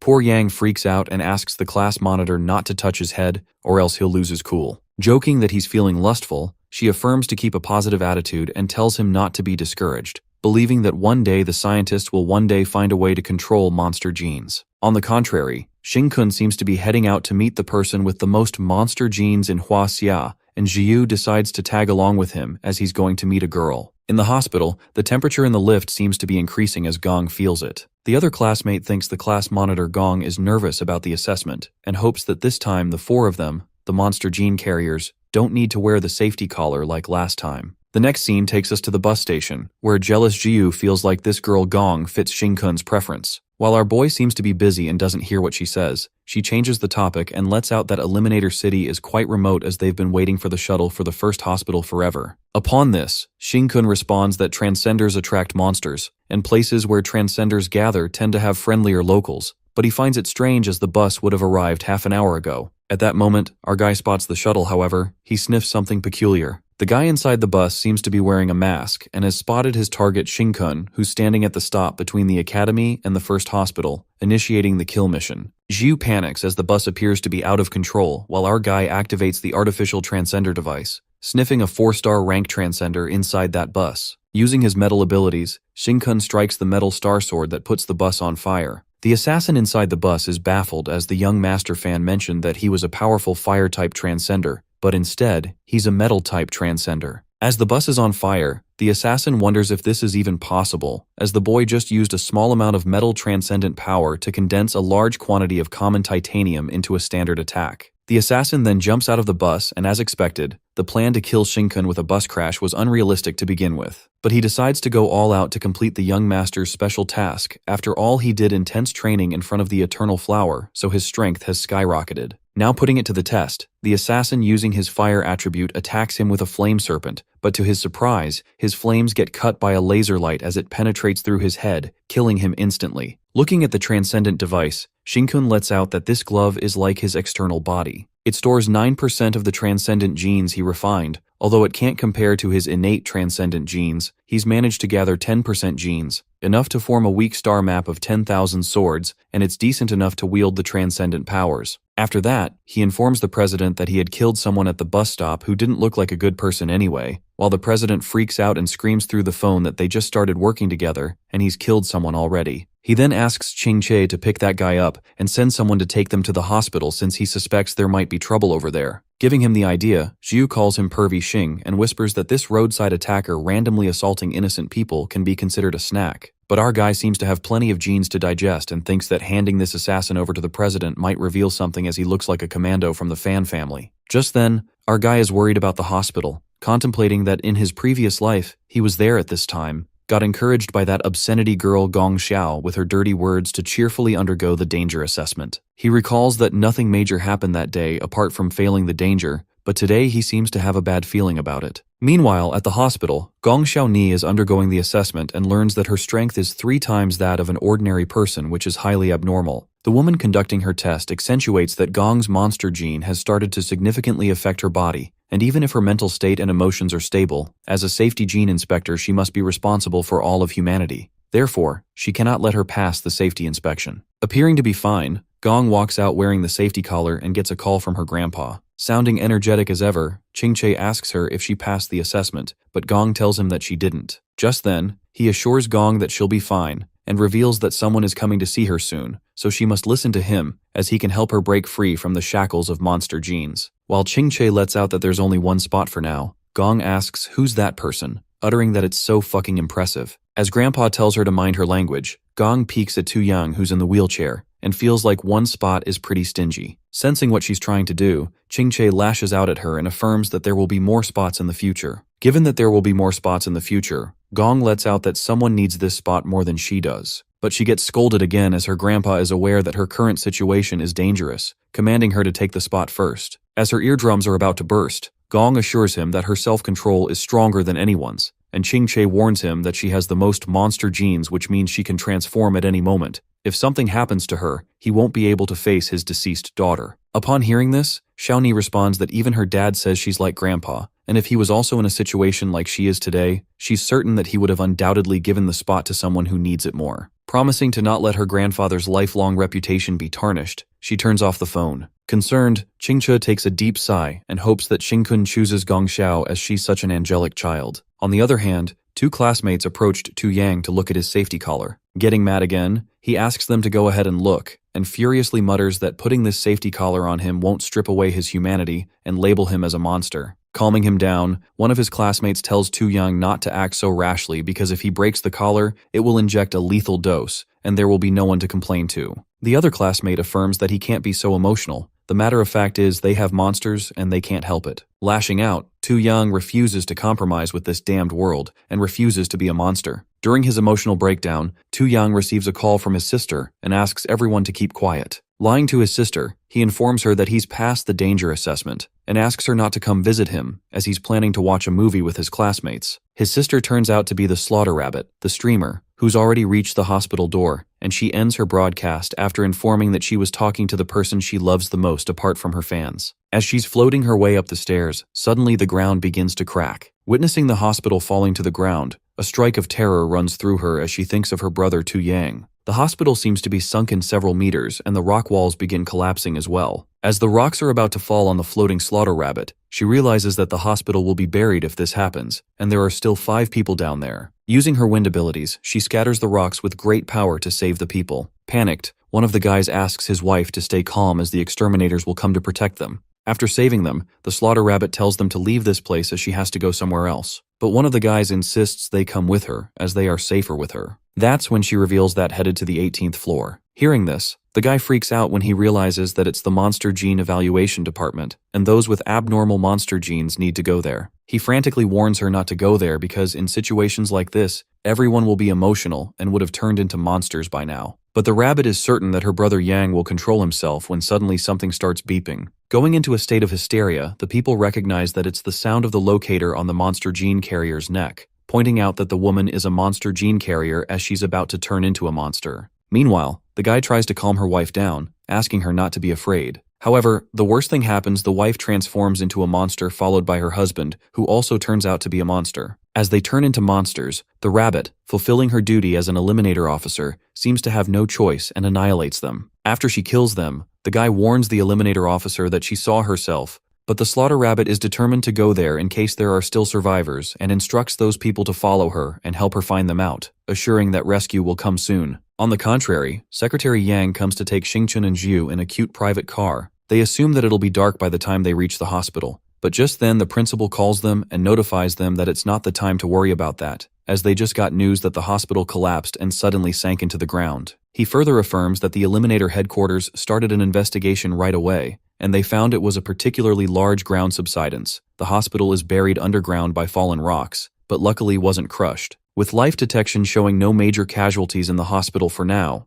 Feeling dubious, our guy recalls that in his previous life, the hospital didn't sink into the ground like this, and that he was ambushed earlier, concluding that there's definitely something fishy going on. With that, Xingkun asks the headmaster to send someone to bring Zhao Xing and Xiao Tao from his team, adding that he also needs to borrow someone from him. The scene then switches to Xiao Tao rushing to her brother, freaking out, and expressing that she's feeling strange. No matter how she eats, she keeps on getting hungry, and couldn't even believe herself that she ate 30 buns. Highly concerned, Xiao Tao lets out that at this rate she might turn into Zhao Big Tao. Witnessing her brother with plenty of empty food bowls, she asks him how much he ate, and Sheng, who's looking awful, with a mouth stuffed with food, mutters that if they keep eating like this, they'll go bankrupt. And weirdly enough, he still feels angry, even though he eats until he feels like his stomach is going to burst. Just then, Xiao Tao reveals that just now her transcendent gene was growing rapidly, so she drank a vial of life essence, and it actually helped her release the hunger. As soon as Sheng hears about life essence fluid, a rage of anger runs through him when he recalls that someone stole the vial of essence from him and goes to get it back. But Xiao Tao makes him understand that along with their appetite being increased, their strength has grown a lot too, so he better be careful in case he might accidentally kill someone. While Zhao is walking like a starving zombie, Wu Yin meets him and asks him to leave Xingkun's team. As Zhao warns him not to bother him, Wu Yin tries hard to convince him and elaborates that even though Zhao became a super rising star through Xingkun's help as he helped Zhao awaken. Giving a heads up, Wu Yin tells him that he's clashing against the Fan family so it won't end well, adding that after all, they're just ordinary people so even if they awaken, they can't compare to those with talent and connections. Walking towards Yu Xiong's table, Wu Yin spills that Xiong received help from young Master Fan and also got a lot of life essence fluid, which means he's starting to form his star map, calling him a chosen one. While Yu Xiong calls Zhao a repeater with 39% genes and asks what he's trying to do with his underlings, Sheng cuts to the chase and asks if he wants to repay him for the life essence on behalf of his underlings. Thinking that he's out of his mind, Yu Xiong challenges him to take it, and Wu Yin freaks out, advising Zhao out of respect for their friendship not to fight. Meanwhile, Wu Yin keeps spitting nonsense and lets out that it's not a comic or a movie where defying power leads to dramatic success, concluding there won't be any miraculous outcomes. Yu Xiong dares him to break his water shield and Sheng, who's driving mad with hunger, smacks him so hard that not even his water shield breaks but his face also gets nearly broken. Snapping it out, Zhao is surprised by his strength and gets lucky that he stopped in time and didn't beat him to death. Witnessing this, Wu Yin clarifies even if he wins one round they can never enter their circle and will always be cannon fodder for them. That's when Shang Guankui comes to the lunch area and calls out for Xiao Tao and Zhao Sheng, informing them that Xingchun is calling them for a mission. All the students are left astounded to see Shang Guankui, the strongest transcender in Nanyue and the school guardian, the kind prodigy who is actually calling out for Xiao Tao and Zhao Sheng. Upon hearing this, Wu Yin seems to be regretting his life decisions and goes into denial. Realizing that he fucked up following the wrong guy, Wu Yin low-key convinces himself that his decision is not wrong. For people like them, living carefully is the only way to survive. Not realizing that he's the cannon fodder himself, he ponders that they're just pitiful piles of dirt under the powerful and will never succeed. At the hospital, the 18th floor is unaffected, and Gong Xiaoni asks Captain Xiao if he's always this impatient. Asking him to relax, she tells him not to act like he's about to draw his weapons at any moment, assuring him they won't turn into monsters that easily. Captain Xiao can't afford to be careless as the monster gene carriers are like ticking time bombs, plus this might put other patients at risk, given all patients on this floor are monster gene carriers. So even if their monster genes are minimal, being bitten by a monster would trigger their transformation. Pointing towards the staff who have received hazardous pay for working on this floor, he lets out that their lives are still vital to society and far more precious than those monster gene carriers. Just then, Captain Xiao expresses his rage, erupting that if it were up to him, he would become a demon for the sake of humanity and kill all the monster gene carriers to eliminate further threats. Thinking it's a bit extreme, Gong Xiaoni lets it slide and turns to Tu Yang, channeling her inner enthusiasm. She shows Yang that she's got the safety collar too and asks him to ride the subway together later so he can jerk off while she can cheer for him from the other side. Lighting up the mood, she squishes his face and asks him to show enthusiasm as they still have some people who love them, so as long as the sky hasn't fallen, they'll have to control themselves. Suddenly the building begins to rumble as it feels like an earthquake. Gong feels weightless, and it appears that they are moving upside down as the rocks start falling. After a while, Gong opens her eyes and wonders how long she was unconscious, finding Captain Xiao standing guard to attack them. Asking what's this all about, the captain clarifies that with such a major incident, her presence is extremely dangerous, revealing that he knows that if she turns into a monster, the lethal poison might not be effective. Appearing to be okay, Gong comforts her classmates not to be affected by his and enters their state of serenity. She then mentions to Captain Xiao that they've undergone special training and won't lose control easily. Instead, he's the one being unprofessional. constantly provoking high-risk monster gene carriers. Gong lets out that his prejudice will make him lose focus and put him in great danger. And that's what happens when suddenly a monster bites off the captain's shoulder, and he doesn't even realize that the low-risk monster gene carriers turned into monsters even faster. As the captain is devoured right in front of them, Yang, who's fallen out of his wheelchair, asserts that they've had to leave as the monster will evolve after eating the 3-star ranked transcender. They decide to go to the nurse station immediately, where the glass and doors are bulletproof. However, the nurses are scared witless and are armed with guns. Certain that the nurses won't let them in, another monster seems to be coming their way and they have nowhere to run. Panicked, one of the guys thinks they are doomed, and even if they control themselves, they will turn into monsters if they bite them. Finding a quick solution, Gong Xiao says that they need to check the lower floor, and with that, she digs a big hole into the ground with her immense strength. They all jump into the hole to the lower floor, and her classmate is amazed as to how she did this. Gong lets out that they just need to be in a semi-mutated state. It's like going without protection. As long as they control it well, they won't get pregnant. But her other friend warns her not to do it again, as she might not be able to control it next time, and if the safety collar gets activated, she'll be poisoned too. Being the jolly person she is, she asks them to focus on scouting ahead and controlling themselves. Outside the collapsed hospital, the vice director of the first hospital of Eliminator City is an old-looking lady standing near the rubble along with a nurse. Fortunate enough to escape the disaster, their hospital seems to have sunk underground and buried under a massive amount of rock. After a thorough investigation, they happen to find out that their hospital structure hadn't been crushed by rocks, but rocks, and the hospital had reached a delicate balance, adding that attempting to dig aimlessly can trigger a chain collapse. She emphasizes that they must conduct the rescue without disrupting the balance, and after the expert calculations, the rescue will involve 2 Eliminator teams each led by an Earth Transcender element and geological structure expert. In addition, to open these access points, the Eliminator teams will mainly deal with monsters that might be in the sewer and the mutated monster gene carrier inside the hospital. The vice president then keeps a reward for the 2 teams based on the number of people they rescue. For every person rescued, she offers 10,000 yuan and 1 vial of life essence fluid as a reward.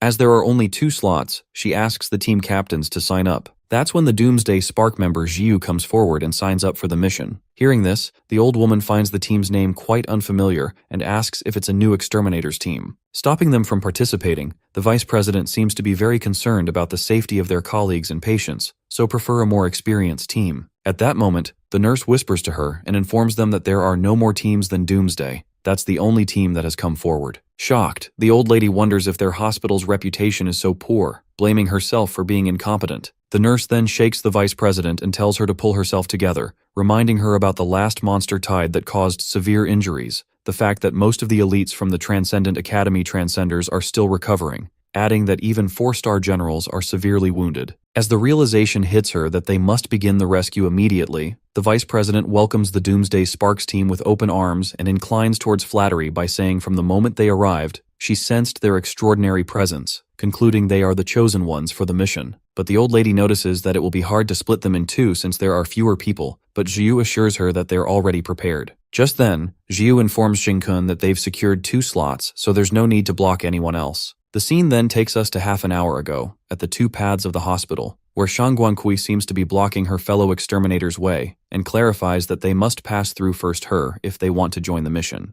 Without wasting a second, Vice Captain Ni Yang doesn't even bother asking, assuring Shang that there's no need for this and they'll head back, acknowledging that she must have her reasons for doing this. The second thing that happened half an hour ago was the students who unwelcomingly sneaked into the forest to fight that invisible monster and got injured are again going to participate in the hospital mission. However, our boy Xingkun tries to stop them and warns that there's something fishy about this hospital collapse, convincing them not to get involved for their own safety. Getting badly ignored, the students get past him like he's not even there. He ponders that last time these guys helped him buy some time so he can't just watch them go to their deaths. After all, he's a gentleman. With that, our boy activates his artificial transcendent device and creates a colossal star sword that blocks the students' way to step outside the academy. Asking them to listen to his reason, Xingkun keeps a condition, uttering that if they must compete with him for the mission, for their safety, he challenges them to come at him as a group. He assures them that he'll use virtue to persuade them. Intimidated, the students wonder if he's the most controversial super rising star and thinks that this brat is courting death in a new way. They wonder how much that super rising star was inflated and warn Xingkun that he'll get his face slapped if he acts so arrogantly. Acting weak, Xingkun laughs it off, saying that he was joking and agrees that seniors are scary. Affirming that they can't fight like this in the academy, our guy wonders if their academy has a traditional way to resolve disputes. Shinkun then draws a small circle on the ground and informs that whoever steps out of the circle loses. Since he's the one blocking their way, our fella ensures that they come at him together, promising he won't tell anyone that they were being cowardly. Driving the student transcenders mad, the Rootbreakers team leader gets certain that he's really asking for a beating, and the guy Yehan lets out that they don't need to go all out on him, getting prepared for a proper circle match. The girl recalls that the last one who played circle with her couldn't keep his pants on, while the other guy assures Chinkun that they won't gang up on him and is excited to experience the sword of his junior. Having to share some tips with him, the senior Yehan Transcender wields his sword and accentuates that Shinkun cultivated the star map of 10,000 star swords and focused on using transcendent power to forge many swords from ordinary iron, deciding that bigger isn't always better. Han lets out that his sword is too large, so every time he wields it, it drains his transcendent powers greatly, making them deplete quickly so it's unsustainable. Saying that he needs to find a balance, the senior warns Shinkun that his sword is unbreakable. Appreciating the advice, our guy admits that this is the only move he knows and hasn't the chance to learn any other techniques yet. In other words, he couldn't copy other techniques. Absorbing the remaining iron, now that Shinkun has more transcendent powers, he decides to forge a big sword and forge a colossal sword that he carries on his own, heavy enough that makes the ground beneath him break. Witnessing this, Yehan is flabbergasted to see the ground crack and blows his mind away as Shinkun catches the sword without using transcendent power, lifting it with physical strength. While all of them gape in astonishment, they wonder if he's a monster, convinced that the Transcender seems to have that kind of strength. With that, our guy asks if they are ready, and it looks like he's going to attack that big-ass sword at them. The senior assumes that he's going to use that sword like a club, but they overlook the thought and believe that the bigger it is, the less precise it will be. They cheer on Yehan, trusting that his sword can destroy his club-like sword. Using the Divine Sword Star map, the overconfidence gets the best of him as Han slashes the sword, and as expected it breaks in flashes when Shinkun crouches and strikes his sword. Staring at Shinkun's sword, which still has a large piece left, they are left speechless and are amazed to see his quick reflexes, given that he was moving that sword with so much perseverance. At that moment, they realize that he's going to swing the sword at them now, and that's when our guy swings that gigantic club for a heavy collateral damage, scaring the shit out of everyone. He makes the move without damaging anybody and successfully makes them highly insulted.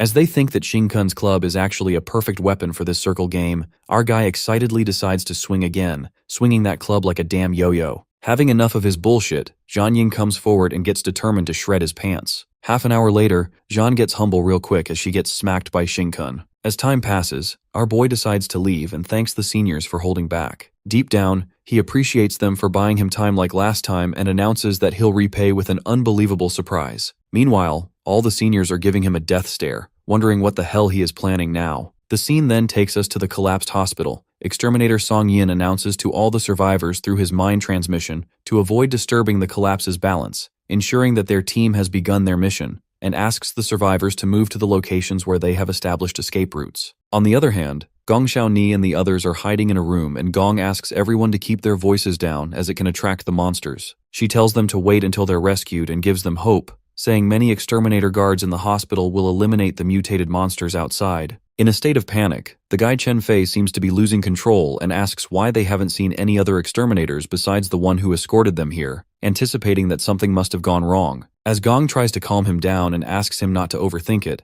suddenly, they hear a monster roar which makes everyone scared to death and also provokes Chen's emotions. While Gong tries to convince them that the monster didn't notice them, at that moment, Chen Fei's collar begins beeping. Chen Fei's veins start to pop out and Xiaoni pleads to stay calm, uttering that even Tu Yang, a high-risk gene carrier, is steady with the safety collar on. Panicked, she asks Chen to hold on a bit longer, but it seems like that poor guy can't do anymore as tears start streaming down his face and lets out that this damned fate must have been sealed from the start as he can't resist anymore. Mutating into a monster, Chen apologizes for causing trouble for his friends and pleads to be stronger than him to keep fighting. Meanwhile, Chen Fei transforms into a monster. They assume since Chen's monster gene is at 84%, he'll become a monster as powerful as a second-tier one. The guy Lin Tao panics and states that they have to go outside, but Gong refuses since monsters are waiting to eat them. Abruptly, Tu Yang takes the responsibility to handle Chen Fei and asks the class monitor Gong to find a way to get out of here along with Lin Tao. Getting sentimental, Tu Yang asserts that he's a high-risk monster gene carrier and his legs are weak so there's no chance of survival by staying here, muttering that he wants to live and fight with everything to hold back Chen Fei. However, The most unexpected things happen when blue flames emerge from the lower flower and take Chen Fei instantly. While everyone is appalled as they try to process the situation, they think that Chen Fei is burned to death. Thinking, what in the world is this? They guess that the exterminator team is recusing them, but there's no way they can act so fast. Just then, they witness a dark abyss from where the blue flames emerged earlier and took Chen Fei. Giving it a thought, Lin Tao supposes that monsters below 4 rank don't have elemental powers, so the blue flames that occurred just now could be Transcender or 4 rank monster. Either way, Lin believes that it's the Transcenders below them,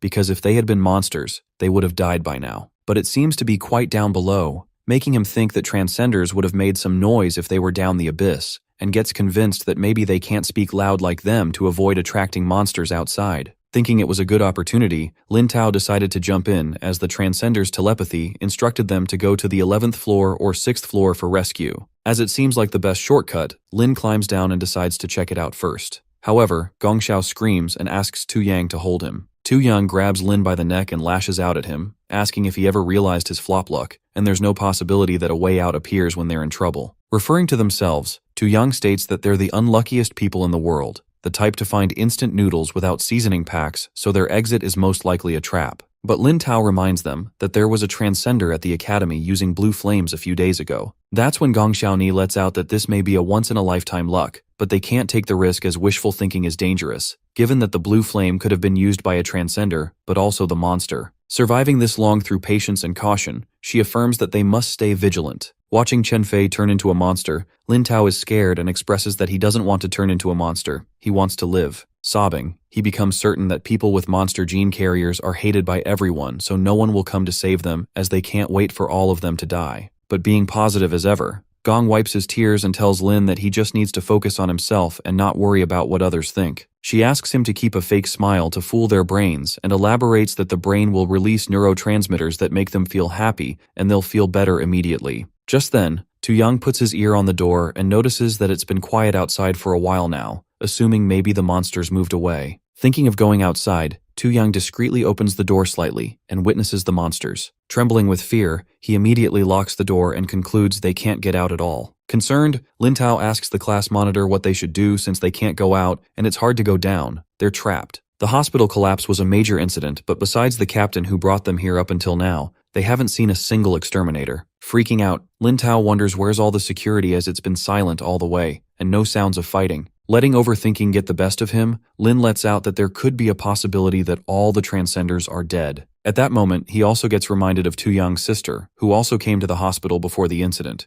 and assures that she won't be in danger because girls usually say they're arriving but have just left home. While Lin Tao fakes his laugh, Tu Yang, after hearing about his sister, is about to go stark raving mad. Just then, Gong calms him down and tells him to think of his sage time while Lin Tao freaks out and utters not to mutate as the safety caller will him. The scene then shifts to the 4th floor of the hospital, the radiology department, where Tu, the slaughter rabbit, along with the rescued people arrives there. Thinking they're saved, they are shocked to see so many people alive in the department and are relieved to see them. Feeling dubious, the slaughter rabbit gets to know that the rescue has gone unexpectedly smoothly and there is no more danger. That's when another exterminator recognizes Captain Bunny from the Nan Yue exterminators team and appreciates her great work in rescuing the people from the first 3 floors. The exterminator informs Captain Bunny that the crisis at the hospital is over. Now they just have to wait for their colleagues outside to rescue them. Finding it unbelievable, the slaughter rabbit asks if all the people from the other floors are saved and about the monster's situation. Well, it turns out to be the 2 exterminators from the Fan family side. The exterminator lets out that they got lucky. The day the academy had monsters, he was injured along with the captain, so they were at the hospital for follow-up appointments when it collapsed. They happened to respond quickly and rescue the trapped people in here, adding that they teamed up with hospital security to clear out the monsters from uncontrolled monster gene carriers. Just then, she finds the security resting on the floor and the underling of the young master Fan. The guy exterminator states a silly reason, saying that they all were exhausted by the major incident and are resting. Certain that something is suspicious, Tu doesn't seem to believe him, and that's when the exterminator believes that she must have been exhausted too, asking her to take a good rest. At that moment, the guy uses the 4-star spirit transcendent power, known as a mental suggestion, and tries to hypnotize her to close her eyes to make her sleep. However, the girl seems to have no effect of his hypnotization and asks if they rescued everyone, and where are the people from the 18th floor. Startled, the exterminator is surprised as the hypnosis doesn't work on her, which means that Tu is about to break through to 4-star transcendent. The girl exterminator, also from the Fan family, states that the 18th floor is inaccessible. assuring that the staff from the 18th floor will enter their protective rooms and wait for the final rescue. She mentions that in case of an emergency, the hospital's protection mechanism activates and seals off the special layer protection on the 15th floor with all the other departments related to monster gene carriers. Concerned, Tutu asks about the people aside from the staff who came from the treatment, and the girl exterminator responds that they can't do anything about monster gene carriers as they prioritize the greater good. With the hallway blocked, Tutu tries to run away to the 18th floor and says she's going to find a way around from outside, leaving this place in charge to both of them. As she goes to find the 18th floor, the girl exterminator seems to have no choice as the hospital collapse must be labeled as not a major disaster without serious consequences, and this rabbit girl seems to be interfering with the young master fan's plan, so they need to eliminate her. The scene takes us to the sewer system, where the chief rescue commander, a bald man, seems to be lashing out at the hospital's vice president for coming quickly, affirming that it takes an hour to stabilize the collapsed structure with transcendent powers. The vice president lets out that their colleagues in the hospital are buried, and their lives are at risk, so it's better to rescue them sooner. Screaming for no reason, the chief commander seems to be wasting time and utters that they need thorough preparation to proceed with the mission. He assures the vice president that exterminators have deployed enough security in her hospital to handle any issues, and according to the report, there are still 3 exterminators inside, so nothing will go wrong inside the hospital. Meanwhile, the chief is bossing the poor old lady around as she gets nervous and makes it clear not to get in the way here. That's when our guy steps forward to the bald man and questions if anyone gets hurt or dies because of his slow rescue, and whether will he take responsibility with his bald head. With a death stare, Shin-kun asks if his bald head is tough enough and if will it take one slash to split it in two or shatter it completely. The bald chief wonders where the brat came from, acting high and mighty, and Loki thinks of crushing him for acting tough with him. Just as the bald guy is about to say something, Shin-kun, with his monster king's pressure, plays with the chief mental state as he finds himself standing in the monster's mouth. Snapping out of it, the bald chef seems to be trembling with fear, and Shin-kun, with a devilish look in his eyes, asks him nicely to get out of the way and let them through. As the chief refuses, Shang Guangquei shuts him up and threatens to cut him down. Scared shitless, the bald chef allows them to go inside and informs the 2 Earth-type transcenders experts are waiting inside. While the chief can't help but wonder what just happened, Shin-kun halts for a second and asks if it's the Fan family's doing, catching the bald guy off guard. Sweating, the chief denies and asks what he's talking about, telling him to hurry inside and carry out the mission. Smirking, our boy utters that he understands that makes the bald man nearly pee his pants, wondering if he got exposed. With that, the Doomsday Spark's first mission begins. The scene then takes us back to the radiology department, where Tutu hides behind a wall. Thinking that she's going up the elevator shaft, the girl exterminator lets out that it's blocked by rubble. As they walk towards the elevator shaft, they find no one there, wondering where she'd go. Suddenly, Tutu emerges from above and sneak attacks them, stating that in such a quiet space, wind allows her to detect every move and recognizes that those little actions clearly indicate an attack on her. Sensing their ill intentions, she questions them about what they did to the security, and that's when the guy exterminator attacks her with a spirit blast, making her head hurt. She is surprised by the spirit attack and identifies that it's a 4-ranking Transdenar's spirit blast, speculating that he's been hiding his strength all along. Grasping that they do really intend to kill her, Tutu is again attacked by the girl exterminator and manages to dodge it by an inch. The girl uses a celestial sword star map, casting a waterline cut that is such a destructive power that just a touch would turn anyone to pieces. Fortunately, Tu escapes the narrow margin and is shocked at the thought of where these 4-star transcenders come from. At that moment, Tutu is trapped as the guy is ready to attack her and the girl, saying that she would cherish someone as cute as her, but she just interfered in the plan and now it looks like she'll have to put a big hole in her. Using the all-piercing celestial sword, the girl strikes her with a water star explosion that pierces through the ground,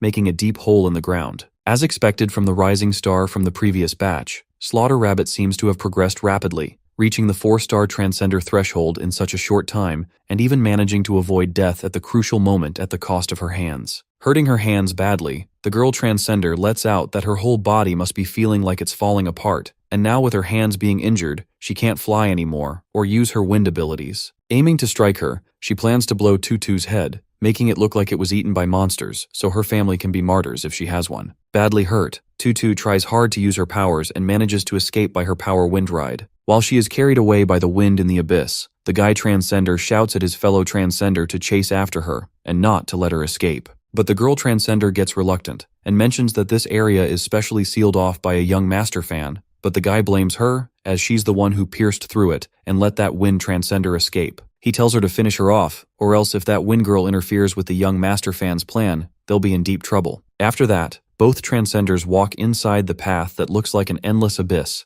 and the girl lets out that something feels off, asking the guy if he knows what the young master is planning. While walking suddenly, one of them steps on a tree root and finds it strange. Overlooking that, the girl transcender tells him to focus on finding the slaughter rabbit as she's seriously injured, so chances are that she might already be dead in there. As the guy becomes adamant to find her body or see her alive, abruptly, the tree roots behind them begin to wriggle and seal the area without them knowing. In the sewer, the Earth Transcender guy who's leading the way finds their allocation unreasonable as they split into two teams. One team with 4 people. Even Nanyue's strongest Shang Guankui is on this side along with Jiu, Xiao Tao, and Zhao Sheng. Wondering how they even managed to get to her, he mentions that the second team has an unknown captain, referring to Xing Kun, who's the only one on his team. Making a weird-ass face, Zhu murmurs that pervert Xing is planning to be the hero to save the beauty, the president's granddaughter, as she's totally jealous at how he peeked at her photo. Not to mention that the rescue captain on the other side is also a young lady, referring to Shang. While an Earth Transcender expert asks what she's on about,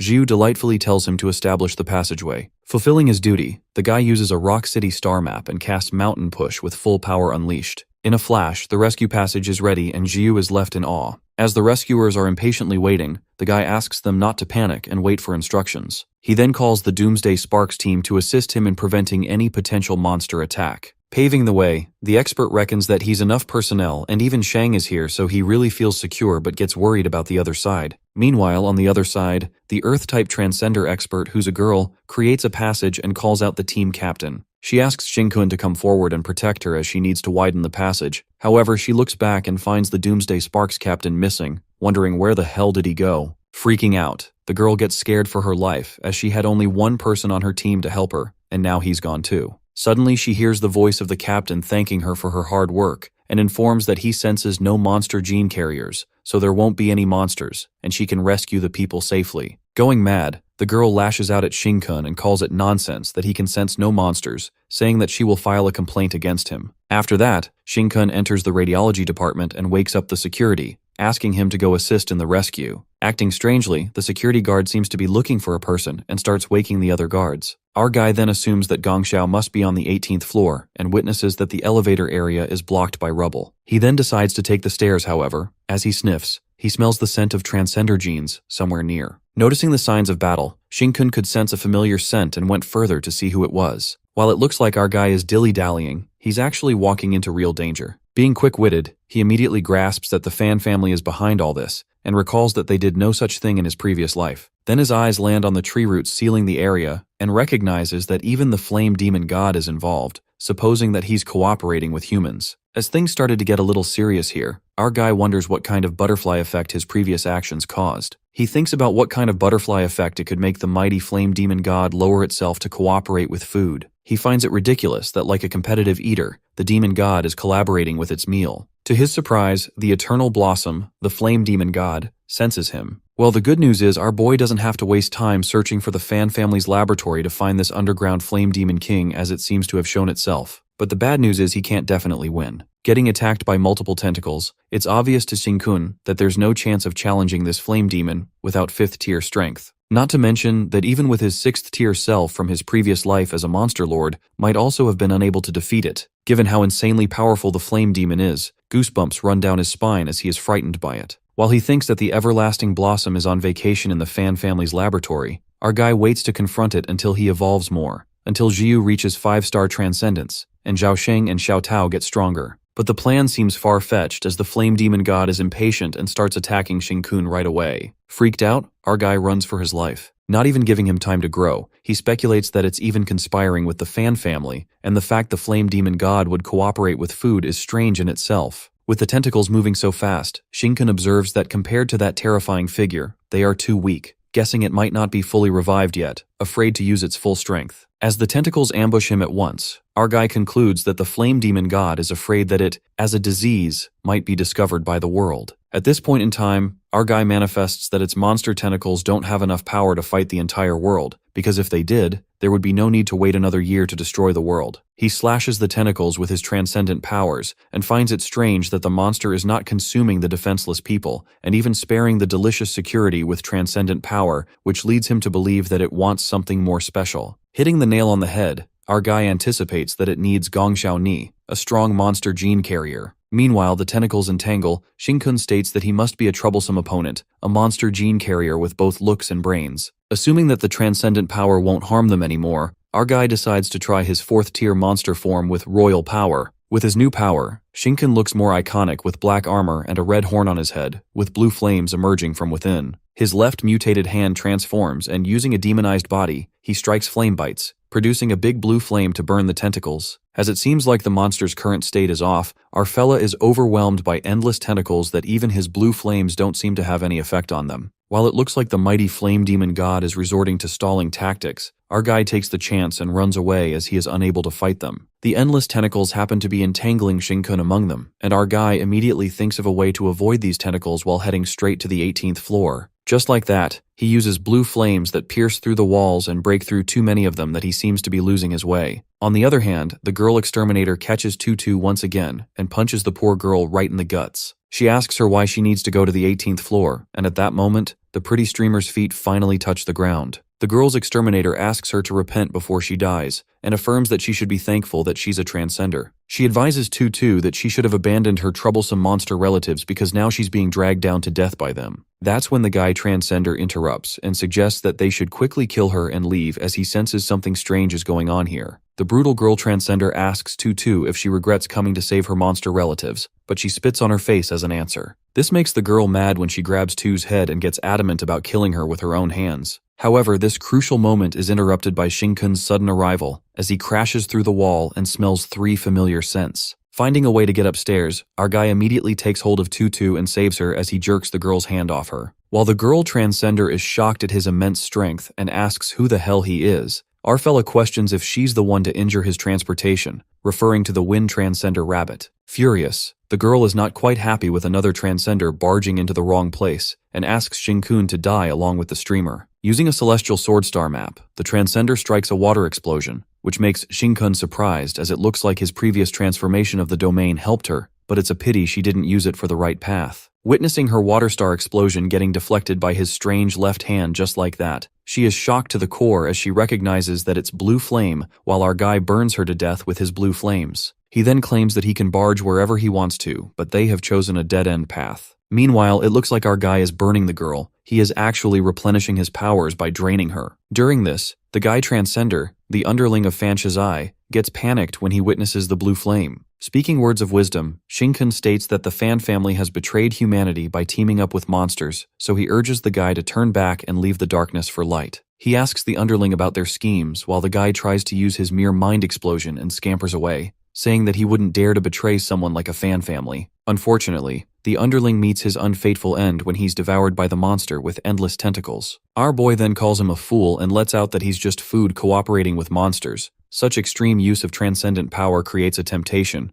It's impossible that monsters can resist eating him. After that, he leaves the place and wakes up Tutu, pinching her cheek. The girl seems to be fine and kind of feels shy. Asking if she's in danger again, will he always come to save her? She assures if it's him, she'll open the door for him. Having enough of the cringy shit, our guy tosses her away, and deep down he thinks that he's now a reformed man. Slaughter Rabbit then lets out that she needs his help for something to take her to the 18th floor, which is where Shinkun needs to go as well. Shinkun then asks for a favor from the Broken Rabbit, and lets out that he needs her to use the method she did last time to fly him to the 18th floor. Lying down, she seems to have no problem, but with both of her hands broken, she can only use her feet to cast Wind Ride. Not being proficient enough to carry 2 people at once, Tutu gladly tells him that he'll have to hold on to her the entire time. Creeped out, our guy could definitely sense the ulterior motives, and she screams to immediately carry her as they're attacked by the monster. Jumping onto him, Tutu, being a pervert, rides on Shinkun's shoulders with her voluptuous bosom and gives a weird-ass expression that almost makes our guy call the police. With that, she makes Shinkun fly upwards while he clears any obstacles in the way. As they break through another wall, they are attacked by a monster there as well. While they escape from the monster, our boy ponders that Tutu filled the entire upper space with countless tiny wind elements that broke through the floor, allowing her to find the optimal route at the fastest speed. Our guy gets that she's exhausted, and she admits that facing those 2 4-star transcenders drained her transcendent energy. However, she doesn't back down until she saves her brother. Just then, Shinkun decides to give her a boost, and suddenly, she gets flustered as he pinches her thigh, thinking what a pervert he is. But our guy seems to be injecting a small amount of monster genes to stimulate the rabbit's transcendent genes with his tentacle. At that moment, Tutu's heart starts pounding, Her blood and even her transcendent genes feel like they are on fire as a power surges within her. Turning red, she concludes that she actually likes Shin-kun so much. On the contrary, Fan Shizai is surrounded by the monster's tentacle while the demon informs him that the traitor has stepped into the trap. Being the true evil he is, Shizai obtains information thanks to the Lord Flame Demon God and locates the target. Through the Flame Demon, he gets to know that Blue Flame is actually a monster,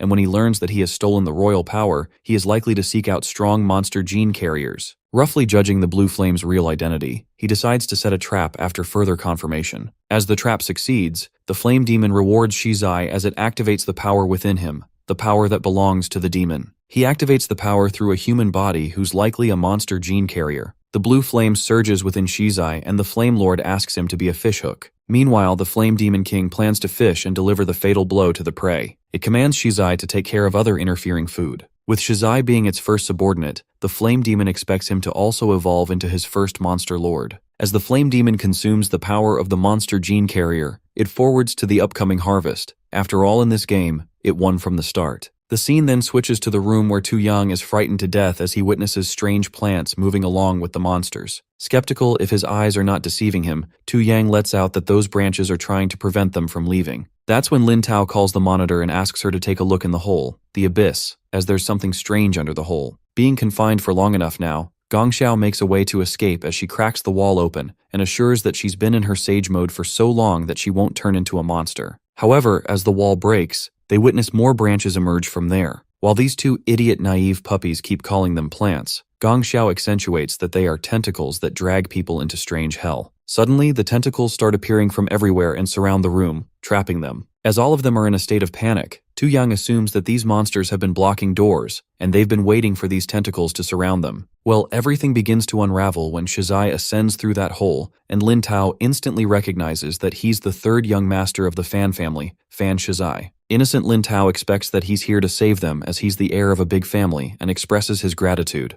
However, Shizai approaches him and says not to thank him yet, revealing his true evil intentions and clarifying that he's not here to save them. Flabbergasted, Lin lets out that he's from the Transcendent Academy, which means he's an exterminator who must save civilians. As the evilness exudes from him, Shizai admits that he's an exterminator, but he makes a shocking remark about the monster gene carriers, muttering if they are even considered as humans, and states that they're just anomalies mixed in with humans, a pre-monster that could people at any time. With red flames surging from his hand, this evil bastard lets out that no one even bothers to rescue monsters, and as Lin Tao utters something in his defense, Shizai casts fire at him. While Gong Xiao runs towards Lin, the tentacles grab hold of Gong as they trap her, and Shizai makes it clear that no one can escape as their values have increased, not only as monster gene carriers, but also as shells and baits. At that very moment, Shin-kun appears from behind with Tutu at his back. Shizai welcomes him and finally understands why he lost to him, a kid with no backing. As it turns out, he had some tricks up to his sleeve. Upon hearing this, Shin-kun realizes that Fan Shizai indeed saw through his identity. That's when Shizai lets out that now the fight will be fair for both of them,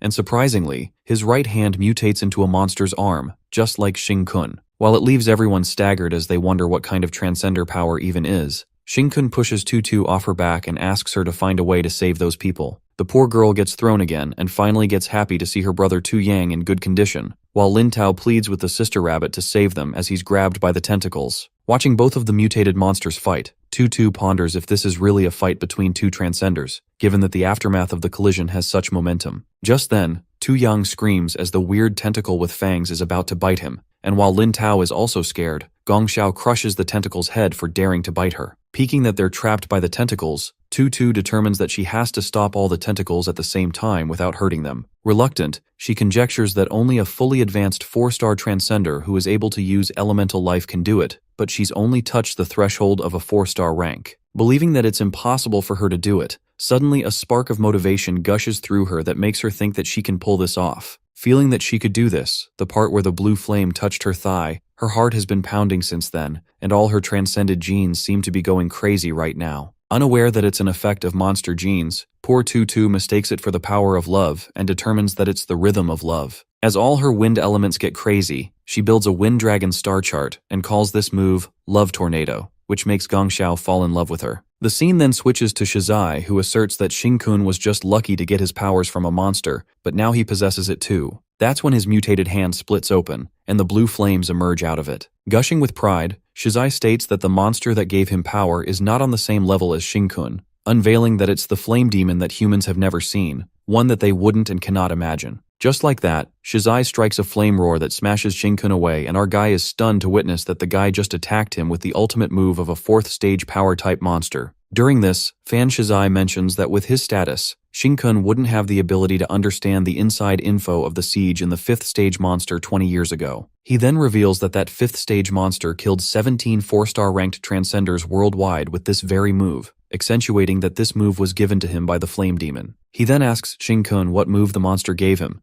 the one who bestowed powers upon him and degrades him, assuming that it's weaker or smaller than other ordinary monsters, or some flashy skill like changing hair color. Shizai lets out that he's fallen into a trap, so there's only one way out for him, and that is death. With that, his arm further transforms into 2, and decides to give Shinkun a chance. He even offers to help him get rid of the weak monster that gave him power and switch to the side of the flame demon. Forgetting their unpleasant past encounters, he tells Shinkun to rest assured as an heir of the Fan family, he has a big heart. But there seems to be a condition when Shizai asks him to hand over the flame demon's kingship, and everything will be forgiven. At that moment, our guy finally figures out the power Shizai has in his body and asks him if he knows what he's doing. Being certain, the young master affirms that he's leading everyone to the pinnacle of life and to truly control their own lives in return. Deep down, Shizai is left bewildered as Shinkun takes a hit from a flame roar and remains unaffected. Low-key panicking, he wonders if our boy Counterflame roars with the same level of power as him, and is left in disbelief as to how he could have such power, guessing that it's because both of their elemental nature are the same, so he has better resistance. After that, our guy gets in action and knocks some sense into Shizai that he's being a fool for dragging humanity into hell gradually. With that, Shinkun, using his black blade, incredibly slashes through Shizai's mutated arms. Shocked to the core, the young master is startled to see Shinkun's monster arm, and presumes how that black bone spike easily cut off his monster arm. While Shizai's hand regenerates, our guy knocks some sense into him, and utters that hunters will cooperate with their prey. Leaping towards him, Shinkun asserts that he's being a monster's slave by assisting them, and they will only consume humanity faster, believing that Shizai must have thought of that. As Shinkun slashes the blade into his monster arm, Shizai asks what qualifications he has to talk down to him like this. Without a hint of shame on his face, he admits that he knew this when he was given the monster power, but at the same time, he deeply knew that he could not fight back, concluding that humanity is doomed and the world will perish. While his mutated arm regenerates, Shizai lets out that as long as he can trample the majority underfoot, it doesn't matter if he becomes a monster's slave. Talking nonsense, the young master even plans to set up human farms to let monsters eat humans, and in that case, human society will continue to exist as he serves the monsters. Striking his monster red flame hand, the evil Shizai thinks that he's saving the world. He thought that Shinkun would understand his feelings and they could serve the monsters together. That is why he gave a chance to surrender. After all that talk, Shizai says that he has been serving the monsters all along too, and Shinkun replies, saying that he doesn't like degrading himself. Meanwhile, Shinkun notices him using the star chart to utilize the monster's power and thinks that he can't pull this off since his monster power is too little. That's when our guy grabs him and reveals that the monster power in Shizai's body is devouring his transcended genes,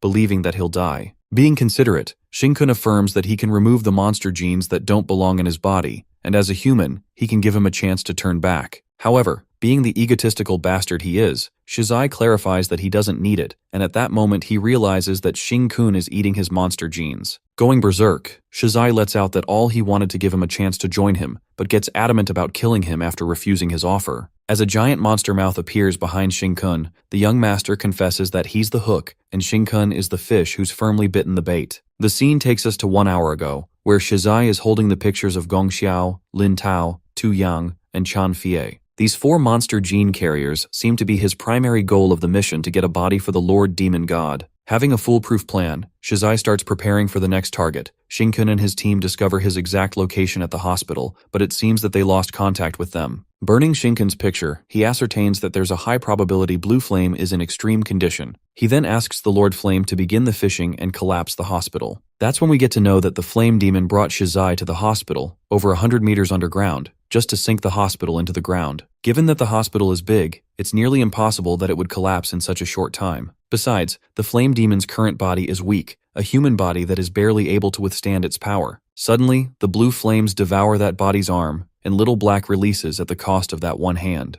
While Shizai thinks that this is not enough and the demon has to take the other arm too, that black ball bumps against the wall, and this results in a large explosion of blue flame. Gaping with utter astonishment, the guy assumes that if the body carrying the flame god is strong enough, then she can use this move without any scruples. As the hole is too big, the hospital begins to collapse as the rocks fall in a heap. Shizai thinks about the monster gene carriers brought here at the request of the flame god, and at the moment, the flame god, in the woman's body, bestows the power of extraordinary evolution to all the monster gene carriers tied down. Suddenly, all human bodies begin to evolve into tentacles as their bodies are ripped apart. Taken aback, Shizai stiffs for a second as he presumes that the flame demon's body directly devoured those monster gene carriers, mutated them all into countless tentacles, and let them burrow into rocks to prevent the hospital from continuing to fall. Witnessing this, goosebumps run down his spine as he finds it terrifying. Coming to the present scene, Shizai, with a devilish smirk on his face, reckons that there's no way humans can fight off the monster and plans to survive in the monster's mouth and become superior. Confident that he can ensure more human survival, Shizai thinks that Shinkun should die now. As our boy is trapped inside the entangled tentacles, he pierces through them with his spikes and calls everything bullshit that narcissistic personality disorder, Shizai, has said, spouting nothing but nonsense. Shinkun reminds him how he surrendered when facing a monster, and going back to 8 years ago, he'd be considered a traitor and get executed by everyone. While the monster's tentacles surround them, our guy tells Shizai to survive under the monster's mouth before he boasts. That's when Shinkun activates the monster domain, devouring humans, and entraps himself and Shizai into the domain that even the tentacles are unable to get through.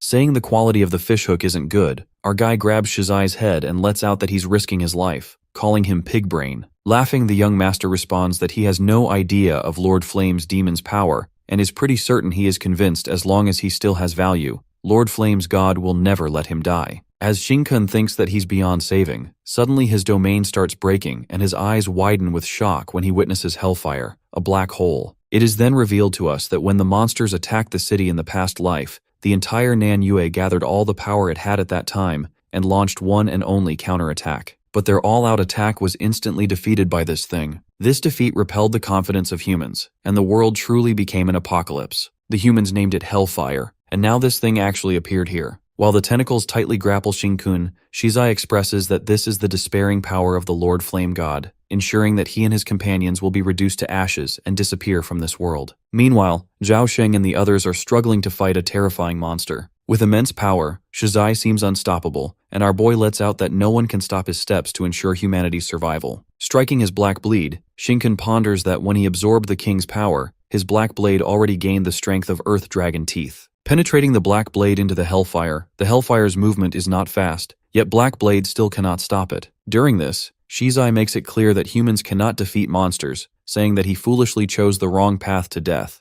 However, Shinkun interrupts and replies that he's wrong for underestimating humans so much. Activating his artificial transcendent device, our guy lets out that he might not know this, but monsters also fear the humans. Monsters are afraid of human transcenders. That's what Shinkun says as he is banged into the wall, held down by the tentacles from Shizuya's mutated arm. Asking if he still wants to escape, Shizai utters that even walls aren't as stubborn as him, and tells him to stop pretending with human supremacy shit. Not letting him escape, he strikes the tail to crush Shinkun. However, our guy makes it clear that he wasn't trying to escape. Instead, he was just calming down. He further emphasizes that Transcender and monster power are theoretically from the same source, but the reason why monsters overpower the Transcender is that they awakened thousands, even millions of years earlier. While Shinkun thinks the previously invisible monster indeed looked like a Triceratops, Shizai asserts that even if humans have unlimited extraordinary potential, it has nothing to do with his 1% transcendent genes. At that moment, the young master notices that the fire element on Shinkun's body is off. He analyzes that the blue flame on his body and Shinkun's body are different from Transcender's fire element that seemed to have wind originally. This blue flame element is bloodthirsty and violent in the beginning, filled with a primitive hunger and desire and unusual wind element. But now, these fire-racing elements seem to have calmed down, as if a ruthless general is forcibly turning uncontrollable low-level idiots into an army. Shizai surmises that Shinkun's 1% transcendent gold element is commanding his monstrous fire elements that even the flame demon's controlled tentacles have become usually restless. That leads Shizai to question himself if monsters are truly afraid of transcenders, and if that is the case,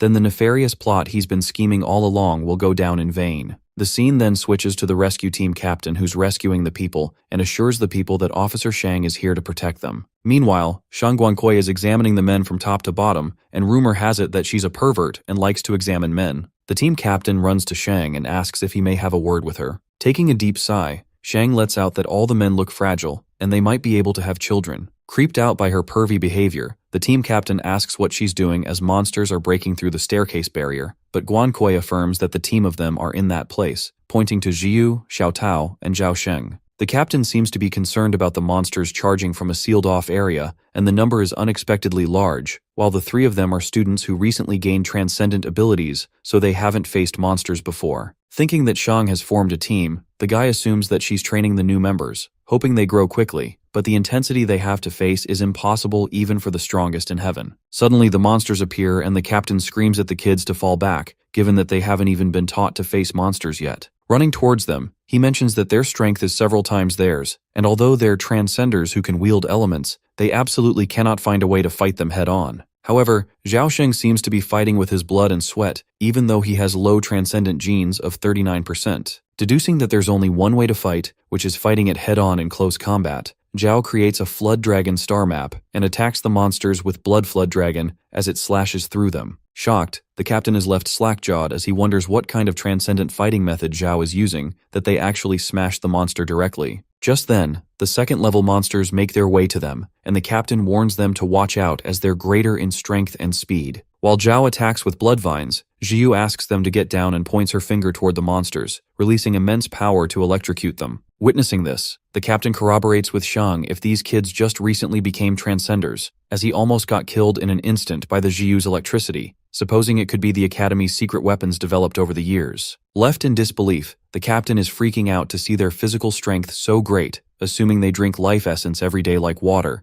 and compliments Shang that the new teammates she chose are incredible. However, Shang clarifies that they are not her teammates, and she has no plan to form one, revealing that the reason she came here is because their captain, Xing Kun, asked her to lead the team and to protect as well. While the rescue team captain is awestruck that Xing Kun hired her, the strongest bodyguard in China, and wonders why he's so extravagant, Guankui makes it clear that he's misunderstood. At that moment, the kids are pushed back as the other monster group attacks, and meanwhile Zhao seems to be injured. The captain affirms that they're still inexperienced and casts a triple rock shield to block the monsters temporarily so they can take a break. Being an expert in laying foundations and stabilizing the Earth's structure, the captain admits that he's not good at fighting the monsters, but he can protect people. Deep down, the captain is panicking as he witnesses the monsters and speculates that they still have traces of humanity and haven't completely mutated yet, guessing that it's a third-tier monster. To their surprise, the monsters that appeared are next level as they broke through his triple rock shield. The captain is flabbergasted, finding it impossible as even a third-tier monster can't break his shield directly. Wondering if it's a special evolution, he casts Earth Crystallization and creates a crystallized wall to block the monsters that use most of his transcendent strength as his body barely holds on. But, abruptly, the monsters smash that crystallization wall that couldn't even withstand one blow, and the captain observes that the monster is still evolving. Just then, Shang uses her water serpent to pull back the captain. As he's being saved, he asks her to save the students as well as the monsters might be evolving into fourth tier, so it can be dangerous. As her water serpent drops the captain, Shang Guangkui makes it clear that she's not here to protect them, but only to protect the captain. Pissed, the captain asks her why she isn't fighting the monsters and slacking off like that too. Just then, the power is back on, and Guankui affirms that someone told her not to worry about the safety of his team, especially Jiu. During this, Jiu is casting the legendary domain. Shang further accentuates that currently no monster can harm Jiu's life, even the invisible monsters that have appeared already. Nonetheless, if any monster threatens her life, Shang needs to prevent Jiu from losing control and accidentally kill everyone around, so she's actually here to protect the captain. The captain doubts that Shang is afraid that her powers will go berserk, and she will accidentally kill everyone. After all, Jiu is just a freshman who recently awakened no matter how talented she is. As the lights fluctuate due to the electricity Jiu absorbs, the captain wonders how much power could she save in her body. He gets his answer when the lights go out and, scared for his life, he runs away after witnessing this kind of power, asking if it's really just the residual force outside her domain. Just then, Shang asks him to get out of here and take everyone with him. Terrified, the captain is freaking out thinking that the hospital has activated its self-destruct mechanism and counting down to their doom. Concerned, Guankui presumes that it was supposed to be a simple domain, but the amount of leakage seems too much. That's when Xiao Tao and Zhao Sheng are smashed away, and Shang is shocked to see that even the teammates are electrocuted. She then sends her water dragon to see the situation, and concludes that Zhiu's a full-blown atomic bomb. Panicked, the voice echoes in her mind about preventing Zhiu from going berserk and accidentally killing all surrounding life. At that moment, Shang realizes that there's no exaggeration in this statement. She speculates that even Xiao Tao and Sheng barely survived that earlier attack, but given the domain's intensity, they both are surprisingly unharmed. Recalling that the principal told her that Xing-kun is the blue flame, Shang contemplates even if he's the blue flame, there's no way he made these siblings who almost couldn't continue at Nanyue Academy become so strong in such a short time. Meanwhile, Zhao Sheng still thinks he's weaker than Big Brother and Zhiu, they need to work harder. Shang surmises that the growth rate is actually faster than her original self. It's totally unscientific. Zhiu's simple domain seems to have such a domineering effect that it can indiscriminately attack anything that invades the domain. However, this monster has some kind of power inside that allows it to continue evolving to the level of the previous invisible monster. It can break through her domain. At the same time, Zhiu's condition is extremely unstable, and the domain is on the verge of collapse, so once it collapses, it will be like an atomic bomb explosion. With that, Shang enters her simple domain and tries to invade with a water domain that can integrate anything. She then asks Zhiu if her transcendent genes have gone on a rampage, and why they have become so aggressive. Watching senior sister Shang, Zhiu is delighted to see her and is indeed reliable as Xingkun said. After that, Zhiu tells her that the transcendent genes are going berserk because of her intense emotions. Looking pissed, Shang wonders if Xingkun really expected her to handle this, basically wiping his ass. Suddenly, the monster outside the domain turns into a 4-tier, and Zhiu immediately casts compression, a big charge of electricity. Seeing this much compression, Shang shouts at her and asks if she wants to destroy this place, instructing her to retract it. In a state of panic, poor Zhiu can't control it, and frustrated, Shang thinks how Xingkun managed to turn her into this. Nonetheless, Guangque lets out that she can't watch her bury all the survivors underground, and with the help of her pipe, she swallows the compression ball, asking Zhiu to swallow 90% of it back into her stomach. She tells her to reclaim her transcendent powers. While Zhiu sucks all the electricity in her mouth and swallows, Shang's pipe now seems to have only 10% of the electricity, and she strikes the monster with it, believing that it should not disrupt the balance of the underground collapse. With that, the monster is blown away with a powerful burst of electricity released from the pipe, and Shang concludes that her transcendent genes level is very high. She tries to make Zhiu understand that elements of transcendent beings are not ordinary elements. Each time she launches an attack, she needs to let them deplete like a bomb. She further explains that each element gradually grows and gets stronger, slowly evolving into life elements. So as she does this, when her star map is completed, she can naturally advance to 4-star Transcender. While it seems like all of it goes over Zhiu's head, Shang, looking at her with a miffed expression, lets out that even Lin and takes a deep sigh that a genius with 95% transcendent genes does not get it. As Shang is about to explain in more detail, Zhiu, mentioning Newton's law of gravity, infers that they need to make elements recyclable. Looking utterly baffled, Shang mumbles what on earth she is rambling about,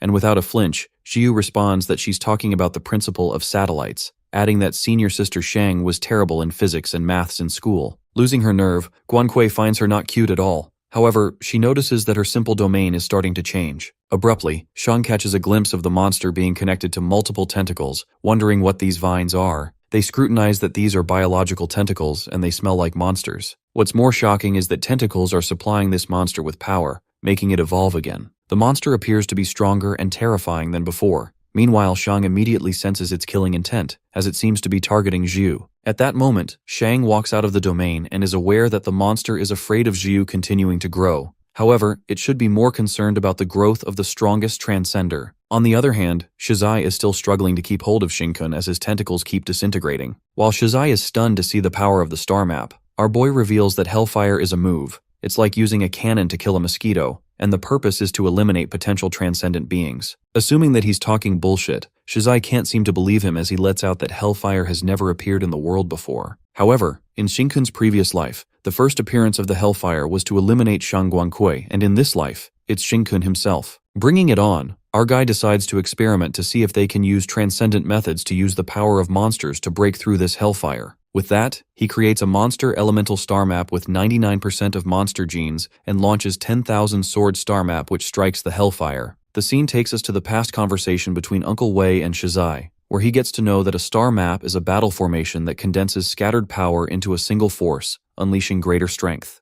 Shizai asks his uncle if monsters can use star maps, to which John Wei replies that monsters above 4 tier that can use elements can use them theoretically. However, no one knows what will happen. Whether it's the monster gene or the transcender gene, the power of the star map is determined by the total amount of genes. That means star maps that exceed 90% of transcendent or monster genes will have a qualitative improvement. As Shizai snaps out of it, he presumes that the Demon Lord has only granted him 10% monster genes, and is curious about how many genes Shinkun has. Nonetheless, Shinkun's transcendent genes finally managed to train the monster genes into the form of the star map, but previously his transcender sword was a metal elemental, and now the monster sword is a fire elemental. So with his current ability, he can only treat it like a cannonball to blast the hellfire. With that, a cannon-like explosion occurs that is launched at the hellfire and it collides. Meanwhile, Shizai thinks Shinkun is overestimating himself, and suddenly, the ground beneath him breaks as he falls. That's when he realizes that it's the aftershock of the power collision. On the contrary, Shang Guangquei creates a Flood Dragon star map and strikes with Water Dragon mace. She attacks the monster with her Water Dragon when suddenly the rocks descend upon them. Thinking that it's her fault, Shang deliberately controls her powers so that it doesn't damage the building. Freaking out, she shouts who's fighting recklessly and lashes out which bastard is trying to bury them alive. After that, Shizai is still contemplating the aftershock collision that damaged the place badly, but fortunately, the rubble was supported by the Flame Lord demon tentacles, otherwise this underground hospital would have collapsed. Presuming that the hellfire is destroyed, his eyes land on that black hole, and laugh because it's impossible that the hellfire could be extinguished. It's just shrunk a bit. Certain that Shinkun is putting on a show, Shizai questions what kind of monsters fear the Transcender, and says that he can't defy fate with some cryptic words. It seems like our boy insists on seeking death when Shizai tells him to regret the chance he gave him to live in hell. But it doesn't stop here when Shinkun emphasizes that the more Transcender or monster gene, the more swords can be condensed, asking Shizai to guess how many swords can he strike. Laughing mockingly, the young master thinks that he's pretending again, and even if he's using monster genes now, there's no way he can gather many swords. Smirking, Shinkun thousands of star swords ripples strike towards the hellfire. Thunderstruck, a ripple of fear passes through Shizai when he wonders how many monster genes are stored in Shinkun to launch endless star swords. That's when a realization hits him when he reckons, if the Flame God had granted him only 10% because he has 90% transcendent, and for humans reaching 100% is the limit, this leads him to ascertain that Shinkun's transcendent genes are only 1%, which means the monster gene probability is 99%. Left in disbelief, Shizai wondered how this was even possible, as Shingun would have turned into a monster by now with that amount of monster genes. Meanwhile, the aftershocks of the Star Sword are immense. The people outside assume that it's an earthquake, which leads them to think something must have happened. While the vice president, concerningly, insists the chief commander send in reinforcement, the bald chief assures that the vibration just now was just a normal aftershock. Being the rescue in charge, the chief is trying hard to convince them that there are no accidents, so sending reinforcements will be a waste of resources. But in reality, he's just trying to delay the time for the young master fan. As he furiously asks the vice president to stop interfering, suddenly there's a major earthquake as the rocks begin to fall. The vice president asks the chief to send in help to quickly get people out. Inside the hospital, Shizai seems to be going crazy after knowing Shinkun possesses 99 monster genes, and this is the actual reason he lost to a powerless commoner. Having a sinister look in his eyes, Shizai thinks that he still has the upper hand, as he has the hellfire of the Demon Lord. As the hellfire finally shatters, Shizai admits that Shinkun's luck is really something. Even with a wretched life like his, has a glimmer of hope. However, the young master boasts that the goddess of luck has been with him since he was born, and now he has the protection of the Demon Lord. As he's challenging him, in an instant, our fella vanishes as he runs for life. Running, Shinkun calls him an idiot, and presumes why he would even stay when exhausting that hellfire has drained most of his strength. Thinking that he's not that stupid to have a death wish to fight the flame demon god, Shinkun's goal is to rescue the monster gene carrier, and eventually, he finds a way to escape after a lot of effort. Finally, our guy makes it to Bunny and the others. He appreciates Tutu for rescuing them and even flusters her as he touches her face. But actually, Shinkun is injecting the monster gene into her jugular vein and successfully pulls off a monster gene implantation. He then asks Tutu how many people she can fly with at most, to which she replies that her hands are healed now, and with her transcendent genes burning in her body and with her heart pounding, she feels like she can take everyone with her while flying. After that, Shinkun asks her to quickly get on his back, making the rabbit blush hard as she low-key thinks that her hands are fine now, so he doesn't need to carry her, but she takes the chance to get on his back once again. On the contrary, the flame demon god senses the monster's power is depleted and concludes that the game ends here.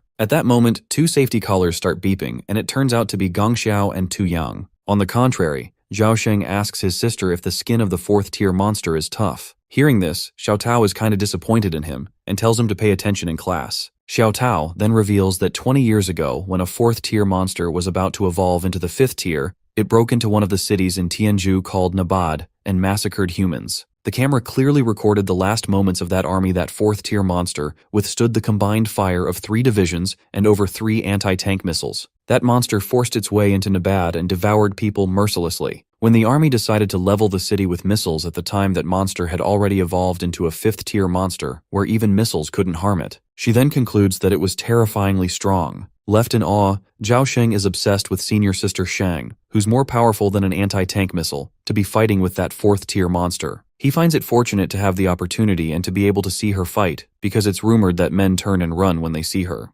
Zhao assumes that she's not only beautiful, but also a strong woman, while Xiao Tao calls him stupid, and annoyingly says that no man is worthy of such a senior sister Shang. They can only blame the useless men in the world. Meanwhile, Shang claims that she's the biggest threat, and asks it to stay away from junior sister Jiu, or else she'll twist its head off. But the monster ignored the unmatched presence of Shang Guankui and actually bypassed her to attack Jiu. Pissed, she tells Jiu to find another monster to practice on next time, because right now she's going to chop it to death. With that, Shang impressively twirls her water pipe and attacks it with her water dragon. Suddenly the monster lets out a terrifying roar that creates overwhelming pressure as Zhao and Xiao Tao can feel it. As Shang remains unfazed, the monster is not quite affected by her attack, but it still gets wounded. But the monster instantly evolves and the blue flames emerge out of it. That's when Shang leaps towards it with her water dragon and pokes it into the monster's mouth to halt it from breathing blue flame. The girl seems to have watched this move repeatedly in videos, and with her flood fountain, she fills up the monster and waits until it explodes. Witnessing her, Zhao realizes that the rumors about her are true, and wonders which man would not be intimidated seeing senior sister Shang fighting so inhumanly. Meanwhile, the monster is not blown up yet.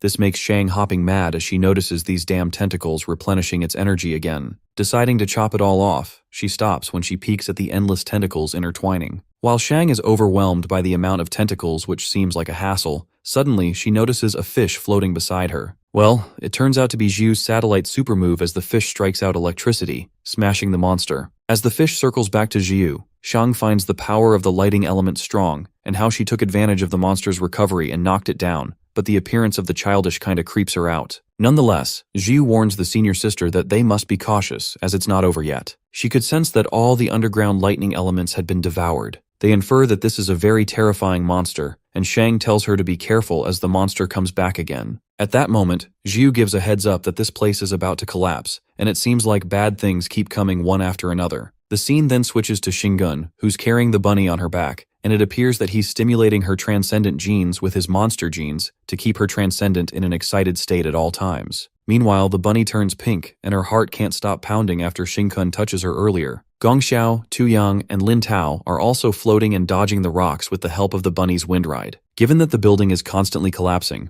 our guy reckons the direction of the collapse seems to be leading them back. Just then, he asks Tutu to keep moving forward while he clears the way. Suddenly, Tu Yang and Gong Xiaoni's safety collar is about to lose control. Worried, Tutu calms them down and assures them that they just need to escape. However, at that very moment, there seems to be something wrong with their safety collars, when Shingun senses that it's full of Flame Demon God's monster genes. That's when it dawned on Shingun that he was losing the game from the very start. Acting as fast as he can, Shingun injects his monster gene carrier through the tentacles into both of their necks and assures Bunny that he's saving them, so keep trusting him. He affirms that they need to get out of here quickly, and Bunny uses her wind ride. However, they are unable to escape as something stops them. Shocked, Tutu is baffled to see a woman's head on fire and wonders what the hell is going on with her. That's when Xinkun reveals that she's a monster that no one in this world can withstand, the Flame Demon God. Her eyes widened with horror. Bunny has never seen a monster in this form before. The rest of her body is that of a human apart from the head where blue flames are emerging out. Terrified, her entire body, even her transcendent genes, are trembling uncontrollably, like the instinctive fear of a mouse when it sees a cat. As the humongous body blocks them, Bunny feels suffocating and she's unable to breathe as there's no way to escape. Just then, Shingun smacks her butt and tells her to get it together because if she makes movements, they'll fall down. Pulling herself together, she asks if they're going to defeat her next, and looks back to see her younger brother and his friends. After that, the demon's red eyes appear in the woman's head from within the blue flames,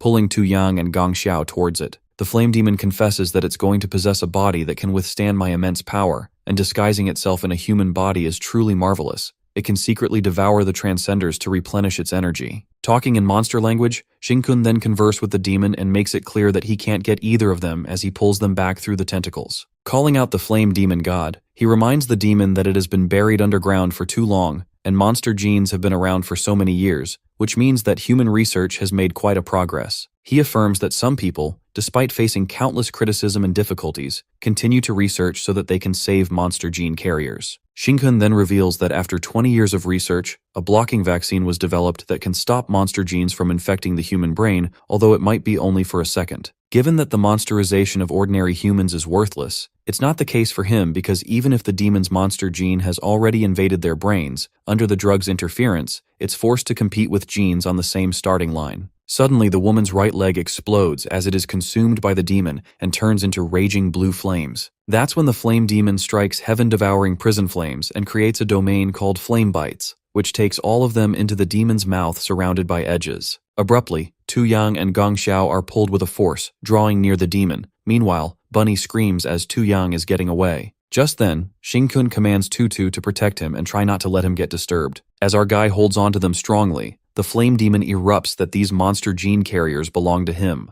While Gong Xiao is being grabbed by the monster's tentacles, she feels like her body is gradually losing control, and her consciousness is getting blurry. During this, Gong ponders if this is what it feels like to mutate into a monster, wondering if the inevitable day has come when she turns into a monster. The thoughts of people calling her a monster and discriminating against her comes to her mind, but then she gets reminded of her grandfather who gave her hope and asks her to always stay optimistic. As Gong apologizes to her grandpa that she can't wait for him any longer, at that moment, Shinkun appears in his human form and tears the tentacles apart, releasing them. It appears that Shinkun teleports into another person's consciousness. Peeking at the blue flame, Gong Xiao is surprised to see him and wonders if he's the one Grandpa said would come to save her. Calling Shinkun a thief, the flame demon gets enraged as an insignificant human dares to steal something from him. Trapped in the demon's mouth, our guy reminds the flame demon how he failed to destroy his soul in his previous life. He accentuates that a human soul is much tougher than it can imagine. Striking a fear into the flame demon, Shinkun reminds it that it must be afraid of being exposed in front of all mankind.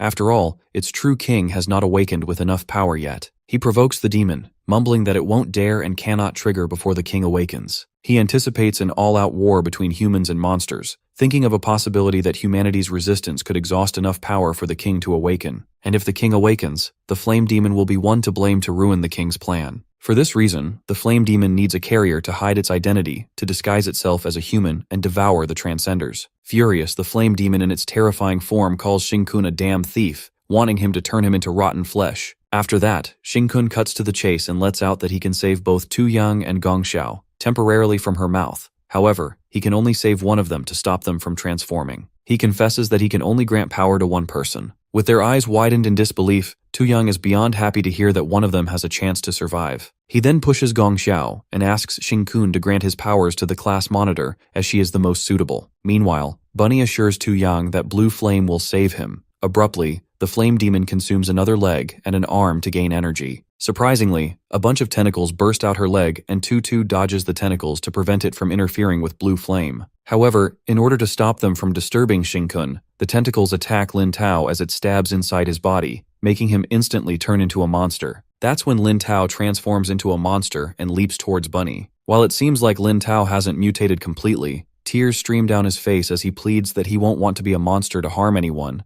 and asks Sister Tu to take care of Gong Xiao and Tu Yang. As she cries watching him in such a helpless state, Lin Tao is devoured by the flame demon. The flame demon then regrets bestowing him with power and calls him a fool. Meanwhile, Shizai comes forward and assures the demon lord that he'll take care of that girl. Shizai attacks her with his crimson flaming palm, while Tutu recognizes that Fan Shizi is the ones hiding in the shadows and working with the monsters. Asking her to stop pretending, Shizai lets out that she should have noticed this long ago as Shinkun is also a monster. Protecting Shinkun with a wind guide, Tutu defends him and clarifies that he's a human who can control monster power, whereas Shizai is helping the monsters plan this disaster, sacrificing his own people. She concludes that he's a true monster to the core. Mocking her short knowledge, Shizai blames trash people like her who hold humanity back from surviving, challenging her to see if she can blow his flames this time. Pulling an iconic move, Shizai combines the transcendent Crimson Flame Hand with Monster Crimson Flame Hand. On the contrary, Gong Xiao is mad at Tu Yang for making decisions on his own, affirming that she as a class president will call the shots. While she smacks his head, Shinkun asserts that they're in a kind of spirit world, and with their mental strength only having capacity, he asks them to stop pushing each other around and discuss what's crucial. With that, he flicks his fingers and makes Tu Yang sleep for a bit while Gong finds it impressive that Yang couldn't even handle a flick. Delighted, Gongxiao thinks they're actually in sync and really vibe together. She then corroborates with Shinkun if he'd only grant power to one of them and asks if another person will have a counterpart.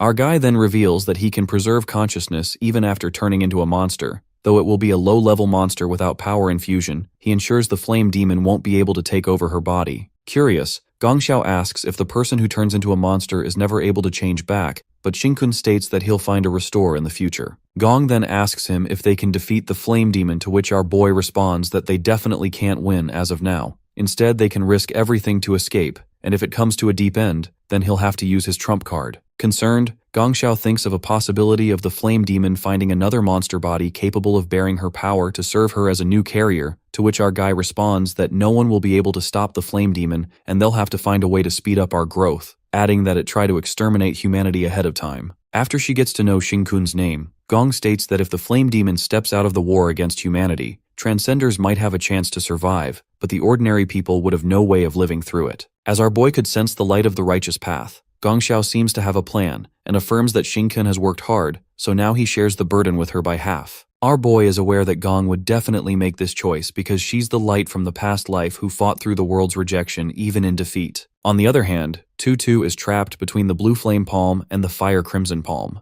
Shizai gives her a chance to escape, but she refuses and does not let Zintgun get disturbed. Meanwhile, her eyes are bleeding as she protects the blue flame, and Shizai concludes that there's no hope for her left. In a flash, someone grabs the tentacles with such a strong strength, and it turns out to be Tu Yang. As Shizai is left stunned to see his power, Tu Yang's feet grow out, and he warns him to not bully his sister. Crying his eyes out, Tu Yang calls out the damn blue flame and foolish Gongxiao as it appears that Shinkun has granted his power to him, and justifies that he should have been the one sacrificed, being such a useless person. Well, it's obvious that Gongxiao Ni saved Tu Yang as she wanted to from the beginning. Nonetheless, the flame demon thinks that it's still the winner of the game and pulls Gongxiao Ni towards her. Raging with anger, Tu Yang's feet grow out and blue flame emerges out of them like rockets. Being the short-tempered boy he is, Yang then calls out the monster and commands him to give his class president back. With tears falling down his face, Tu Yang soars towards Gongxiao to save her. However, it's too late as the flame demon has already seized her body. Smacking Tu Yang's face, the demon in Gong's body lets out that he's also a king in a sense. It's just that the king Yang followed is too weak, and now he's also become weak. Being utterly embarrassed to be on the same level as him, she calls Yang a so-called king and attempts to blow an attack on him. The flame demon seems to have gained a body that can use unlimited energy and tells Tu Yang that the time of death has come.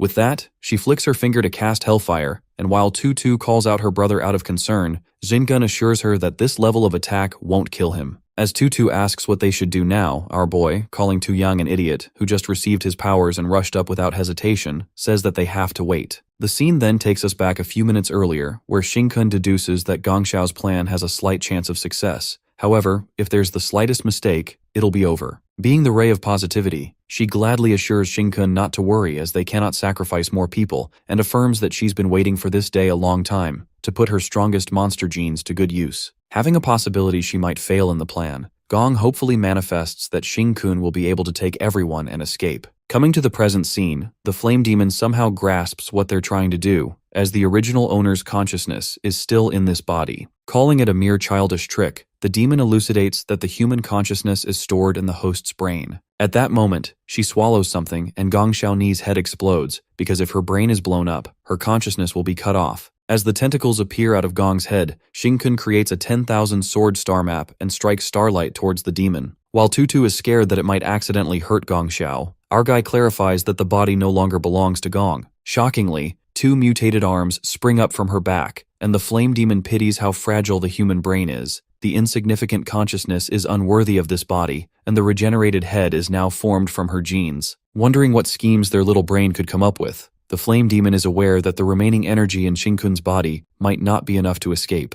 In a blink of an eye, the flame demon gets an inch closer to them, and Shinkun is shocked to see her speed. He contemplates that even though Gongxiaoni's body is strong, there are physical limitations for the flame demon god. She's far from reaching the peak state of her body, but still, the speed is too fast to see. Our boy uses a star sword and attacks her with the mutated arm, but the flame demon grabs it and lets out that no monster can easily become the new king. commanding Xing-kun to leave the royal power and all the monster genes in him to give them back. Eyes widened in disbelief, Xing-kun ponders that she's already unleashing such powerful strength, equivalent to the 6th-tier monster, concluding that she's already invincible in this world. Unable to break free from her hold, our guy thinks that he'll have to abandon part of his power, and with that, he asks Tutu to fall back. His left arm is half torn apart and seems to be fine as long as the core isn't damaged. A monster's limb can regrow. Meanwhile, she grabs the other half of his ripped hand, and the demon swallows it, muttering that this bit of flesh and blood energy isn't even enough to catch her breath. Just then, Xing-kun lets out that they need to find a way to escape from here, and that's when an explosion occurs. Well, it looks like the strongest transcenders have come to save the day. It appears to be Jiu with her big electric fish and Shang Guangqui. The flame demon is happy to see transcender food and tells them to pay the price for killing its monster general. Our guy is overwhelmed to see them, and Tutu asks if he no longer needs her help to fly. But Xing-kun assures her that he can stay airborne by spraying flames and asks her to take Tu Yang and Shang with her. With that, Jiu, who looks pissed, uses a satellite magnetic star map,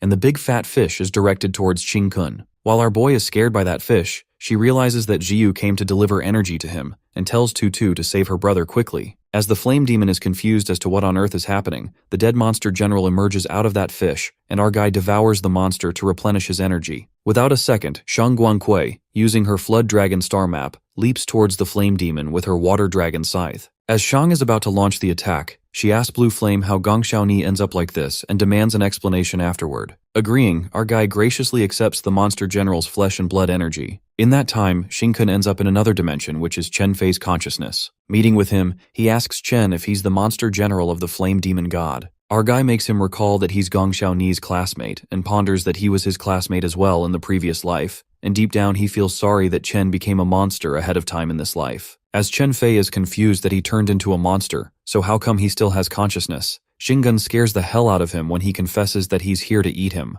Jokes apart, our guy offers to help him regain his consciousness and adds that maybe in the future, he'll be able to restore him to human form. Shocked, Chen Fei assumes that he can keep on living if he regains his consciousness. However, he respectfully declines as he doesn't want to live his life as a monster, as just the thought of it terrifies him. Chen elaborates that the situation is worse than before. Everyone will hate on him and will fear him, realizing that his father never wanted him since his mother left. Getting reminded of all his terrible memories, he recalls how his friends and relatives already considered him a monster and wanted to kill him when they got to know that he had 84% monster genes. However, Chen was able to keep going thanks to class president Gong Xiao's support, and he currently feels like she's in danger. Taking the hard decision with tears in his eyes, Chen Fei asks Xing-kun to devour him, and asks him to save Gong Xiao and wipe out all the monsters in this world. Giving the fist bump, our guy takes his promise. After that, an explosion of blue flames occurs and the flame demon mocks him for attacking her with mere flames. As the demon assumes that he's offering his powers to her, suddenly, a fifth arm emerges from Gong Xiao's body. We then get to know before the flame demon takes control of Gong's body, she plans to become an obstacle for the flame demon god,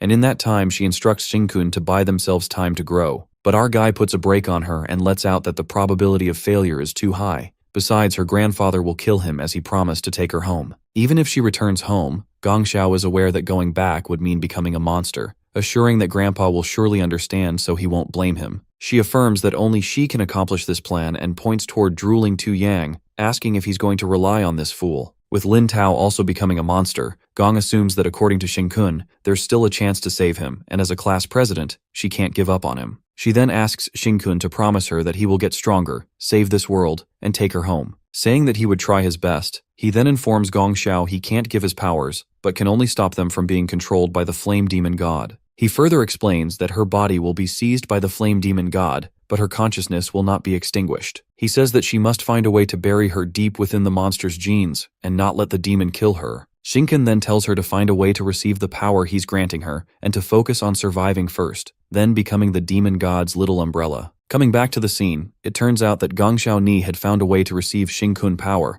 resulting in the fifth arm stretching out of her body. As that fifth arm punches the flame demon, the demon realizes that the original owner of the body is getting in the way and rips that arm apart. As she separates the arm, the demon finds that the traitor has escaped. The scene then takes us outside the hospital, where the exterminator team arrives to investigate the frequent abnormal earthquakes and asks for the report from the rescue in charge. The chief reports that most of the survivors inside the hospital are rescued, but Officer Shang and the Sparks team along with 2 cleanup teams are still trapped underground. As the vice captain Nia Yang questions why he hasn't sent in the reinforcements yet, at that moment, Shang along with the team makes it out safely. While the chief asks Officer Shang about the situation inside, Guangkui, who seems to be hopping mad, grabs his collar and commands him to contact the headquarters as she has an important update to report. After that, Xingkun asks Xiao Tao to take Zhao Sheng to the hospital director to collect the mission reward, as he can't let her idiot brother handle it as he's already not in his senses. Our guy then tells Tutu to take her brother Yang to the academy first and assures her that he'll ask the director to check him secretly, while Jiu gives him a side-eye. After that, in the principal's office,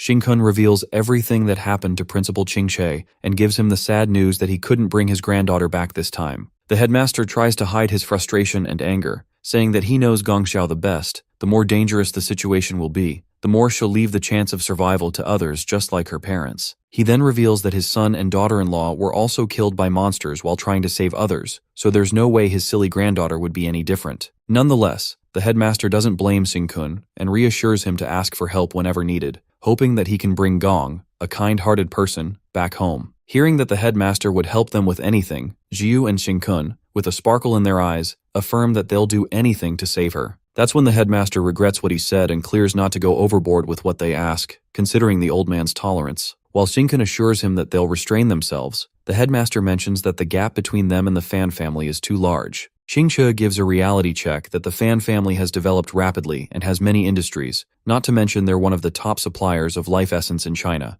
Zhu then suggests that they can use connections to get people from higher up to help, asking if the Fan family will still hold power if the exterminator's headquarters were to support them. That's when the headmaster exposes that they previously searched extensively for the monster's ancient Triceratops veins, hoping to eliminate the lurking Triceratops completely. However, this matter keeps stalling because someone is obstructing them secretly. During this, Xingkun gets reminded that the apocalypse in the last life wasn't entirely caused by the monsters. Some people greatly contributed to it. With numerous vested interests involved, the headmaster accentuates that it can't be easily shaken, and this is the reason why they and the Fan family are competing in shadows, to avoid alerting the mysterious force behind all this obstruction. For now, they can only secretly send trusted individuals to investigate cautiously, and this can only be done gradually. The old man asserts that they can't rush to seek eternal help. Just then, he points to Xingkun, and with his understanding of monsters, the old man asks him what the monsters are planning. Freaking out, our boy tries to explain to the old man that if the flame demon god will absorb more energy, it might devour Gongxiao Ni. Nonetheless, Xingkun elaborates that the entire monster species have the same goal, which is to provide energy for their king by devouring ordinary people and transcender people. The more extraordinary genes a transcender being has, the more energy is contained in the monster's flesh and blood. He then reveals that the upcoming National Supernova Tournament for the Flame Demon God,